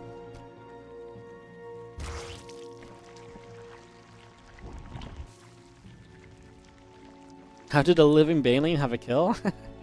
Yeah, if it killed something as a Zergling that morphs into a Bane, the kill will carry over. But that's a fun question. That Baneling was a killer before he became a Baneling, man. He apparently getting a kill gets you promoted into being a Baneling nowadays. Meter's obviously out, will do what Meters do, which is clear up map control and vision. Solo's going to poke with the Roaches at the same time. On the right side, Reynor doesn't have enough just yet, so he's ready to back it up. He's going to lose a Spore because of it. Obviously, he's trying to build Hydras up against the Mutas as well, so it's a little awkward, right? When you're then trying to kind of deal with those Roaches. I think there's enough Hydras right now. Good job from Solo. Gets one shot off with those Mutas and then backs it up. He's doing a pretty decent job of things so far. Mutaling Bane still regathering here. We got the +1 melee upgrade. Flyer attack upgrade coming through too. Roaches will start to take a bit of a fight. Queens will shoot. Roaches will continue to fire in as we are going to see the meters coming in overhead, and they're going to try and play clean up on those few Hydras. Roaches coming back over. Again, the melee upgrade, the flyer attack all coming about. The Lurk Den is building. Hydra Roach all coming through. The Burrows building by as well. We just have ourselves the Zerglings heading to the bottom left. Running away here from Solar, getting back over. Useless and Mutas trying to keep themselves busy and keep action rolling too as the Ling Roach now takes a chance to jump forward.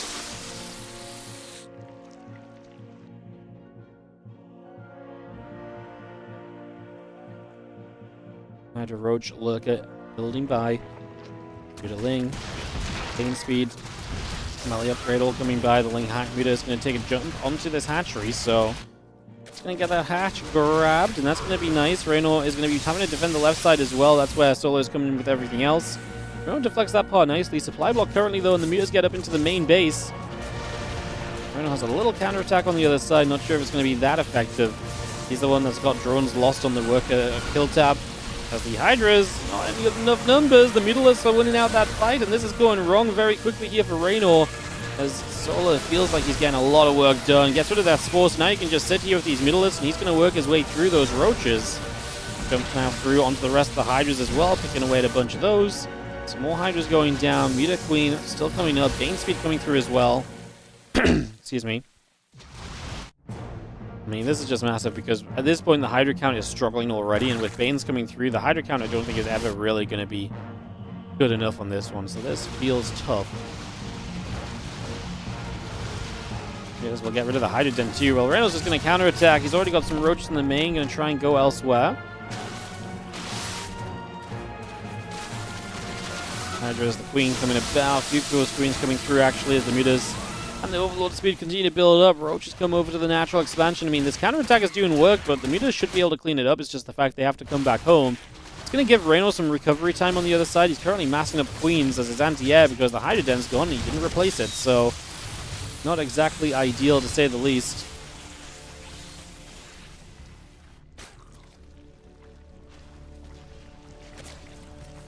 You see 6 spores producing, because we're obviously going to need a bunch of spores to help defend against the Mutas once they come back over. At this point, Reynor is basically going to rebuild the Hydra Den, try and get into Lurkers, and just play a super slow defensive game, and just try and make it work from there. It's so weird, by the way, seeing someone just expanding downwards on Taito Citadel. Like, not having that triangle feels like such a weird thing to look at on the map.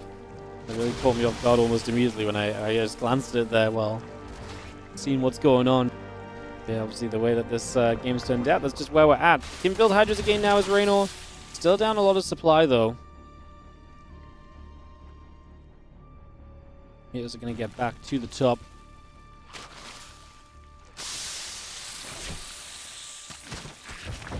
We're now going to go back in for more aggression as Solar.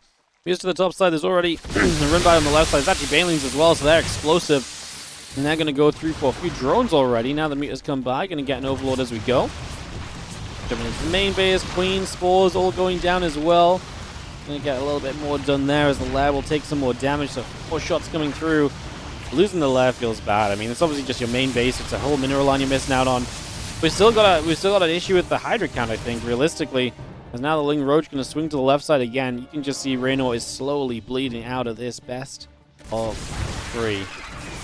It's getting tough right now as a couple Lurkers will do what they can. The few Lings have to pull back and away. We're going to see ourselves the Queens gathering up. Hydras as well. Can this Ling Hydra justify jumping through there? Maybe not, but we're in no rush at the end of the day either, right? Like, we can just take our time right now. Faster's still building. The Lurkers still coming up. Drones on the way. A couple of Spine Crawlers, the Hive, the Mains, the Drones, the Queen. Bit of everything coming by, really. As the +2 melee upgrade will be a part of that. A lot of units setting up elsewhere. The Mutas dive in. A couple of drones begin to go down. 2 Workers dropping initially. A couple of Hydras showing up. Now the Bane's rolling through. Going to blow up an Infesto of all things. And now going to aim for that mineral line and just, I mean, Workers at this stage is just something you can't afford as Reynor. You're down a lot as it stands. Never mind losing 20 more. Replenishing those Workers when you're low on economy is just going to be so difficult. You transfuse the Infestor. I mean, realistically, more Mutas, more Lings. And I'm not trying to be boring with my explanation of this game, guys. It's just the reality is we're not really going anywhere right now as Reynor. We're just surviving and prolonging the inevitable, which realistically, very shortly, is probably going to be that Solar overwhelms and wins out this second game and moves on to a 2-0 position with Nightmare left to play on the day.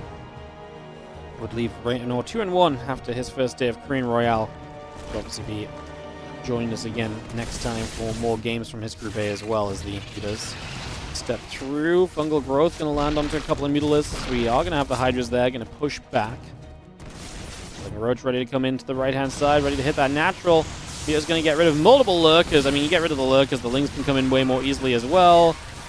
We're at the point of this game where you can just dive and justify the dive. The Infestors are going down, GG is called, and it is going to be Solar to take the 2-0 victory.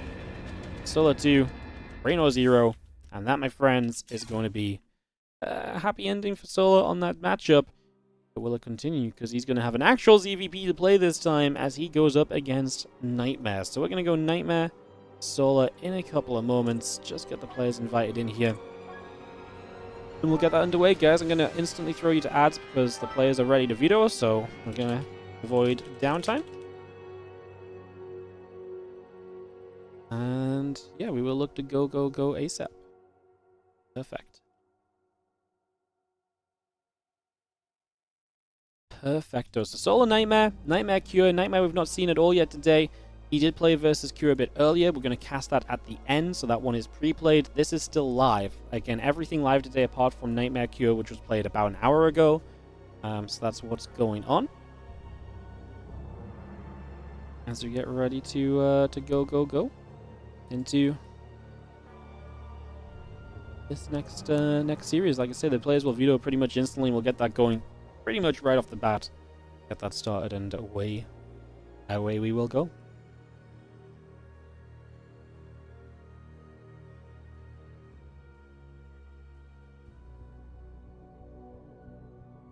Videos already coming down. If you're watching on YouTube, again, just another little reminder. Thank you so much for watching, first of all, but obviously do hit the like, do hit the subscribe button. Helps us out a whole bunch when you can when you join in with us there. Appreciate it, and yeah, just hit those buttons, interact with the stream. It helps a lot. Been very quiet on the YouTube chat today, but I appreciate you guys watching. I see the viewership obviously still there, but a quieter day, nothing wrong with that. I appreciate you guys. Couple more videos and we should be rolling very soon. Get this going.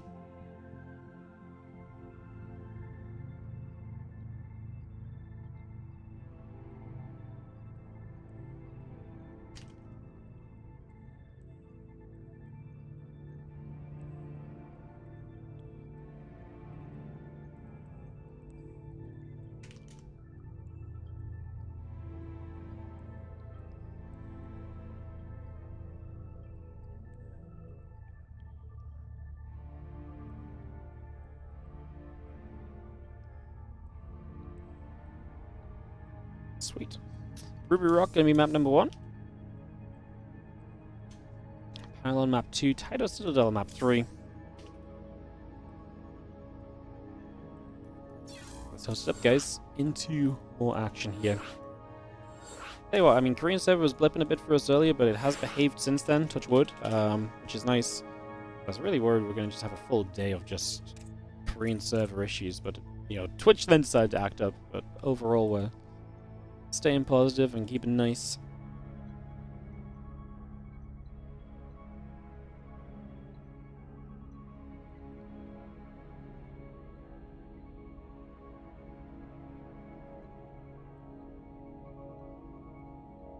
Go, gonna get cold.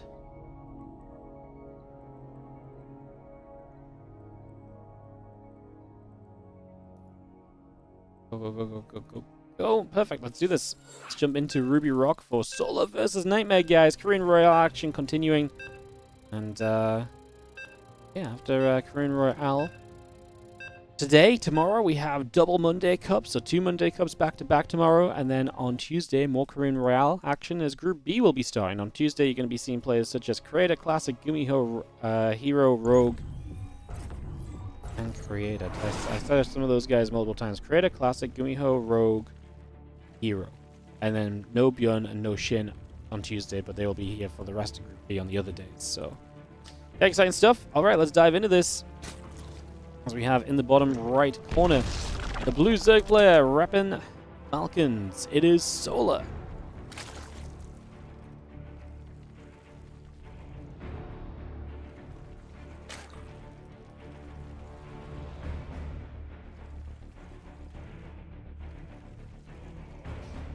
Up against the red Protoss. In the top left-hand side, we've got ourselves Streamer Zone's Nightmare.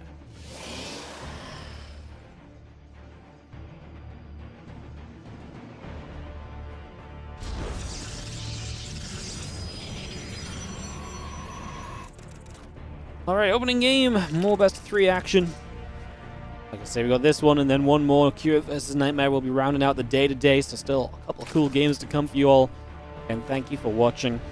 We'll just take a quick moment at the start of this one to again just say, of course, guys, the WardiTV Korean Royale is powered by you guys. Anything with a WardiTV in its name is usually powered by your support. So if you guys are enjoying the tournament today, enjoy the Korean scene and want to support it, do consider supporting the channel. You can Prime subscribe for free. Oh, I messed that one up. Prime subscribe for free if you're on Twitch. Or, of course, if you're just feeling generous or want to sub regularly and so on, that works as well. Give some subs if you're feeling super awesome. Obviously, there's all the options for YouTube memberships and stuff on the YouTube as well. Even just watching the ads and liking and following and just doing the supporting stuff and just being here helps as well, though. So thank you so much for being here and joining us. Like I said, just a reminder to support if you can, because we can't do it without your support. Reminding you guys of that does, in fact, help a lot of the time, believe it or not. And the last thing I just want to mention once again, second time for today, is the Patreon page at patreon.com/WardiTV. 100% of anything you pledge on the Patreon goes directly into StarCraft 2 tournament prize pools. So if you really love the tournament specifically, and you want to specifically make sure you are supporting the events and the players and the prize money, you can go check out the Patreon page. Like I say, 100% of anything you pledge will go to the players. I will even cover the transaction fees. So no worries about that. Transaction fees covered. You donate $5. $5 goes to the pockets of the players. So check that out at patreon.com/WardiTV if you want to support more community StarCraft 2 tournaments. What's up, Zagreus? Thank you so much for the 10-month resub on the Prime. Thanks for the reminder that I had this. See, and that's why we do it. Especially at the start of a ZVP, because the Stargate's coming up and really nothing else has happened just yet, so it's been pretty chilling so far. As we get ourselves into this game 1. Reynor with the raid. Hello everyone and welcome. How you guys doing?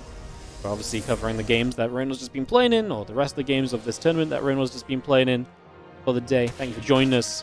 It's Solar versus Nightmare and Nightmare versus Cure to round us out. So we've got a couple best of 3s to go. Thank you so much for the raid. I appreciate it. As the couple of Adepties will be out on the map. This game just getting interesting right now as we have ourselves the Oracle coming through and getting that up and rolling.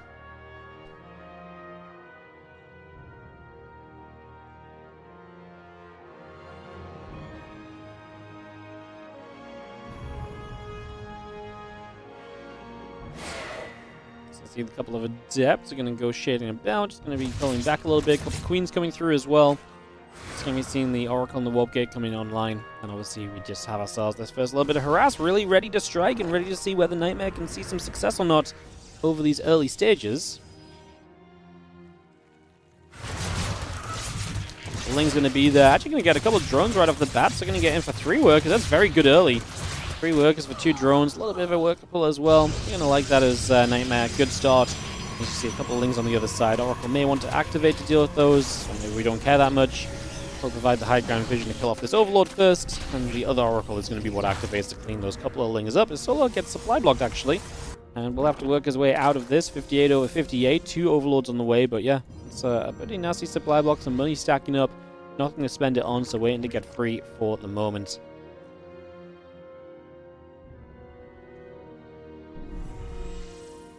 Oracle still coming by. We'll just get rid of the creep tumors there. So a couple of those tumors taking damage and starting to get cleaned up.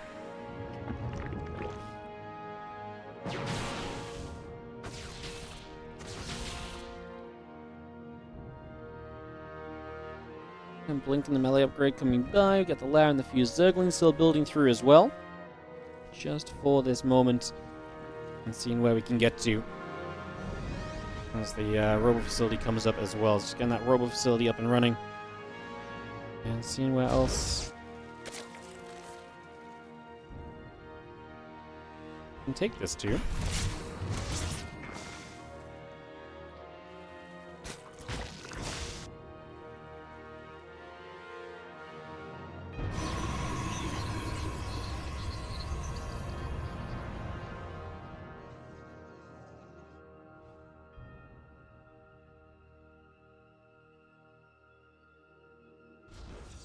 A few seconds running around that left-hand side, so they're just going to get across and make some moves. We have our Blink coming up, Forge on the way. Alley upgrade going to be finishing shortly. Lair Bane Nest, a few Zerglings coming by. A couple of Oracles are going to be repositioning as well as the few Zerglings join up, and obviously still just going to stay active on the map and continue to kind of feign pressure.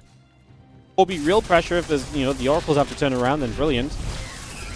I don't think getting the shields off an assimilator is going to change much, but it makes the Oracles drop a Revelation. It makes them pull back for a second or two, so it's less time the Oracles are spending out on the map otherwise, which, you know, that part is almost always going to be seen as a win, so that part is a definite positive of that whole scenario. Now we do see, again, the melee upgrade finishing soon, so Solar is going to be committed to the melee. He's going to be heading to the Infestation Pit already as well, as we just see the Oracle's going to allow for some Crypt Human removal, and an Overlord removal as well via the Stalkers. It's just Lings at the moment here, so trying to deal with this at the moment as we do have the Oracle overhead. Going to activate for a few Lings, Blink on the way, +1, and the follow-up going to be Colossus. Wow, so we're going to go straight to double Colossus out of Nightmare. That actually might be really good against Solar right here. Because Solar is basically playing pure Lings straight into Hive. Gonna have some Banes as well, but I mean, if you show up at the right time with these Colossus, there's a very good possibility you see some major success with this, I would say. So, gotta imagine that's possibly going to be a factor. The two Colossus still building through. Stalker step over to the side, the Ling will go down. Again, those Colossus and the Extended Thermal Lance all building, +1 attack building as well. And Nexus continuing to come through as the Stalkers will come down, and the few Zerglings will look to jump onto those Stalkers also. Laser beams doing that thing as the Lings go the other direction.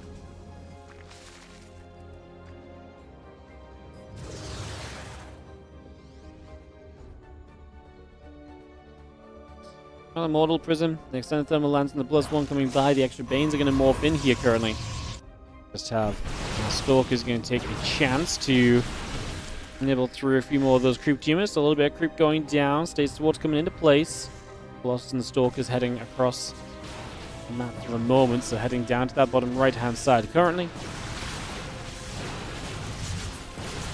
Taking some shots. Hatchery will be gathered up. You're going to see the Prism in the left-hand side going to get set to go as well. Feel Lings getting caught in that stays toward the Lings, the Banes, looking to try and jump onto this army of Nightmare. I just don't think we're ready, right? Like, the two Colossus showing up at once because of the double Robo is going to be dangerous. Good stasis ward as well. We do crash in. The Banelings get a lot of work done, so that's going to help Solar, but is it enough? I don't know if we're there just yet. The Colossus still firing the Prism overhead. Stalker's trying to get ready to fight. A few more Stalkers warping in. Looking at trade here. Queen's taking some damage. The Lings and the Banes are going to roll forward. Crashing into a couple of those Stalkers right now. It's going to be too much. Nightmare is going to have a Game 1 victory as he just shows up and just hits Solar where it hurts. Definitely kind of hitting kind of the weak point of Solar's kind of build order timing. And hitting with the right kind of things as well. GG's, as we will go pylon for map 2. And we'll do that pretty much immediately because we got good time on the ads, so we don't have to run anything. So we can just keep this rolling. Beautiful stuff. Love you, Wardy, for keeping Tournament SC2 going. No worries. Thank you so much for watching. Would not be here without you guys watching, supporting, and all the rest of it. So you being here and watching is just as important as me being here and casting it. So always doing our best to keep as many tournaments on the run, keeping the schedule full. Like I say, next few days are going to be pretty fun and busy. We're going to obviously have the WardiTV double Monday Cup tomorrow with front page on Twitch. So we're going to do back-to-back Monday Cups, Monday Cup 59 and 60. So back-to-back Monday Cups tomorrow. And then we'll be obviously live on Tuesday with Korean Royale again. And there's just more Korean Royale as the week goes on. I am taking Saturday off next week, but just in general, we're just going to be busy, man. Going to get StarCraft going. Players are ready. We can kick off into this game 2 on Pylon. What's up, Kasansky? Thank you so much for the 1,000 bits. Appreciate it. Thank you so much. Every day we see the bits. Appreciate it when you throw them down. Thank you so very much. And yeah, thank you for supporting the channel. Thank you so very much. We are loading into Pylon. Nightmare and Solar is a couple moments away. ready to kick off into this next one. Do I have anything special planned for Monday Cup 69? Yeah, we're going to show up and we're going to cast it. How great's that? Monday Cup 69 is going to be the... you know what I do? Monday Cup 69 is the Monday after my birthday, so I'm going to be selling the hell out. There you go. You know what? I knew you were asking for a reason. Now I see. I appreciate you. I appreciate you being so heads up about that. Like, even I wasn't really thinking about it straight away.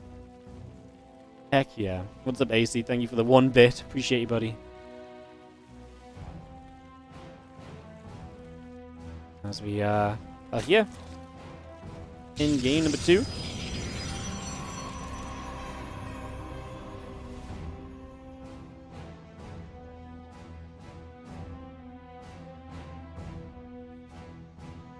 We're moving about, hatching a couple of drones coming over, and getting our gateway coming in, just getting set up here initially.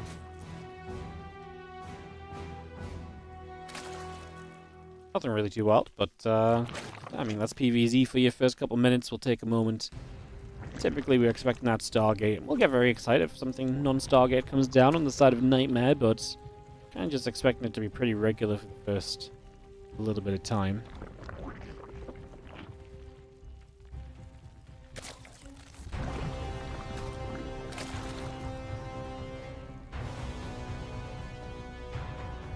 And access starting from Nightmare as well, so going to bring that straight through. Cybernetic Core will be producing as well.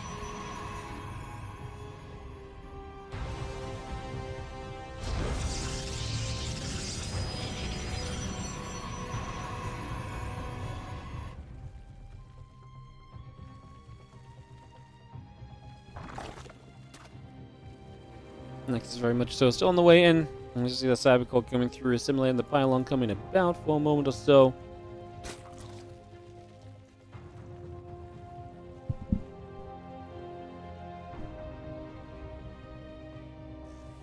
Link speed is going to be on its way. Queen's drones producing by. It's going to see the little Adept Chrono Boost as well for a few moments. Just going to get that on the go. A couple Lings will chase after the probe here. And we are going to be seeing the Adept in the Warp Gate continue to come across. Again, Queens and drones building on through. Next is about to finish. Stargate on the way.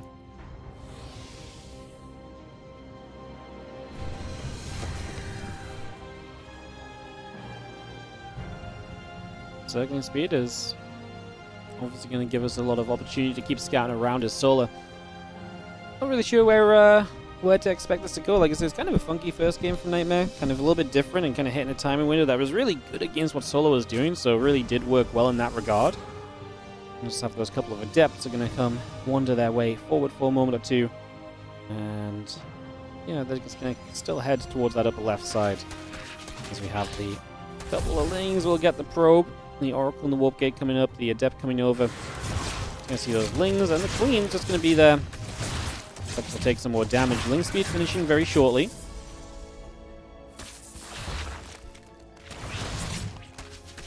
Adept's gonna knock through right there. The Ling's coming over. The Adept's gonna run away. The Queen is gonna continue to chase. We just have ourselves the Ling's still gonna be there as the Adept taking some more damage for now. Oracle goes to the top. Ending up just to the side of that third base. Couple Queens going to be there immediately. Oracle gets pushed back.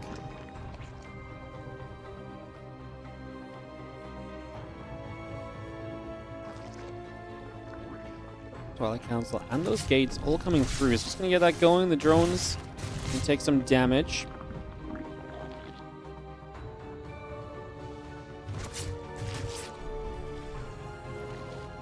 Probes build by. Again, 11 more drones coming up into production at the moment. A few extra circlings on the way through too.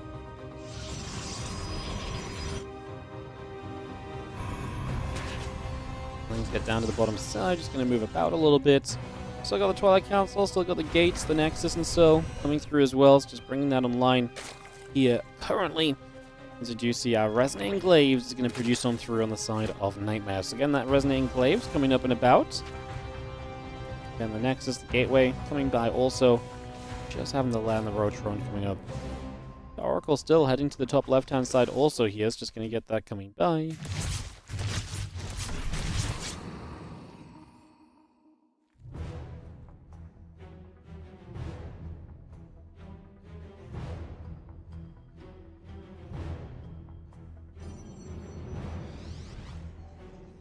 Obviously with Glaives, it's a little bit more exciting on the side of Nightmare early, as he wants to try and get in there and put some work in right from the get-go. So we're going to try and get some damage from that. We do have the Forge building up, Max is still coming through. And a couple of probes to go alongside everything else. The Stalker will get in after that Overlord that's going to fall very shortly. We just have ourselves the couple of Queens going to be there. Oracle's taking some damage. Roaches in production. Now the Oracles activate, they're going to go straight through after the hatch right from the get-go, and I mean, canceling the fourth base would be pretty neat. I feel like he's like, yeah, he feels like we get it, so we step back, we get it. We're going to finish Glaives instantly into Blink after. Let's see what these Adepts can do as the Roaches are coming out, though, so Solar is going to have himself preparation against this.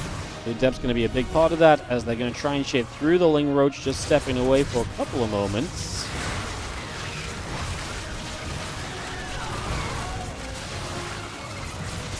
Will fly out. A couple of Adepts will take some shots. A couple of those drones going down. We will see ourselves the cleanup happening. So all those Adepts go down. 9, 10 drones killed. Pretty decent, really. I mean, Solar's just going to instantly replenish those workers, though. The Blink Stalker's not going to be ready to follow up just yet, so I imagine that will be something of a factor, too.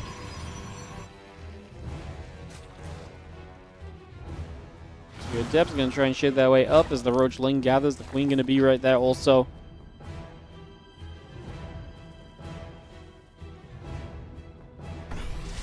More Revelation going down, so those few Roaches are just going to be kind of kept an eye on. Stalker Crawler hitting the Oracle, bit of damage being done. Still got +1 and Blink coming over as well. Family Nest halfway done. At this point, I mean, Solar's recovering from the Adept phase. He's going to pressure around some Lings, but Nightmare's going to be pretty solid back at home. Heading into the Temple Archives as his next stage of this game. So getting that Temple Archives up and rolling here currently. Again, Overseer will gather around.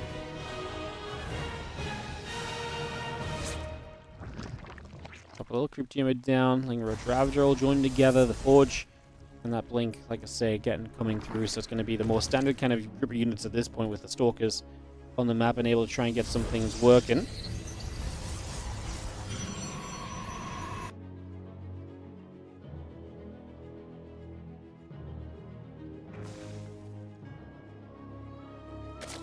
Now, Storm is going to be coming, so like I say, Nightmare doesn't really want to do too much right now. Like, you know, you're relying on getting to Storm for the most part against this. Solo 70 drones. We'll see if he adds a few extra here to kind of continue into that kind of bigger economy play. The melee upgrade and the Bane speed both building through. The Stalkers blink off to the sides. And you see the few Lings coming back around as the setup gets going. A few Roaches will join together here.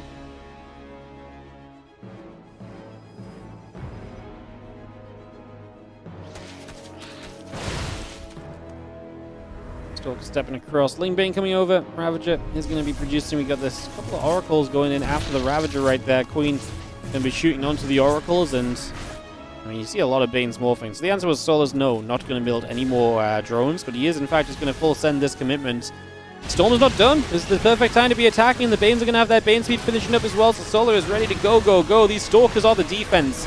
And realistically, you don't love sending Banes into Stalkers, but right now, if they're all clumped up, you don't hate it either. Like, I mean, if there's nothing else for them to hit, then go for it. Force the Stalkers to respond. Going to sink a few through into the mineral line. They actually get for high energy Templar in the back, so going to deny that from happening. Solar will just run away. Only kills 6 probes.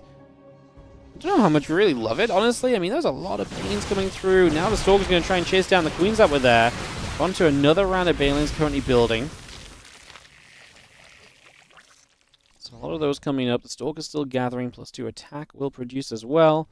Roach, Ravager, Bane down the center once more. This time we're going to be on a wraparound looking to catch a few of those Stalkers as they blinked back immediately. Bane's still coming through. Storm coming down. The Bane's back away for the moment.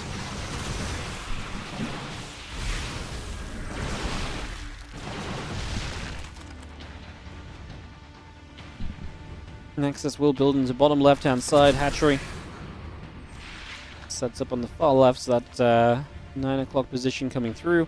Again, +2 attack, Chrono Booster now. Charges Chrono Boosting as well. Again, High Templars and Zealots still building here. The Stalkers will grab a Ravager, so just going to knock that down immediately. And the rest of these units of Nightmare pulling back down to the south for the moment. I mean, Solar is still 70 drones.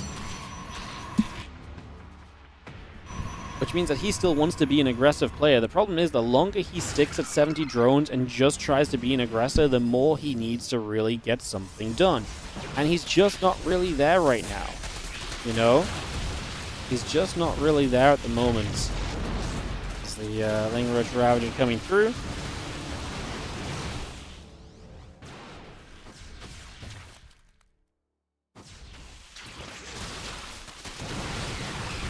Killings, the Roach of the Ravager's coming about. The Stalker's going to come back around the other side.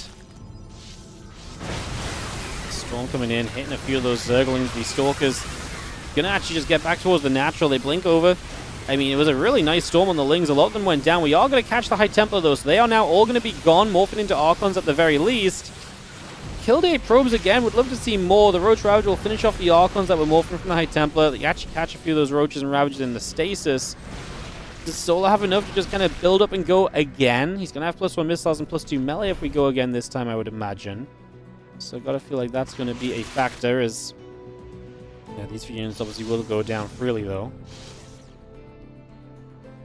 So William's going to try and run up there. The Ravagers will settle into place, and we are going to see a couple of frozen files still landing onto those Stalkers. Stalkers trying to step through the +1 missile upgrade, finishing very shortly.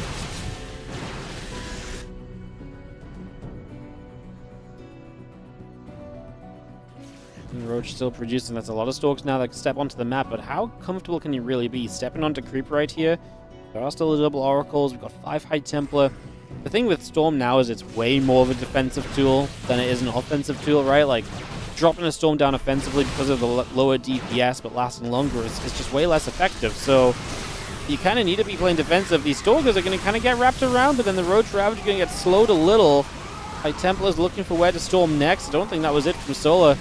He kind of needed the some of the units to be in kind of different places, honestly. Like, it felt like the Banes were not quite where they wanted to be. Very late to the fight in comparison to everything else. And those High Templars are now gathering up the energy to get the Storms back on track. And Ling's building +2 missile upgrade producing as well. Ling's coming back around the left-hand side. Stalker's going to get some shots off. Again, +2 missiles, +1 carapace continue to get built right now. Going to be the Lings jumping onto those couple of Zealots. Now I'm just going to be seeing the rest of the units coming by as well. The Ling Bane still pushing through the Nexus, will be taking damage. We are going to be seeing the Lings continue to go in after those probes. So, hey, if we get rid of the 4th base, that does keep you kind of prolonged in this position where Solar can probably kind of keep on going. He kills a ton of probes there as well, so it's a lot of the economy that ends up going down. That's a major positive. +2 missiles, +1 carapace, both still building. 18 dead probes. I like it for Solar, right? It keeps you very much so in this game, it feels like. In a game where it kind of feels like you maybe need to be careful right now. Else things could have gotten a little dangerous. Stalker's coming by. Just going to be seeing the jump onto the Zealot there.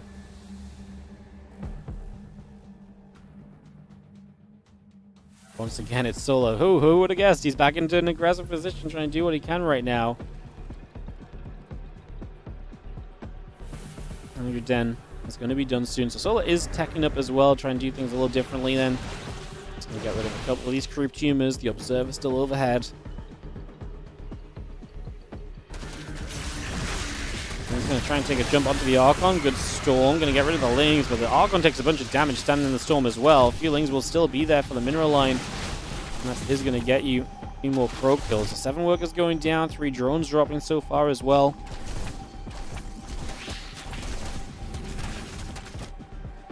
Both players just taking a chance to do damage. I mean, once again, we're moving on the map here as Nightmare.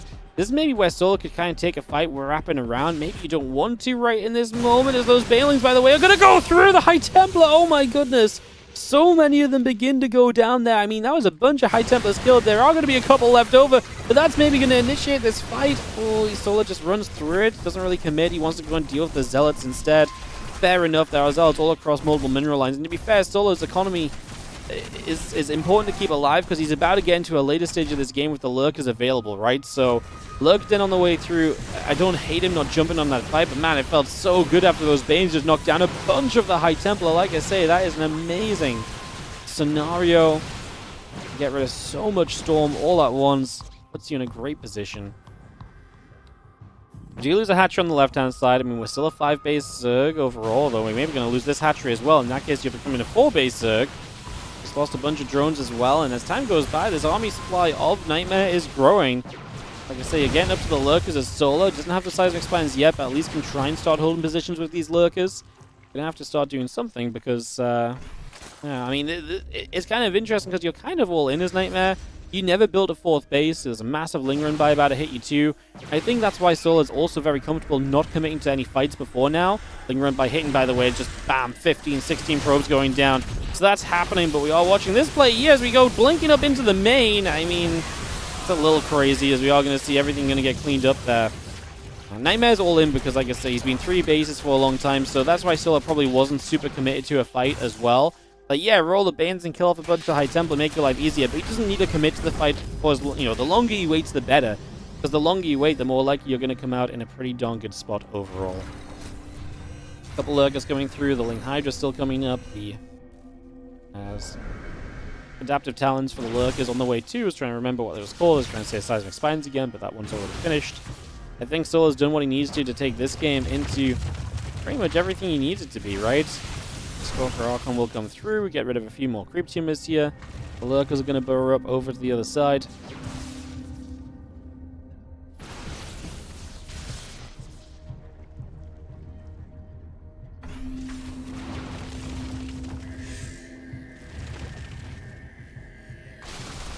We'll just burrow a few roaches counter-attacking as well. Nightmare still is very much in the case of he has to win it with this army, and that's exactly what he keeps on trying to do right now. Roaches gonna keep it going. Solar gonna get the win. GG's. And that is gonna be what we needed for game 3. Alright, so we get a third map here between Solar and Nightmare. We will go the full distance. Get that ready to roll out.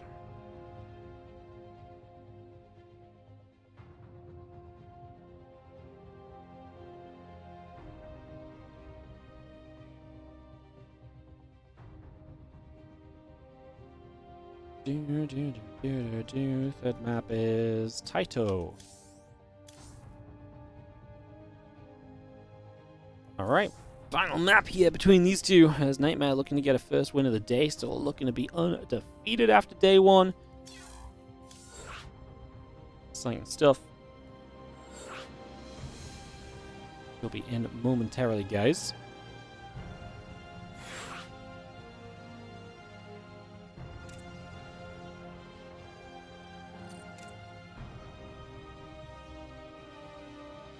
I call the go to start us off here. So already, let's do it. Everyone's set. Perfecto.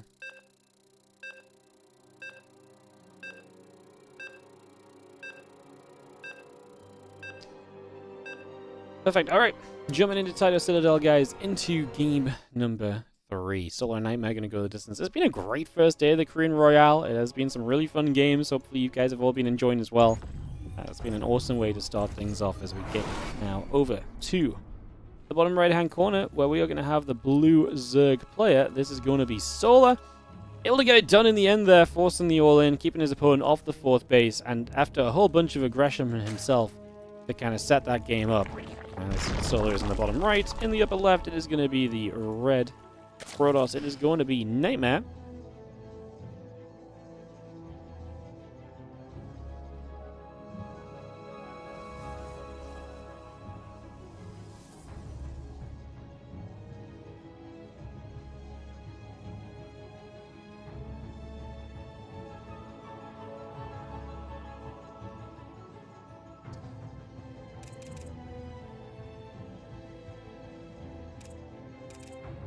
Alrighty then, game 3. Kick this one off, get this one going. I see our gateway and the assembler coming through. A few drones in the hatchery coming up as well. Getting that settled.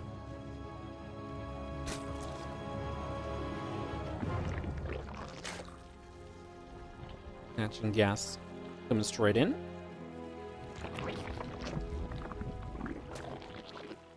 Let's see that drone nibbling, probe taking a little bit of damage right here. Nothing really too wild.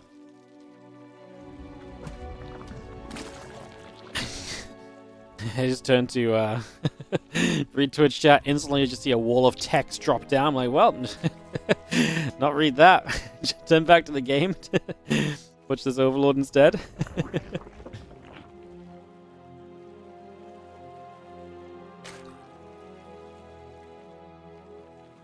And I'm mixing it up. Like I said, a couple of different games so far, a couple of different builds. As we have a little bit of scouting continuing here.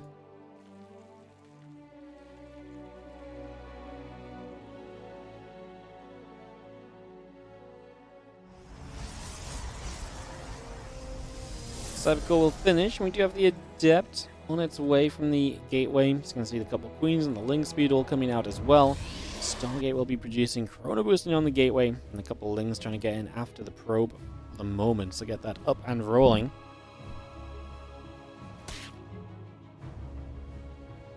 Just take ourselves a chance for the probe to go across the map. Again, link speed coming through, the Stargate building up, a couple of probes, Stalker and the Warp Gate all coming by.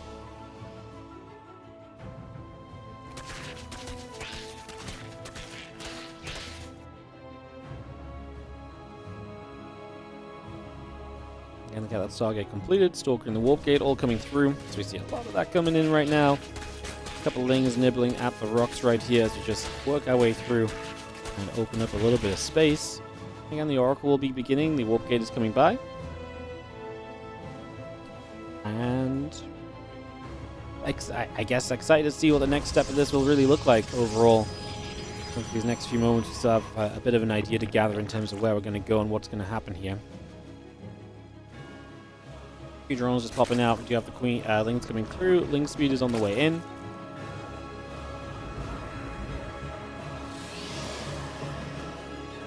A little Chrono Boost from the Stargate. And so we just have Sport setting up. All queens on the way. Links building through. Drones in production. That Stalk are going to go poking away at the Overlord, so get some damage dealt there and push that up into the main base. Is going to go down, so over falls. And a couple of lings going to try and run through. Not going to see too much extra for themselves just there. Now the Oracle going to take a little energy recharge.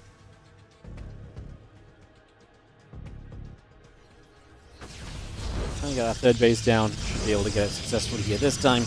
As the Twilight builds up, the Queen's in good position just to hit that Oracle and hit it hard, so some good HP lost on it.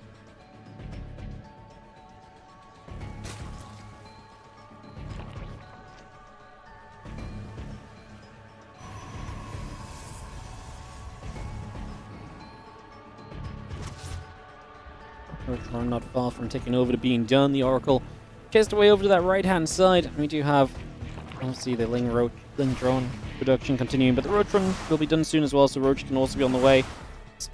Super Standard from Nightmare just going to move into that Blink, get that underway, it would seem. Just going to get that started right away right now. Hatchery again down on that low ground and just having ourselves the, again, Nexus and a couple of gateways all coming through, so bringing that up, get those extra gates going, the Lings and the Queens gathering together. Now going to be the Adepts getting back toward the center there for the moment as well. Hatchery, Lair, Evolution Chamber all building by currently.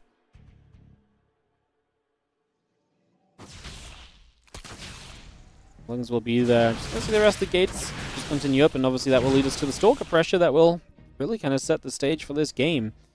Those few Zerglings already running their way across right now, so away they go. Yeah, +1 missiles, Hydrogen coming up, Hatchery coming through. So a lot of that building in for the moment.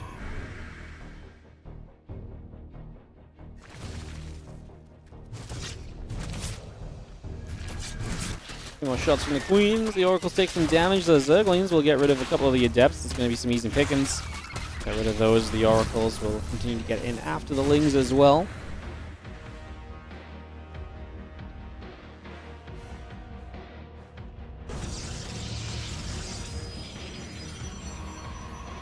And +1 missiles, groove spines, both coming up. Just going to see the Hydras and the Lings all building in as well. Those feelings going to try and get down to the bottom left-hand corner, so they're just going to try and get there immediately.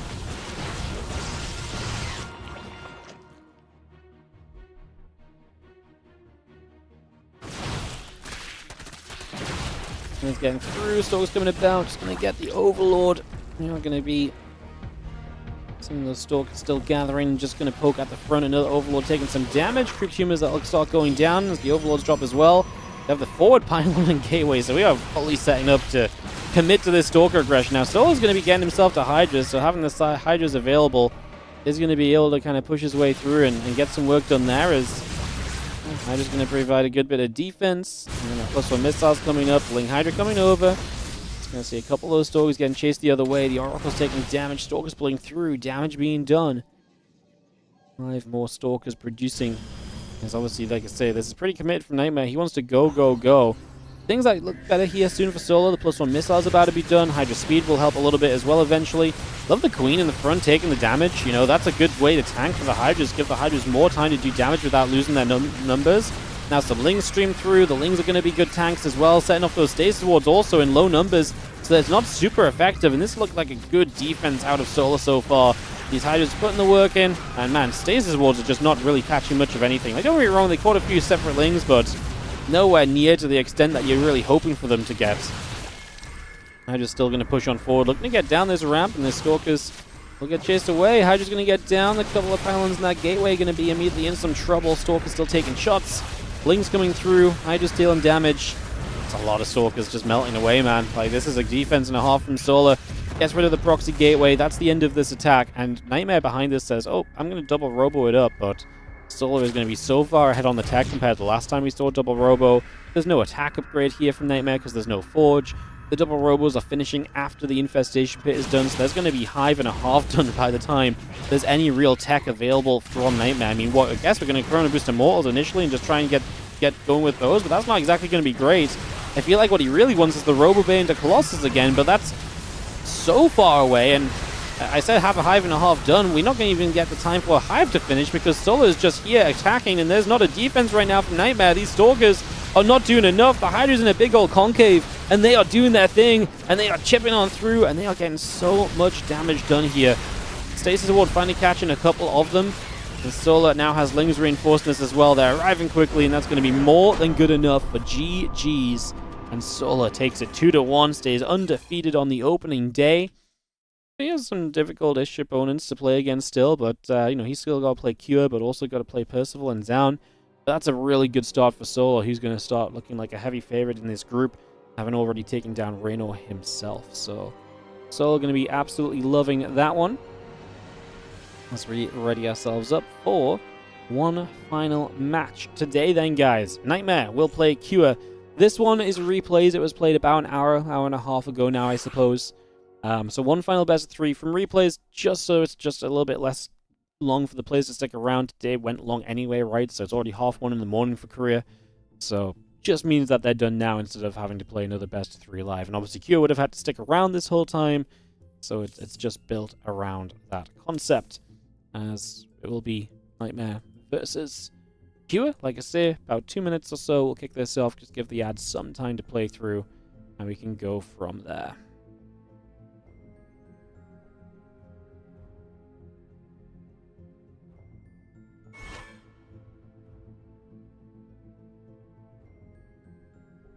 Alrighty, guys, so like I said, minute and a half, we'll get this one going, get this one kicked off, and are ready to roll out into some action. Very excitingly.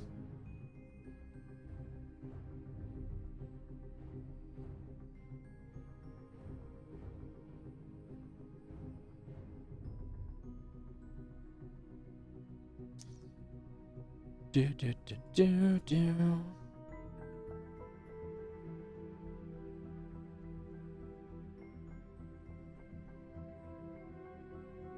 Playing some fun games today, man. Playing some fun games today.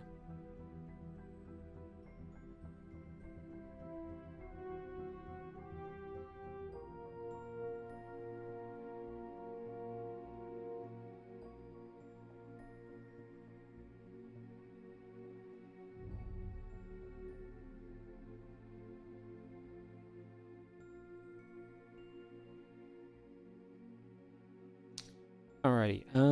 Where are we at? Minute 17. I think we can get away with getting started on this one, guys. So let's go into Cure vs Nightmare, and let's get our series rounded on out.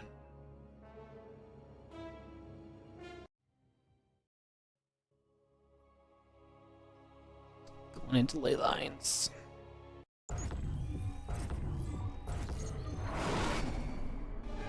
So, in the top right-hand side, our blue Terran player here from Team Liquid is going to be Cure.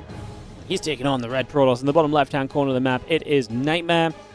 Cure in a, I don't want to say it's must-win. He's 0-2 right now. You lose this, you're 0-3. It's not the end of the world. I mean, you win a couple of your other matchups, and you're going to be kind of, still able to make playoffs and make a playoff run. It's you have to really have a disaster, like, to not make it out of this group. Like, 2 players get eliminated, 5 players advance. But obviously, it's already bad for him because the more matches you win, the further in the bracket you start. And obviously, right now, you're going to be starting pretty low in the bracket, even if you do make playoffs here as Cure. So, not really a must-win, but man, his tournament's going to be so much nicer if he wins this one as we get into this TVP best of 3. Nightmare, obviously, lost to Solar. Would be nice for him not to go 0-2. So, we'll try and figure that out as that probe comes about, moves around, and gets settled for a couple of seconds there.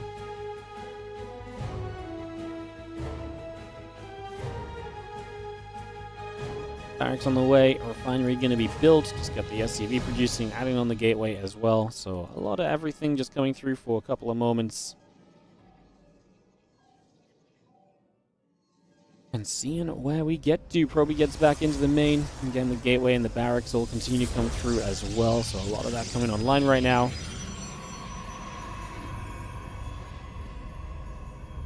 Nexus and Cybercore continue to build, the Nexus going down on the natural over there as well.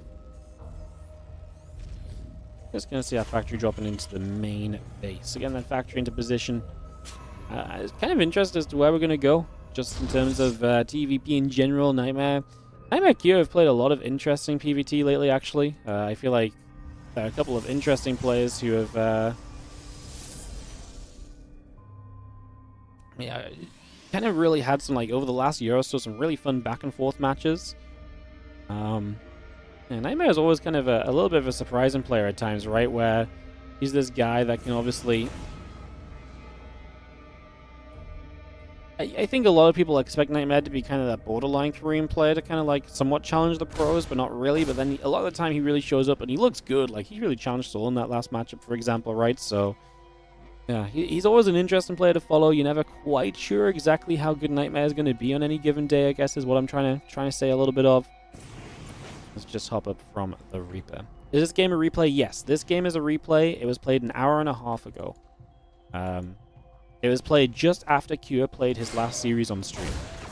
So it's a couple hours old at most. I don't know how long ago that actually was, but just designed to keep this one series, just keep Nightmare and Cure from having to play as late at night as they would do otherwise. So we can actually get the Adept kill there, so the recall is not going to be a success. We do delay the command center a little bit. Adept is coming over. Make a little bit of a push forward. Here's the...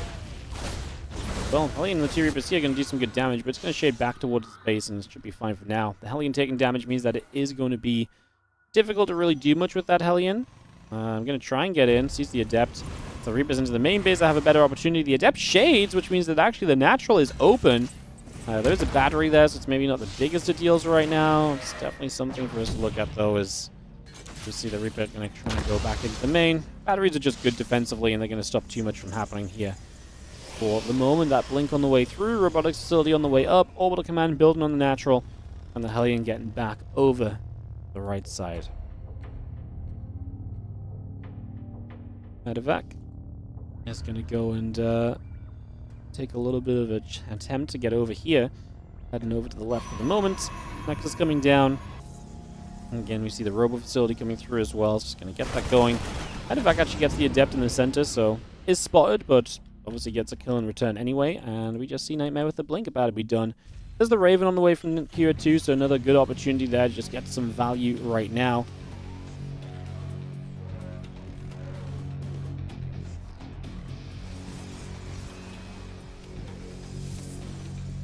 The Reaper just comes joining up.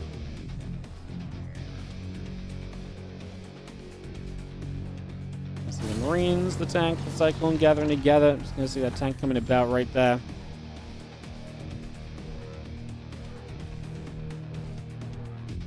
On the top, Stalkers and the Reaper gathering through again. I think the two Stalkers going to go poking about then for a second, see what we can get done.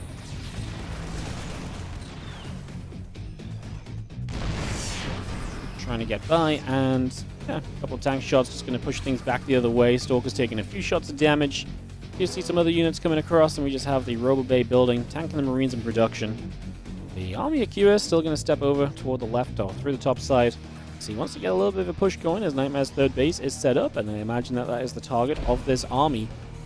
Obviously, Kira has a stim behind this. He's not super committed to this, just would like to see if he can get something done. Moving across, get in position. Tanks early can still be very powerful against these Stalkers.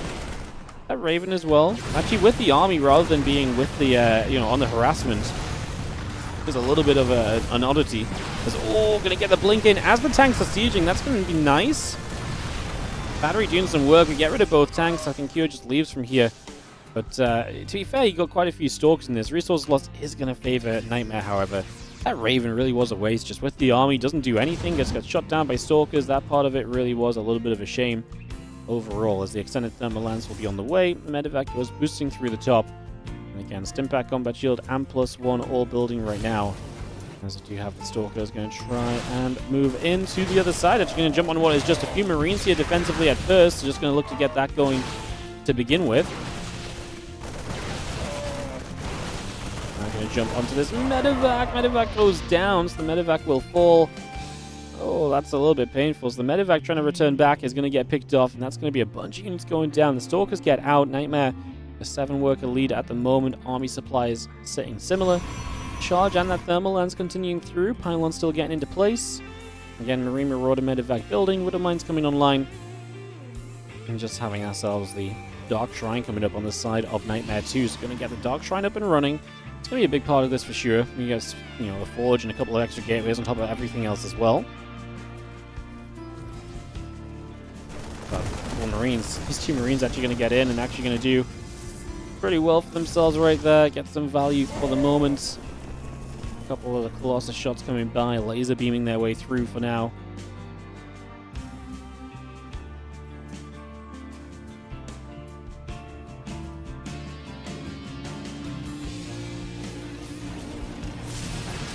See the bio coming across. It's going to be seeing the Medevac's going to be there as well. Tank settling down, so all those units join together.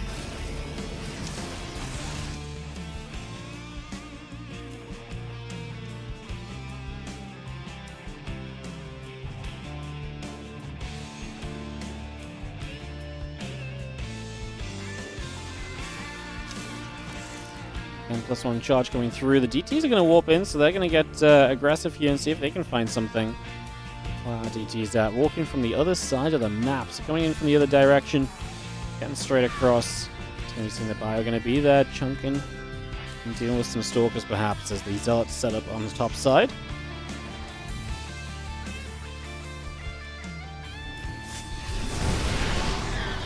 Good little scan to get a pick off there initially. You got this other DT as well, so that's going to be 2 DTs down to the first couple of scans. So still using some scans up, and this DT is going to try and make a move. Good hold position. And try and buy some time for the missile turret to be done. And this DT is like, I'm going to try and go elsewhere. Actually sees the sees the Widow Mine with the Observer. Oh, the Observer gets away. So don't really want to drop another scan for that, especially when DTs are a threat. As Nightmare starts to show up at the front, he is in the main base as well with the Prism showing up there, and a couple of Zealots coming through. And drop the recall down, as we do have the Prism getting away from that. So Prism gets away. A lot of units in the center here from Nightmare as well, looking to keep the pressure up and rolling over these next few moments. Units gathering in the center. A couple of Widow Mines are going to unburrow and let's just relocate with the rest of this army.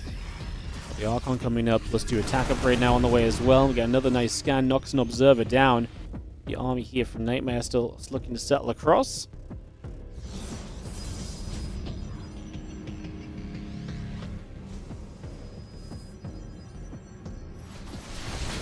Come straight up there. Widow Mine is going to be good as we don't see this liftoff. So we're actually going to see Kyo just run across the map, and so Nightmare's going to initiate a base trade. So Nightmare runs into the base trade. Kyo's army is over here. He's going to be later to start the base trade. That's never a great start. Obviously, Protoss in this day and age have the recall to get back home. So whenever he feels like he's done enough, he could recall and just take a fight here, Nightmare. I see Kira is just going to start splitting his units a little bit, try and get into that main base. Wants to try and stop production if possible. A couple Widowmine shots will come through. The factory going to be taking some damage there. I mean, obviously just looking to shut down production in general. We do deny the Robos over here, so the Disruptors trying to get out quickly will not make their way in the end. Nightmare already has a Nexus top side. Army supply is favoring Nightmare by about 20 at the moment, so as that in his favor, isn't even supply blocked yet, by the way. As this Nexus goes down, he will be, but man, like, staying unsupply blocked for so long means maybe we even snuck in an extra warp in or so. Oh, DTs are going to be a factor. Oh yeah, the DTs, we got Dog Templar. Oh no, and now obviously the Orbital Command up in the sky. He's going to try and run underneath it to make sure it cannot land. That's the only orbital left. Yeah, one over here as well. Yeah, we can't stop the DTs. The DTs will go, and they will get themselves so many kills. Nightmare is going to force the GG by making sure the orbitals cannot get a scan off. Killing that Raven early. Again, it's so funny. The Raven going down early ends up being such an impact, right? Because usually the Raven just sticks around behind the mineral line and doesn't really ever die until you pull it to the army. And in this case, the Raven could have been super freaking useful, but we lose it early on, and it actually turns into a pretty big deal. GG's as we get ready for the next. In just a couple of moments, going to throw some invites out.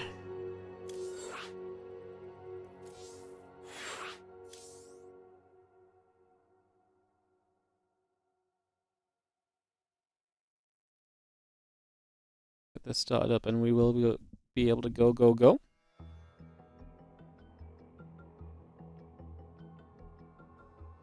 In just a couple of seconds.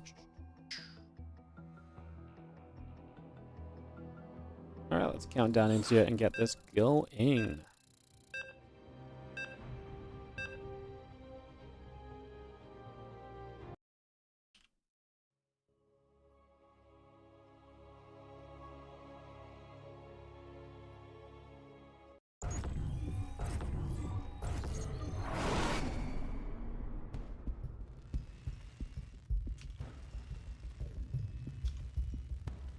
Alright, let's jump in. As we have in the top right-hand side, the blue Terran player, who is not up a game, he is down a game. Prepping Team Liquid is going to be Kua. Taking on the red Protoss from Streamer Zone in the bottom left. It is Nightmare. He's still on Streamer Zone? Did he get dropped from Streamer Zone and rejoin? I can't remember what happened with him in Streamer Zone. Was he... Because he obviously, Nightmare retired and came back. Is he on Streamer Zone? Yes, he is on Streamer Zone. He rejoined... Okay, he joined... Okay, he was on Streamer Zone, retired, and when he came back, he rejoined Streamer Zone. Okay, cool. So I'm not crazy. I was just double-checking how that went down. Yeah. Look at Kira, man. He's going to throw 2 racks across the map, so Kira's just feeling like he needs to be aggressive, which is kind of a little bit crazy, to be honest with you. Kind of a little bit crazy as we... 2 racks is pretty committed, but we'll see how committed it is. It is going to be 1 gas right now at home. We'll see if we're going to tech lab it up and Marauder, or if we have some Reaper plans, or even just Marine plans here. A few different possibilities of how this might go.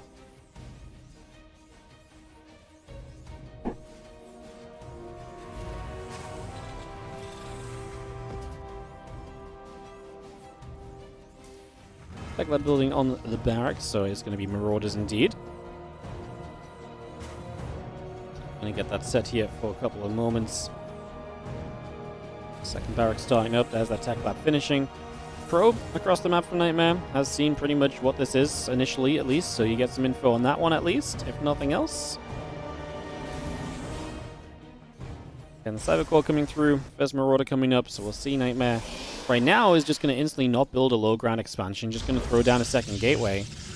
If you're Kira and you see no expansion here, I think you should probably transition away from the Marauders. You could maybe bunker here, hold the low ground for a little bit, but sometimes you can actually just go... I mean, maybe it's too late with the Tech Labs build, maybe you just build the Marauders anyway, but maybe it's... I remember there being a thing of, like, if there was no expansion, you just go into Reapers, but I think you have to do that a bit sooner, so... Robot Facility coming about, Stalker and the Warp Gate coming up. As we take a moment or two, there's going to be the Probe stepping over for a couple of moments.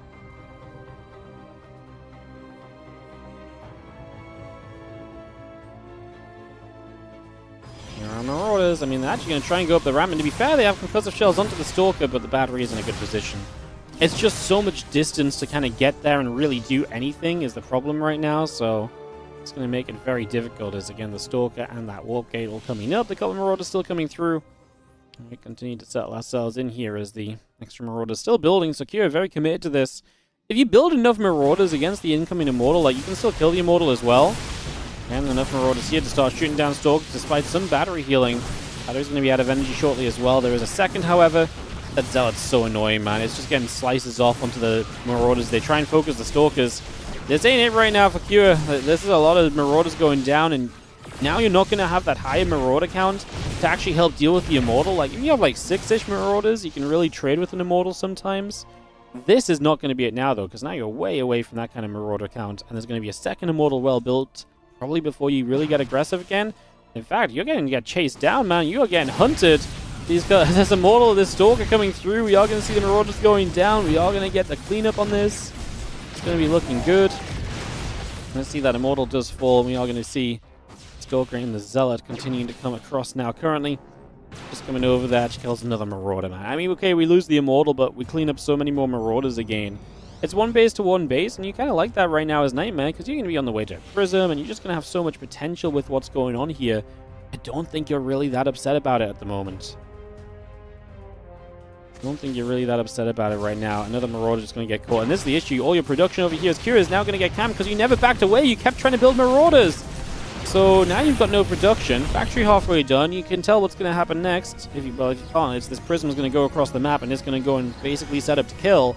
Because Kira has nothing over here. Factory is going to be so far from being done. All the Marauders got caught, so none of them okay, one makes it back home. We have one Marauder, and it has a dream. It's a very hefty dream, probably more so than it can should ever realistically hope for. But this is looking pretty doomed, man. Nightmare looking for a 2-0, and that would mean Q would be 0-3 on the opening day of the Korean Royale. That is a shocker, to say the least. As in we go, Prism unloads into the main base. A couple of Stalkers coming through. The bunker will return some fire already. See the few SCVs pulling forward as well. And we're going to have the Zealot and the Immortal taking a bit more damage, jumping onto the tech lab. Q just says, GG, that's going to be that.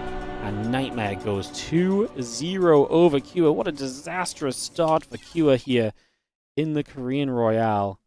That is, that's not what you want to see, realistically, right? Just a really rough first day. As, yeah, just genuinely a really rough first day for him. Like, starting 0-3, like I say, is on absolutely nobody's business line of what they want to be doing. Let's have a look then at what happened after day one of the Korean Royale, guys. 7 best-of-3s are done. And let's have a look at where Group A sits after all of that. So, Group A, it's not fully updated, but we can piece together the missing pieces. So, Solar 3-0. Reynor 2-1, Ryung 1-2. Played great today, by the way. Ryung played awesome games today. I loved watching him play. Nightmare 1-1 and Kua 0-3. Percival and Zan will start playing from day 2. Next day of Group A is going to be November 14th. That must be Friday, I guess. And then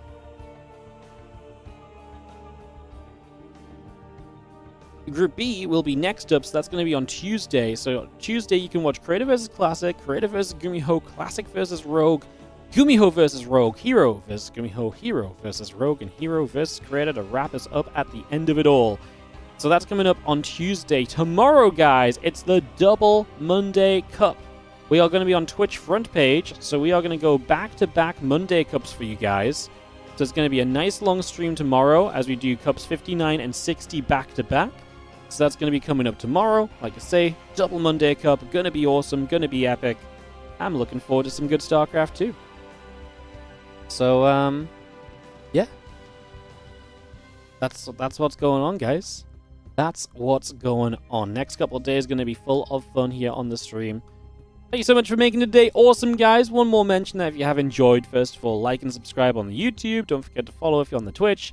And of course, if you're also on Twitch, you can also support the channel by subscribing and all the rest. You can become a YouTube member on YouTube as well, so you can do that too. But just in general, support if you can. Again, it goes a long way. There's also the Patreon page at patreon.com/WardiTV. 100% of anything you pledge on Patreon goes directly into StarCraft 2 tournament prize pools. So do check that out. You can also purchase the most recent replay pack if you would like to, and you're not a subscriber or anything else. So you can do that as well if you do so wish. And yeah, check that out. Patreon.com/WardiTV. Super appreciated if you take the chance to check out the Patreon. We're super close to $1,000 a month on Patreon, which is amazing. That really is incredible. It allows us to do so much StarCraft. So yeah, check out the Patreon, patreon.com/WardiTV. Everyone, thank you so much for watching. That's it for us today. I'm going to round us out with some ads because the ads support the stream as well. They go a long way to helping us to obviously afford all of this and keep on running it all. So stick around for the set of ads if you can. Really appreciate if you do. Like I say, it goes a long way. And anything else to say? I do not really think so. I think we are going to be pretty much wrapped up right there. So thank you so much for watching. I appreciate you all. And I will see you guys next time. More StarCraft 2. I hope you guys have a wonderful rest of your day. And like I say, I'll see you guys tomorrow for the Double Monday Cup. So the first one starts at the normal time, and then 4 hours later, we just have a second one. So we just, usual time tomorrow, then bam, 8 hours of StarCraft 2. See you there.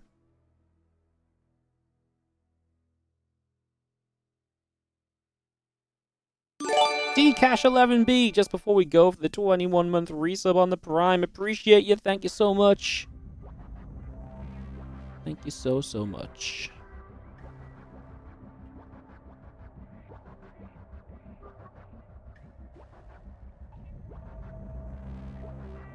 Have a good night. You too, buddy. Thank you so much. See you later. Bye, guys.